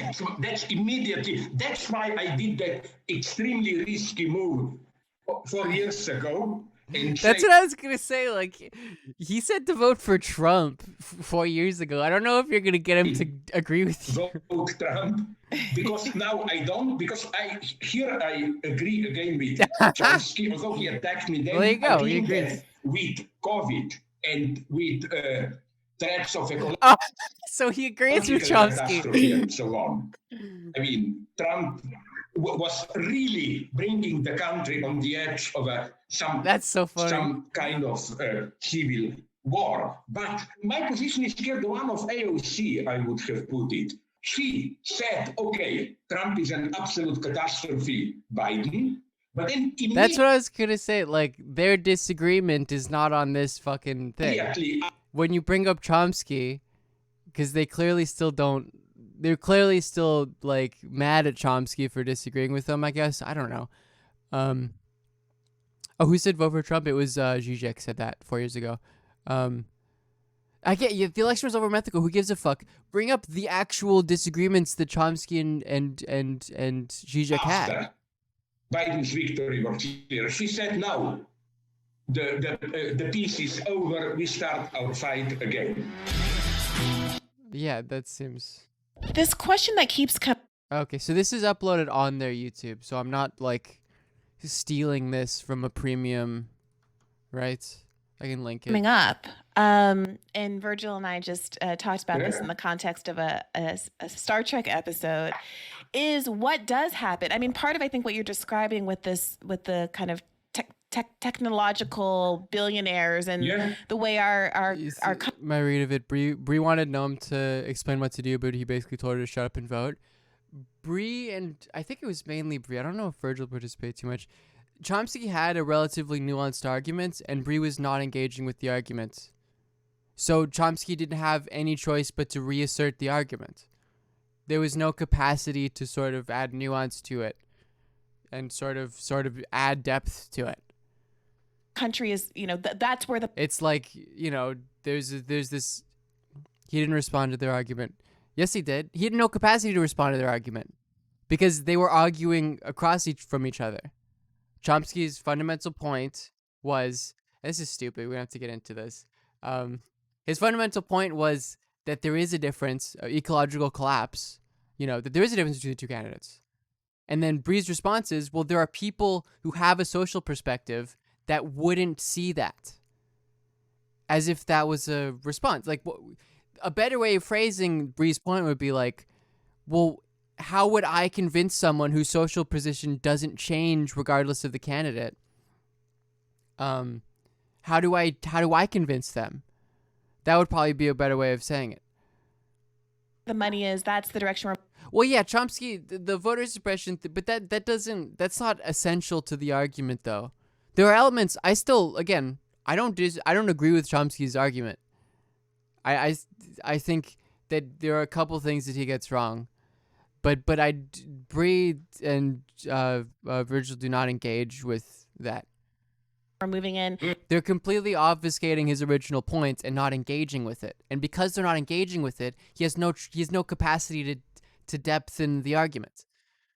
Anyways, it doesn't. The election's over. It doesn't fucking matter. Describing with the kind of technological billionaires and the way our country is, that's where the money is. That's the direction we're moving in.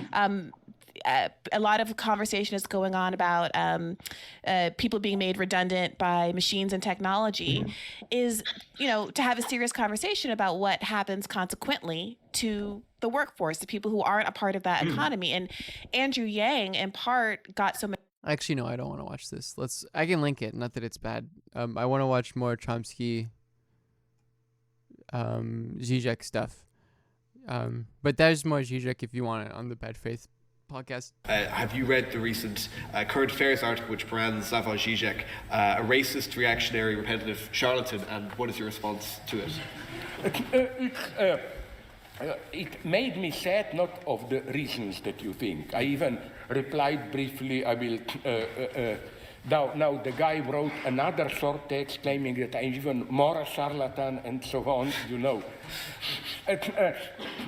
Okay, now it's difficult. Yes, it was also, they also sort of wasted a Chomsky interview because he's fucking old.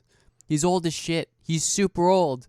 And he's gonna die soon because he's 90 fucking 4 or whatever. And we only have so many times to talk to him.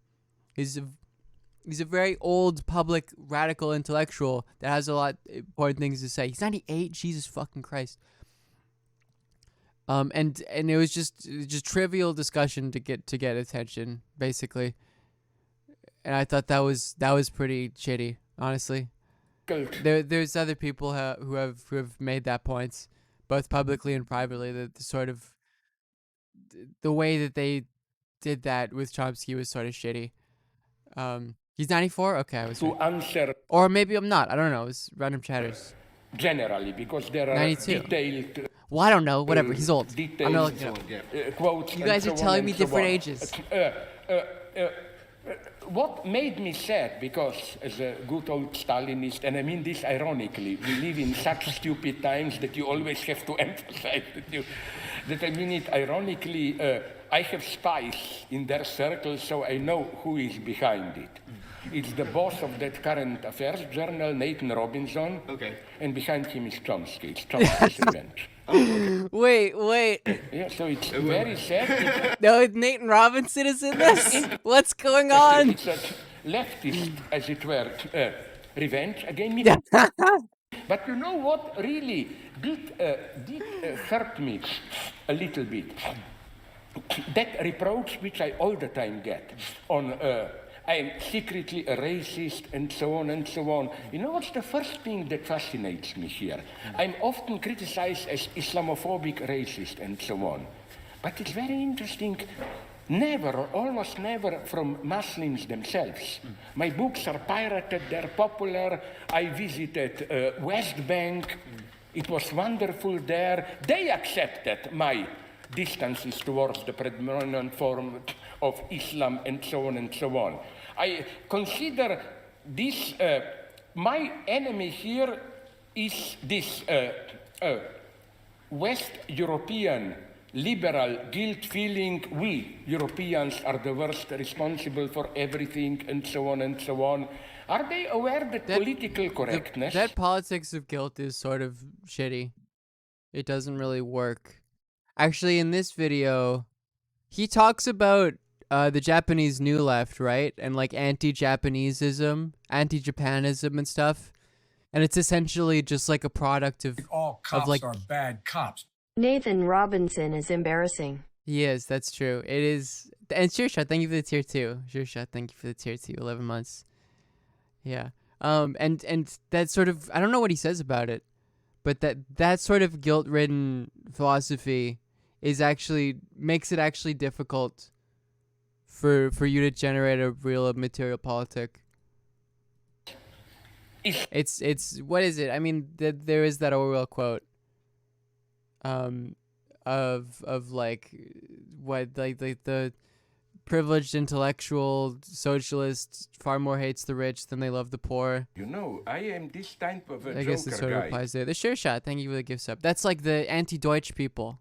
It's a similar as the anti-Deutsch phenomenon, which is how you get German communists who are like Zionists, because they're like, I don't have the capacity to ever critique Israel or human rights abuses because of how incredibly awful German culture is and how I'm immersed in that German culture. Something exclusively Western. Oh, Nathan Robinson is absolutely adorable. He's a fancy lad. How could you... I cannot imagine a more Western cultural phenomenon than The point being that you make it about yourself as a member of the Imperial Corps, as a privileged person, and actually don't meaningfully center the marginalized. You know, we see with the Zionist German communists, they don't have the capacity to like protect, let's say, the Palestinians in the West Bank. Is it about the bomb? Oh, it's not about that? Because I was talking about the Japanese New Left, and someone asked me if I had watched this, so I assumed there was something in there about it. But if not, okay. It's an interesting thing. than political correctness. As to it's just about the bomb in the Potsdam conference? Oh, okay. No, okay, let me, where the guy appears to be relatively convincing. He quotes me and then claims that I totally, in a totally... And again, that's sorry, this is the final pause. That the Japanese New Left were basically like, Japan deserved the 2 nuclear bombs. We deserved it. Because of their guilt, they didn't have the capacity to have some other, I guess you could say, objective analysis about the necessity of the bombs. Justified way attribute to Muslim youth pedophilia. It's total lie. Precisely, read my text. This is in which book of mine? I think Trouble in Paradise. No, it's Against the Double Blackmail. Precisely not to appear Islamophobic, I draw a parallel, and this is what fascinates me in all countries today. I draw a parallel between, and the left doesn't want to talk about it here, but I think we should. You remember 3-4 years ago the Rotterdam scandal, where Pakistani youth gangs were raping white girls, but my point is not white girls in the racist sense. They selected them very well, poor white girls, to be sure. Okay, and I draw a parallel between this and the phenomenon well known also in your beautiful country, Catholic pedophilia, which is also, my thesis is just this one. Because the Zizek point is that, like, those things happened and that they should be talked about, which, funny enough, I guess not funny enough, goes against a lot of his other points about, like, anti-Semitism and how anti-Semitism functions, that you reject the premise of, like, how do I explain that? That the point is to say, like, we don't have to talk about those things. The only reason that they are being thrust upon us to have a discussion is because of presupposed Islamophobia, and that, relatively speaking, the only reason why they would be relevant is if you wanted to do Islamophobia. Every cultural form... That you reject the question, you know, of why you would have to talk about an event like such as that. Usually has its own, what I call, political unconscious. And which, you know, Zizek is a land of contradictions, the same land of way contrast. that obviously what Pakistani youth people did there to girls they were this raping, is not about, it was not simply youthful brutality. That's my point. It's part of a culture. One is broad abstraction, the other is specifics. No, his when he talks about anti-Semitism, he uses specifics. Right. Every culture has also its obscene underside. Where you would have, like, to paraphrase, of, like, you would have an anti-Semite who is like, oh, isn't it true that there are Jewish bankers that are seducing young German women? And the thing you do not do is to have a discussion about whether that is happening and why. Because, you know, if there's a lot of people, I'm sure you could cherry pick some situations in which that is happening. But to even take that up as a discussion is to lose to the anti-Semite. In the same way that, and I read very good critical Catholic analysis, pedophilia is part... to even assume that it is a debate is to concede too much to the anti-Semite. Underground of Catholic identity. If nothing else, you can clearly see this from how the church reacts to it. You know, how strictly, in Slovenia at least, we have the same problem. The line Talking of the about church he is, uses this is our problem, and they put pressure on parents. It's not about anti-Semitism specifically, it's about fascism. To police and so on and so on. So, and it's not only... And that's what is Pakistani culture. Like, there is a certain element of it in which, regardless, he is doing the Orientalism thing of not looking at a foreign group as, like, complicated as they are. Chomsky versus Zizek. And you know, heterogeneous and having different groups within them, but as, like, here is Pakistani culture, you know. As we all know, in psychoanalysis especially, we know how knowledge does not necessarily involve truth, even if it is a true knowledge in the sense of adequate knowledge. For example, we all know, I hope they're so well known, Lacan's outrageous statement that even if, it's a little bit male chauvinist, but nonetheless, even if a jealous husband claims that his wife is cheating him, completely incomprehensible. Maybe if you haven't read Lacan. I haven't read Lacan either. I don't know what's going on. Men, even if they are all true, his jealousy is still pathological. So that, I think this is objet A, and then this is money, and then this is sign value. Factual truth can be, or sign 1 and sign 2, adequacy can be combined with untruth. Why? I think I got it. Give you a much more traumatic example, which makes the same point clearly. Let's take what Nazis claimed about the Jews. I think we have to go to the end here and claim, even if, okay, not all, I wouldn't go so far, but even if some of what they claimed was true, nonetheless, anti-Semitism was totally a lie, a fake. Why?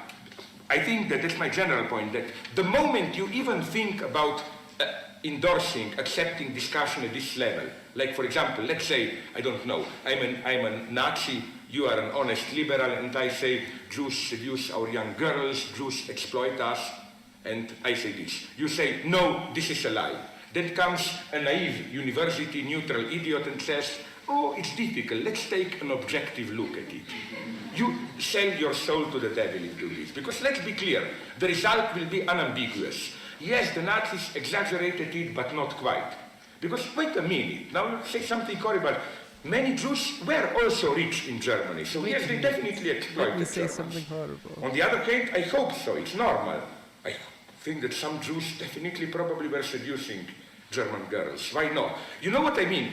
Why is this false? Because the true, how do you put it, the Nazis here, even if it were to be true, but it wasn't, of course, they lied in the guise of truth. Because the true question is not, is it true what they are claiming about the Jews? The true question is why, in order to sustain their politics, they need this fantasy of the Jew. Why they need this phantasmatic figure of the Jew. And incidentally, it's the same, I think, even today with Iraq. Here I think that many fake leftists fell into the trap of accepting the terms of the debate. And when Americans said we have to attack Iraq because it's a terrible regime and so on. No, the point is not to argue, no, Saddam is good. Of course he's bad. But I claim the paradox is that even if all the statements about Saddam were true, and incidentally, now you say something horrible, even I was slightly surprised. I thought they would find some weapons of mass destruction. Or at least, I mean, couldn't CIA or American Army apply the old creative lesson of drug-busting American police? They don't have drugs, you plant them then. My God, we live in 21st century. No, but my point is that you get my point. This is not the true question. The true question is not, is it true what they claim about Saddam?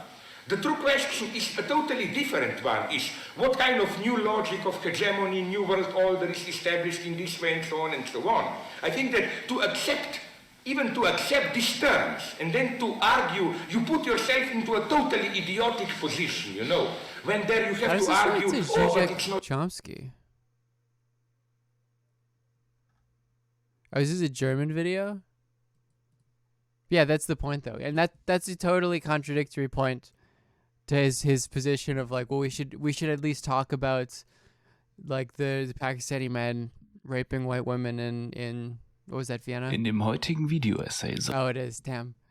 Is there no, there isn't. Thank you for finding that though. Yeah. Damn, okay.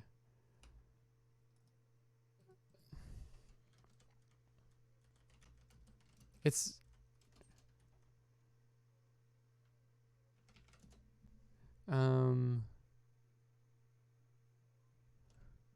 let's look.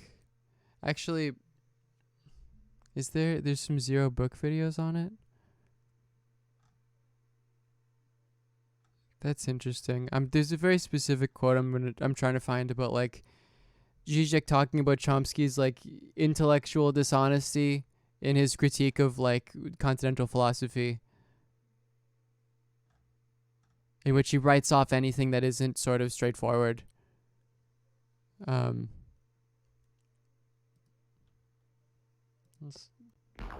think Hello, it's very Zero Books interesting. readers. In this two-part video, You streamed a lot today. Thank you. No problem, folks. If you would like to say thank you, and you can, if you have money to spare, you can subscribe. Or if you have a Twitch Prime and you haven't used it yet, or if you have an Amazon Prime, you can connect it to your Twitch account, and then you get a free subscription every month, and you could use it on me, and I get money. we'll eventually be re-examining some of the ideas about modernism in Mark all that Fisher's stuff. Ghost of My Life, Militant Modernism, All cops are bad cops. and Federico Tibert, Campana's thank you for the Jeff book, Bezos bucks. The Last Night. But before we do that, we'll turn to an episode Bet from Matt, the thank you for the gift PKD anthology series, Electric Dreams, to better understand a philosophical problem that will then inform us as we tackle the problem of modernity and its mission. In his review of the first episode of Electric Dreams, an episode based on the Philip K. Dick story Exhibit Pieced and renamed No, I don't care about this.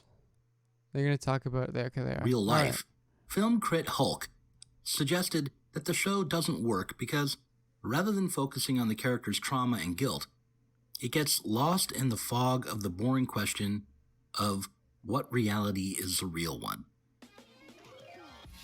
Let's put aside any judgment we might have of real life as television, leave off judging whether it works as literature or even as an entertainment, and try to look for a connection between the philosophical question, what is real, and the way psychological... Oh, was Derrida's point in that video we were watching that like Seinfeld in no way sitcoms don't work as literature? Trauma works. Is there Which any I guess you could disagree with. conceptual connection between trauma Want to see and the Phil quote? K. Dick's I remember favorite finding it on philosophical Reddit question, somewhere. What is real?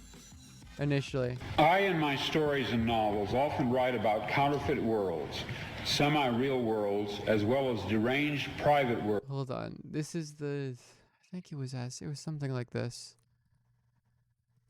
What you're referring to is what's called theory, and when I said I'm not interested in theory, what I mean is I'm not interested in posturing, using fancy terms like polysyllables, and pretending you have a theory when you have no theory whatsoever. So there's no theory in any of this stuff. Not in the sense of theory that anyone is familiar with in the sciences or any other serious field. Try to find in all of the work you mentioned some principles from which you can deduce conclusions, empirically testable propositions, where it all goes beyond the level of something you can explain in 5 minutes to a 12-year-old.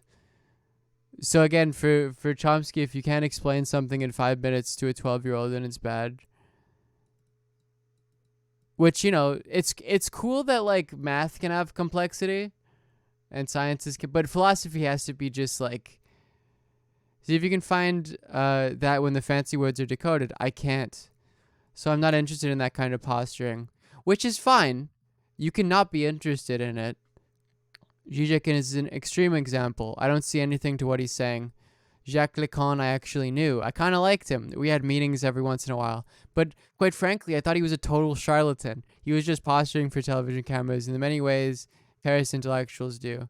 Why this is influential, I haven't the slightest idea. We can look at this. This might be a different one. As a feminist. Oh no, we watched this. I want to find it. Yeah, no, I can't. I don't. Any substance can be explained to a 12-year-old. I know. Do you agree? I don't. Can I link the comment? It's this. What is this? Oh, where is this? Ask Philosophy. Let me see. From a while ago. Fuck. Oh my god. I cannot. Let me fucking copy this stupid. There we go. I don't know. Inhabited often I by can't just find it. one person, while meantime the other characters either remain in their own worlds throughout or are somehow drawn into one of the peculiar ones. For fans of contemporary philosophy, and especially for followers and fanboys of Slavoj Žižek, a philosopher who was once called the Elvis of cultural theory, The most obvious theorist to turn to in order to find a connection between the question, what is real, and the notion of trauma. It was a Zizek video on the old subreddit YouTube Haiku. How did I pull that out of my fucking brain? Would be the French psychoanalyst Jacques Lacan. It's an obvious source to turn to. The one where he's like, you know, we have the Danube, separates Balkan and Mittel Europa. Also a controversial one. So there's no theory in any of this stuff, not in the sense of theory that anyone's familiar with in the sciences or any other serious field. Try to find in all of the work you mentioned some principles There's a comment that quoted it. Deduce conclusions that yield empirically testable propositions where it all goes beyond the level of something you can explain in 5 minutes to a 12-year-old. All cops are bad cops. Crazy gamer. Jacques Thank you Lacan for the actually bucks. I kind of liked him. We'd have meetings every once in a while, but I thought it, quite frankly, I thought it was a total charlatan. So before we press on with Lacan, it's probably a good idea to answer this objection from Chomsky.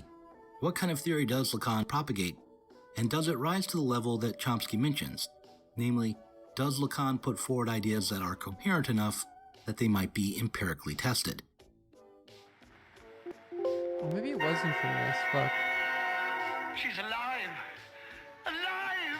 If what we mean by theory are the kinds of theories that are scientifically rigorous, Maybe it's this. for instance, if we take Chomsky to mean that we should hold Lacan's ideas to a positivist standard of falsifiability, then Lacan doesn't produce theory.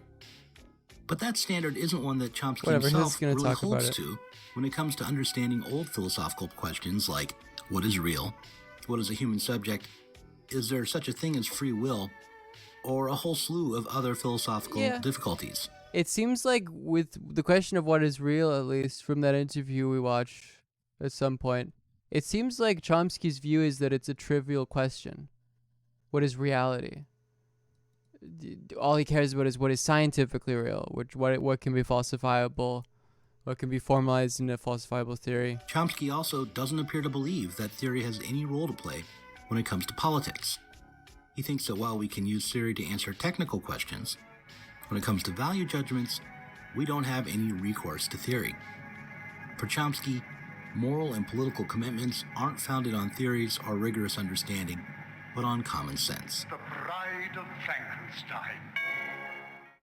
Let me show you a clip from the BBC interview series Men of Ideas with Brian McGee, and then I'll try to explain what philosophical notions inform Chomsky's standards for theory, and why he would exclude Lacan, Zizek, Foucault, and many others from the realm of theory.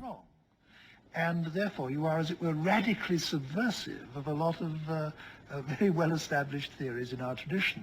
It seems to me that what you put forward in their place, over and over again, in fact, does parallel the rationalist tradition. I said in my introduction... Chomsky prefers to read... I mean, there's the Vosh meme where he's like, do you have a source for that claim? But, like, that's basically Chomsky as well.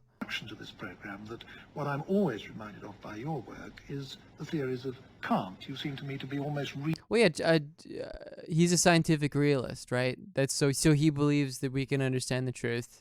Doing in terms of modern and reality linguistics, through science. What Kant was doing. Do you accept any? Well, I not only accept truth in it, but I've tried to bring it out in a certain way. However, I haven't myself specifically referred to Kant, but rather of Descartes, right? Primarily to the 17th century tradition of the continental Cartesians and the British Neoplatonists. Which is funny because, like, the point of Descartes is not that you believe things based on empirically verifiable, an empirically verifiable, falsifiable method. Who developed many of the ideas that are now much more familiar in the writings of Kant. For example, the idea of experience conforming to our mode of cognition, or the, particularly in the British Platonists, Cudworth, for example, I believe there's a rich line of insight into the organizing principles of the mind by which... All this is very interesting. You don't work it out through empirical data. You work it out through using your noggin. Experience is structured He's not. Well, clearly he isn't a pure in fact, I empiricist. think probably that's some of the richest source of psychological insights that I know. What's easy to miss is that Chomsky is not embracing empiricism, and that he is also rejecting the metaphysical proposition that we live in a material universe. What this means is that Chomsky is not, in a strict sense, a materialist at all, but an idealist. And when he says that we should let go of Cartesian dualism, he is not suggesting that we abandon idealism, but rather that we should abandon our ambition to know anything beyond our own mental categories. As Maggie put it, he is some sort of Kantian idealist. You can't ask the question about interaction between physical and non-physical until you tell us what physical means. Okay, you've at least got to be able to tell us what physical means in order for the question he's Barclay to be answered. But there hasn't been any concept of physical for hundreds of years. There was one in the early scientific revolution. It seems like it's hard to actually track it down. Very intuitive. He isn't particularly concerned with developing a Concept position. of the physical. That's what inspired Galileo, Descartes, Leibniz, Newton, Lagrange, many others all throughout the modern. Idealism according to Chomsky. Because we watched some of this. Now, one might ask, what on earth is a representation if it's not a representation of something? Well, see, that's a mistake that comes from a philosophical tradition. The way the term represent is used in the philosophical tradition, it's a relation between an internal object and an external object. Exactly. It's not the way it's used either in ordinary speech or in the sciences. So when a perceptual psychologist, say, talks about an internal representation of, a cube or something, there doesn't have to be any cube there. They're talking about something that's going on in the head. In fact, what they may be studying, and usually are studying, is a relation between things like tachistoscopic presentations and internal events. There's no cube. Yeah, it's just that nevertheless, they Chomsky talk is about it as an internal similar. representation. The concept there's a long discussion about it here. The concept internal representation is used in the science. I guess Chomsky isn't concerned and I about think being that's a ordinary priori or speech not. too, in ways which don't involve a relation between an internal thing and an external thing. Right. That derives from a particular interpretation of the theory of ideas, which said, well, ideas represent something out there. I should interject here. Incidentally, I should say that that's not the interpretation of the theory of ideas that were given by the people who used it. So, like, say, Hume, for example. I quote him in there. He raises a serious empirical question. He says it's about the nature of the terms he uses, the identity that we ascribe to things, meaning how do we individuate things? Right. And he asks the question, well, is this a peculiar nature common to the thing, or is it what he calls fictitious, a construction of the mind? Right. And he says it's fictitious. There is no entity, there is no common nature, there's no nature common to the thing. There is a construction of the mind, which we used to talk about the world. But he's an idealist. He's not an idealist. Hume's not an idealist? No, not here. He's saying we interact. He believes there's an external world out there. There's a coffee cup on the table and so on. But he says that he's talking about the individuation of things, how we organize things, how we construct our picture of the world. Right. And that involves the way our minds work. And that doesn't... It feels as if, like, is Chomsky a materialist? Is he an idealist? I don't think he particularly cares to work through those categories. The world isn't there. It's just what his predecessors called our cognoscitive powers, which use the data of sense to construct an account of the world. And he's saying, well, you want to look at the identity of things, the identity that we ascribe to things, like what makes us call something a book or an event and so on. He's saying, well, it's fictitious in the sense that it's a construction of the mind based on the data of sense. That's not an idealist position. In fact, that's the position of modern science. Because people will call you a crypto-idealist. Well, then they're misunderstanding what idealism was. Okay. Yeah. It doesn't seem... In history of science. But it's been... He's a whatever works kind of guy? Yeah, pretty much. Hello, Chelsea. How's it going? I hope you had a good stream. If you do not already follow, friend of the stream, Chelsea. We're talking about Chomsky and Zizek at the moment. It was already recognized after Newton that it's gone. Because I'm familiar with Chomsky linguistics as much as I am of any linguistic argument. Because I took a philosophy of language class. That's about as far as I've interacted with that. Chomsky's, of course, primary point is that we have these sort of internalized grammar rules, or that we must, because the amount of information that a child takes in about language compared to what they produce represents these sort of internal grammar rules. This is Cartesian linguistics. Which it seems like the way that he's explaining it is it's more like this sort of... It seems more Kantian. Recognized it. There's a transcendental filter. Hume recognized it.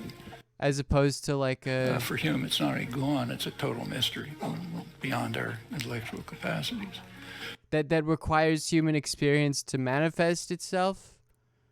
So there's And that we can speculate about, but it's certainly gone. And no one has proposed anything else. The physical these days are things that Newton would have regarded. Yes, he founded the field of monolinguistics, yes. Total absurdities, like curved space-time. How can that be physical? Quantum entanglement. I mean, Einstein regarded that as non-physical because it's so absurd. But, now scientists just accept it. Physical is just anything we more or less understand. And if that's the only notion of physical we have, there can't be interaction between physical and non-physical. Non-physical will be all the things we don't understand. If we ever get to understand them, they'll be physical. So he's not an object, he's not a dualist.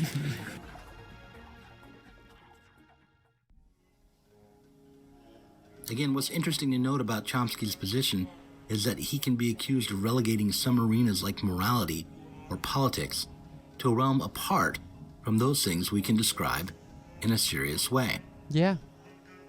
Lacan, as understood by Zizek, dares to speak rationally about these realms, to offer often abstract and unfalsifiable. This is actually a good way of explaining why when asked, Chomsky doesn't view his political stuff, his public intellectual stuff, as in any way related to linguistics, of his linguistic stuff. That theories about politics, psychology, and notions such as the real. And he does this by agreeing with Chomsky. For instance, by agreeing that what we take to be real is in fact those things we can grasp through our own subjective categories, either with rigor, in a way that is falsifiable, or in other ways. What Lacan would note is that the fact that our understanding is shaped by our own limited subjectivity is both necessary and traumatic. Chomsky notes that there are limits to what we can know, but he holds on to a notion of a real outside our understanding, a real that we can't speak of intelligibly. Lacan and Zizek would say that this limit is included in and even constitutive of what is linguistic this. Both of these nuts. Intelligible. Nice. The unintelligibility of the real is what makes intelligibility itself possible.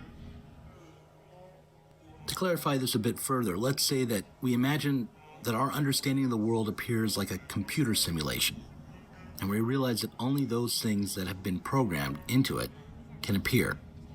Oh, by the way, I'm not playing games this stream. So knows when will Liv do gaming this stream? No. Yeah, you collect those posting points. When Chomsky runs up against limits, he'd say that we discovered an area that has yet to be programmed. But Lacan would say that this limit is part of the program, and even that we can learn about the programmer through these limits.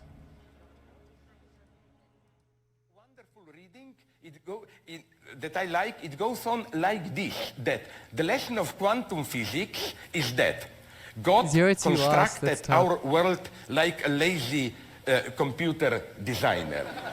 He said, in the same way that in a computer game, You know, it happens on a certain field where you kill Pokemons, fight, whatever, but you are not meant to go back close to that door, or the house, just the outside is constructed, because, so why should God lose time constructing the inside? And the idea, it's a wonderful, ironic idea, it's a good philosophy, is that we, as it were, caught God with his pants down. We're doing speed God runs. thought, that's this ironic reading of quantum physics, God thought, oh, these stupid humans will never go beyond the structure of atom.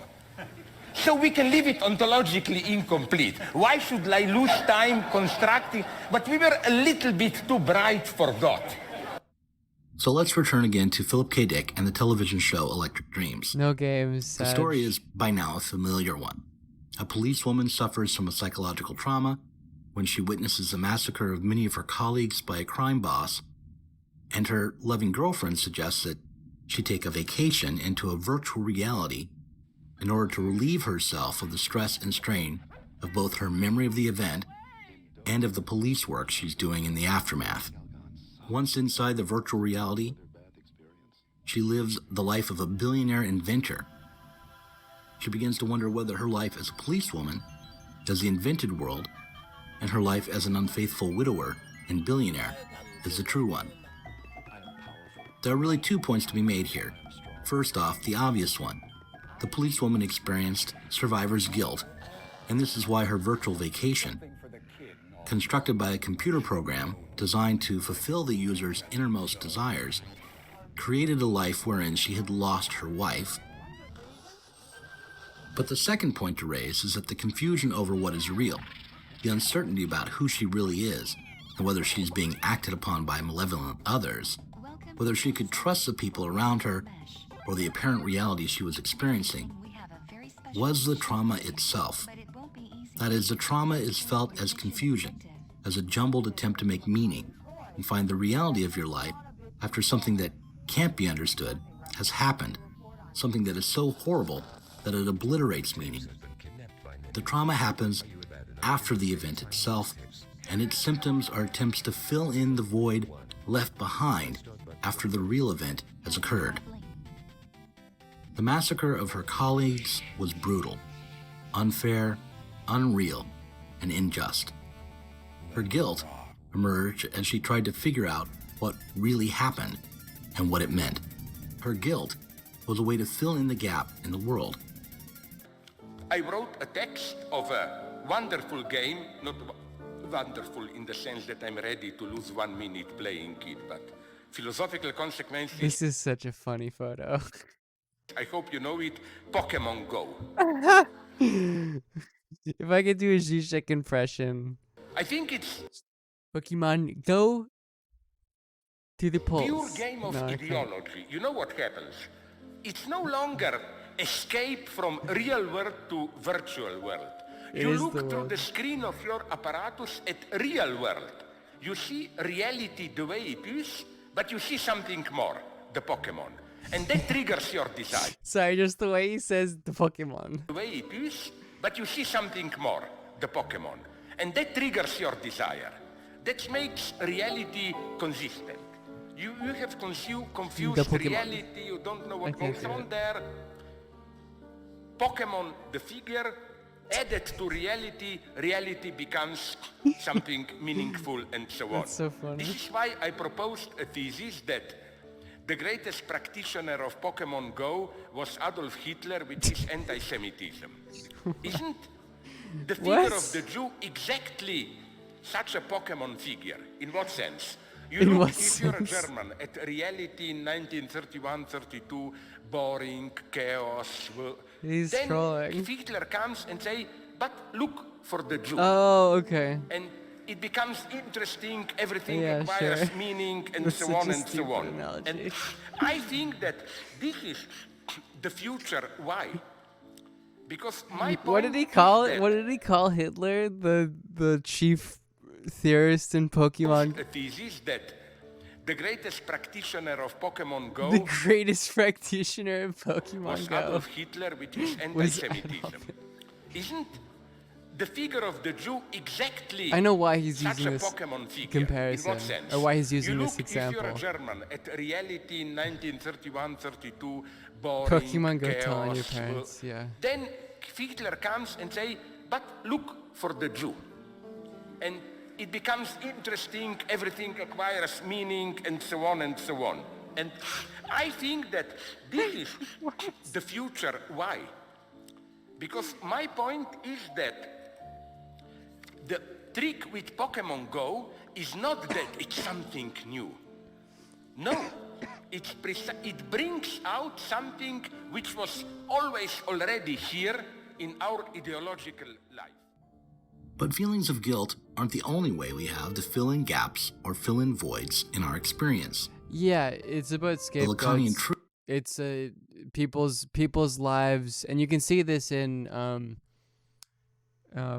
accounts of like modern day sort of right wing, you know, trying to like convince sort of disaffected like white neets to be like right wing. Yeah, QAnon is an example that there's a fundamental sort of absence in our lives or lack.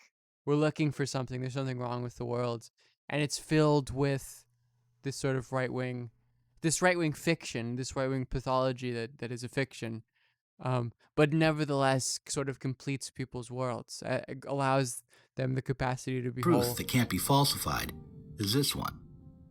We're always so it's like you get laid off at your factory job, let's say, or you're like probably the better example would be like an upper class person. Your business is under threat. There's this massive social turmoil, communist organizing in the streets. I'm trying to describe Weimar Germany, and then this sort of uncertainty about what's going on, and then Hitler comes and says the problems in your life are because of the Jews. And it's sort of, there's a lack there of understanding, and it creates a sort of whole world, and a whole world view. Hey, it's Vina. Thank you for the Jeff Bezos bucks. Creating feelings or ideas. That's the point. That give the world a meaning. It's ideology. That the future is no longer just, again, virtual reality. That's the terrifying, but at the same time almost beautiful thing about it. It's not just you escape from real life, you just live on the screen. No, the promise is you remain in real life. And that real experience of real life is already augmented through some imagined elements. And this, again, this is ideology. That's good. Okay, I'm probably going to end the stream now. I'm done. I streamed for 5 hours. If you have a Twitch Prime or whatever, you like to give me money, much appreciated. It was a good stream. I will not be streaming tomorrow, but we will be back on Tuesday. Yeah, thank you all for sticking around. It was a fun stream. I'm gonna stream more because I'm pretty much all my obligations are done, so I can do what I want now. Basically. Do I have an OnlyFans? My OnlyFans are my Twitch chat. All cops are bad cops. Luna Ralph Music, thank you for the tier 1. Who's streaming right now? What's Chapo up to? Other vibing? Alright, I'll raid Chapo Trap House. Friends of the stream, I guess. Yeah, I'll see you guys on Tuesday. Oh, you can go join my Discord first off. It will ping you when I go live and all that. Oh, Lunar Elf, sorry. Lunar Elf Music, thank you. Yeah, we'll be back Tuesday, 3 p.m. Pacific time. See you guys later. And go say hello to Chapo. Oh, I already started. I think is that the same stream as before? Heard of the recent, when I listened to the premium episode of Q about Society Spectacle. Was that a premium? Thanks to the great episode. Yeah, that was awesome. It was good to talk to Matt about stuff. Okay, see you guys. Goodbye.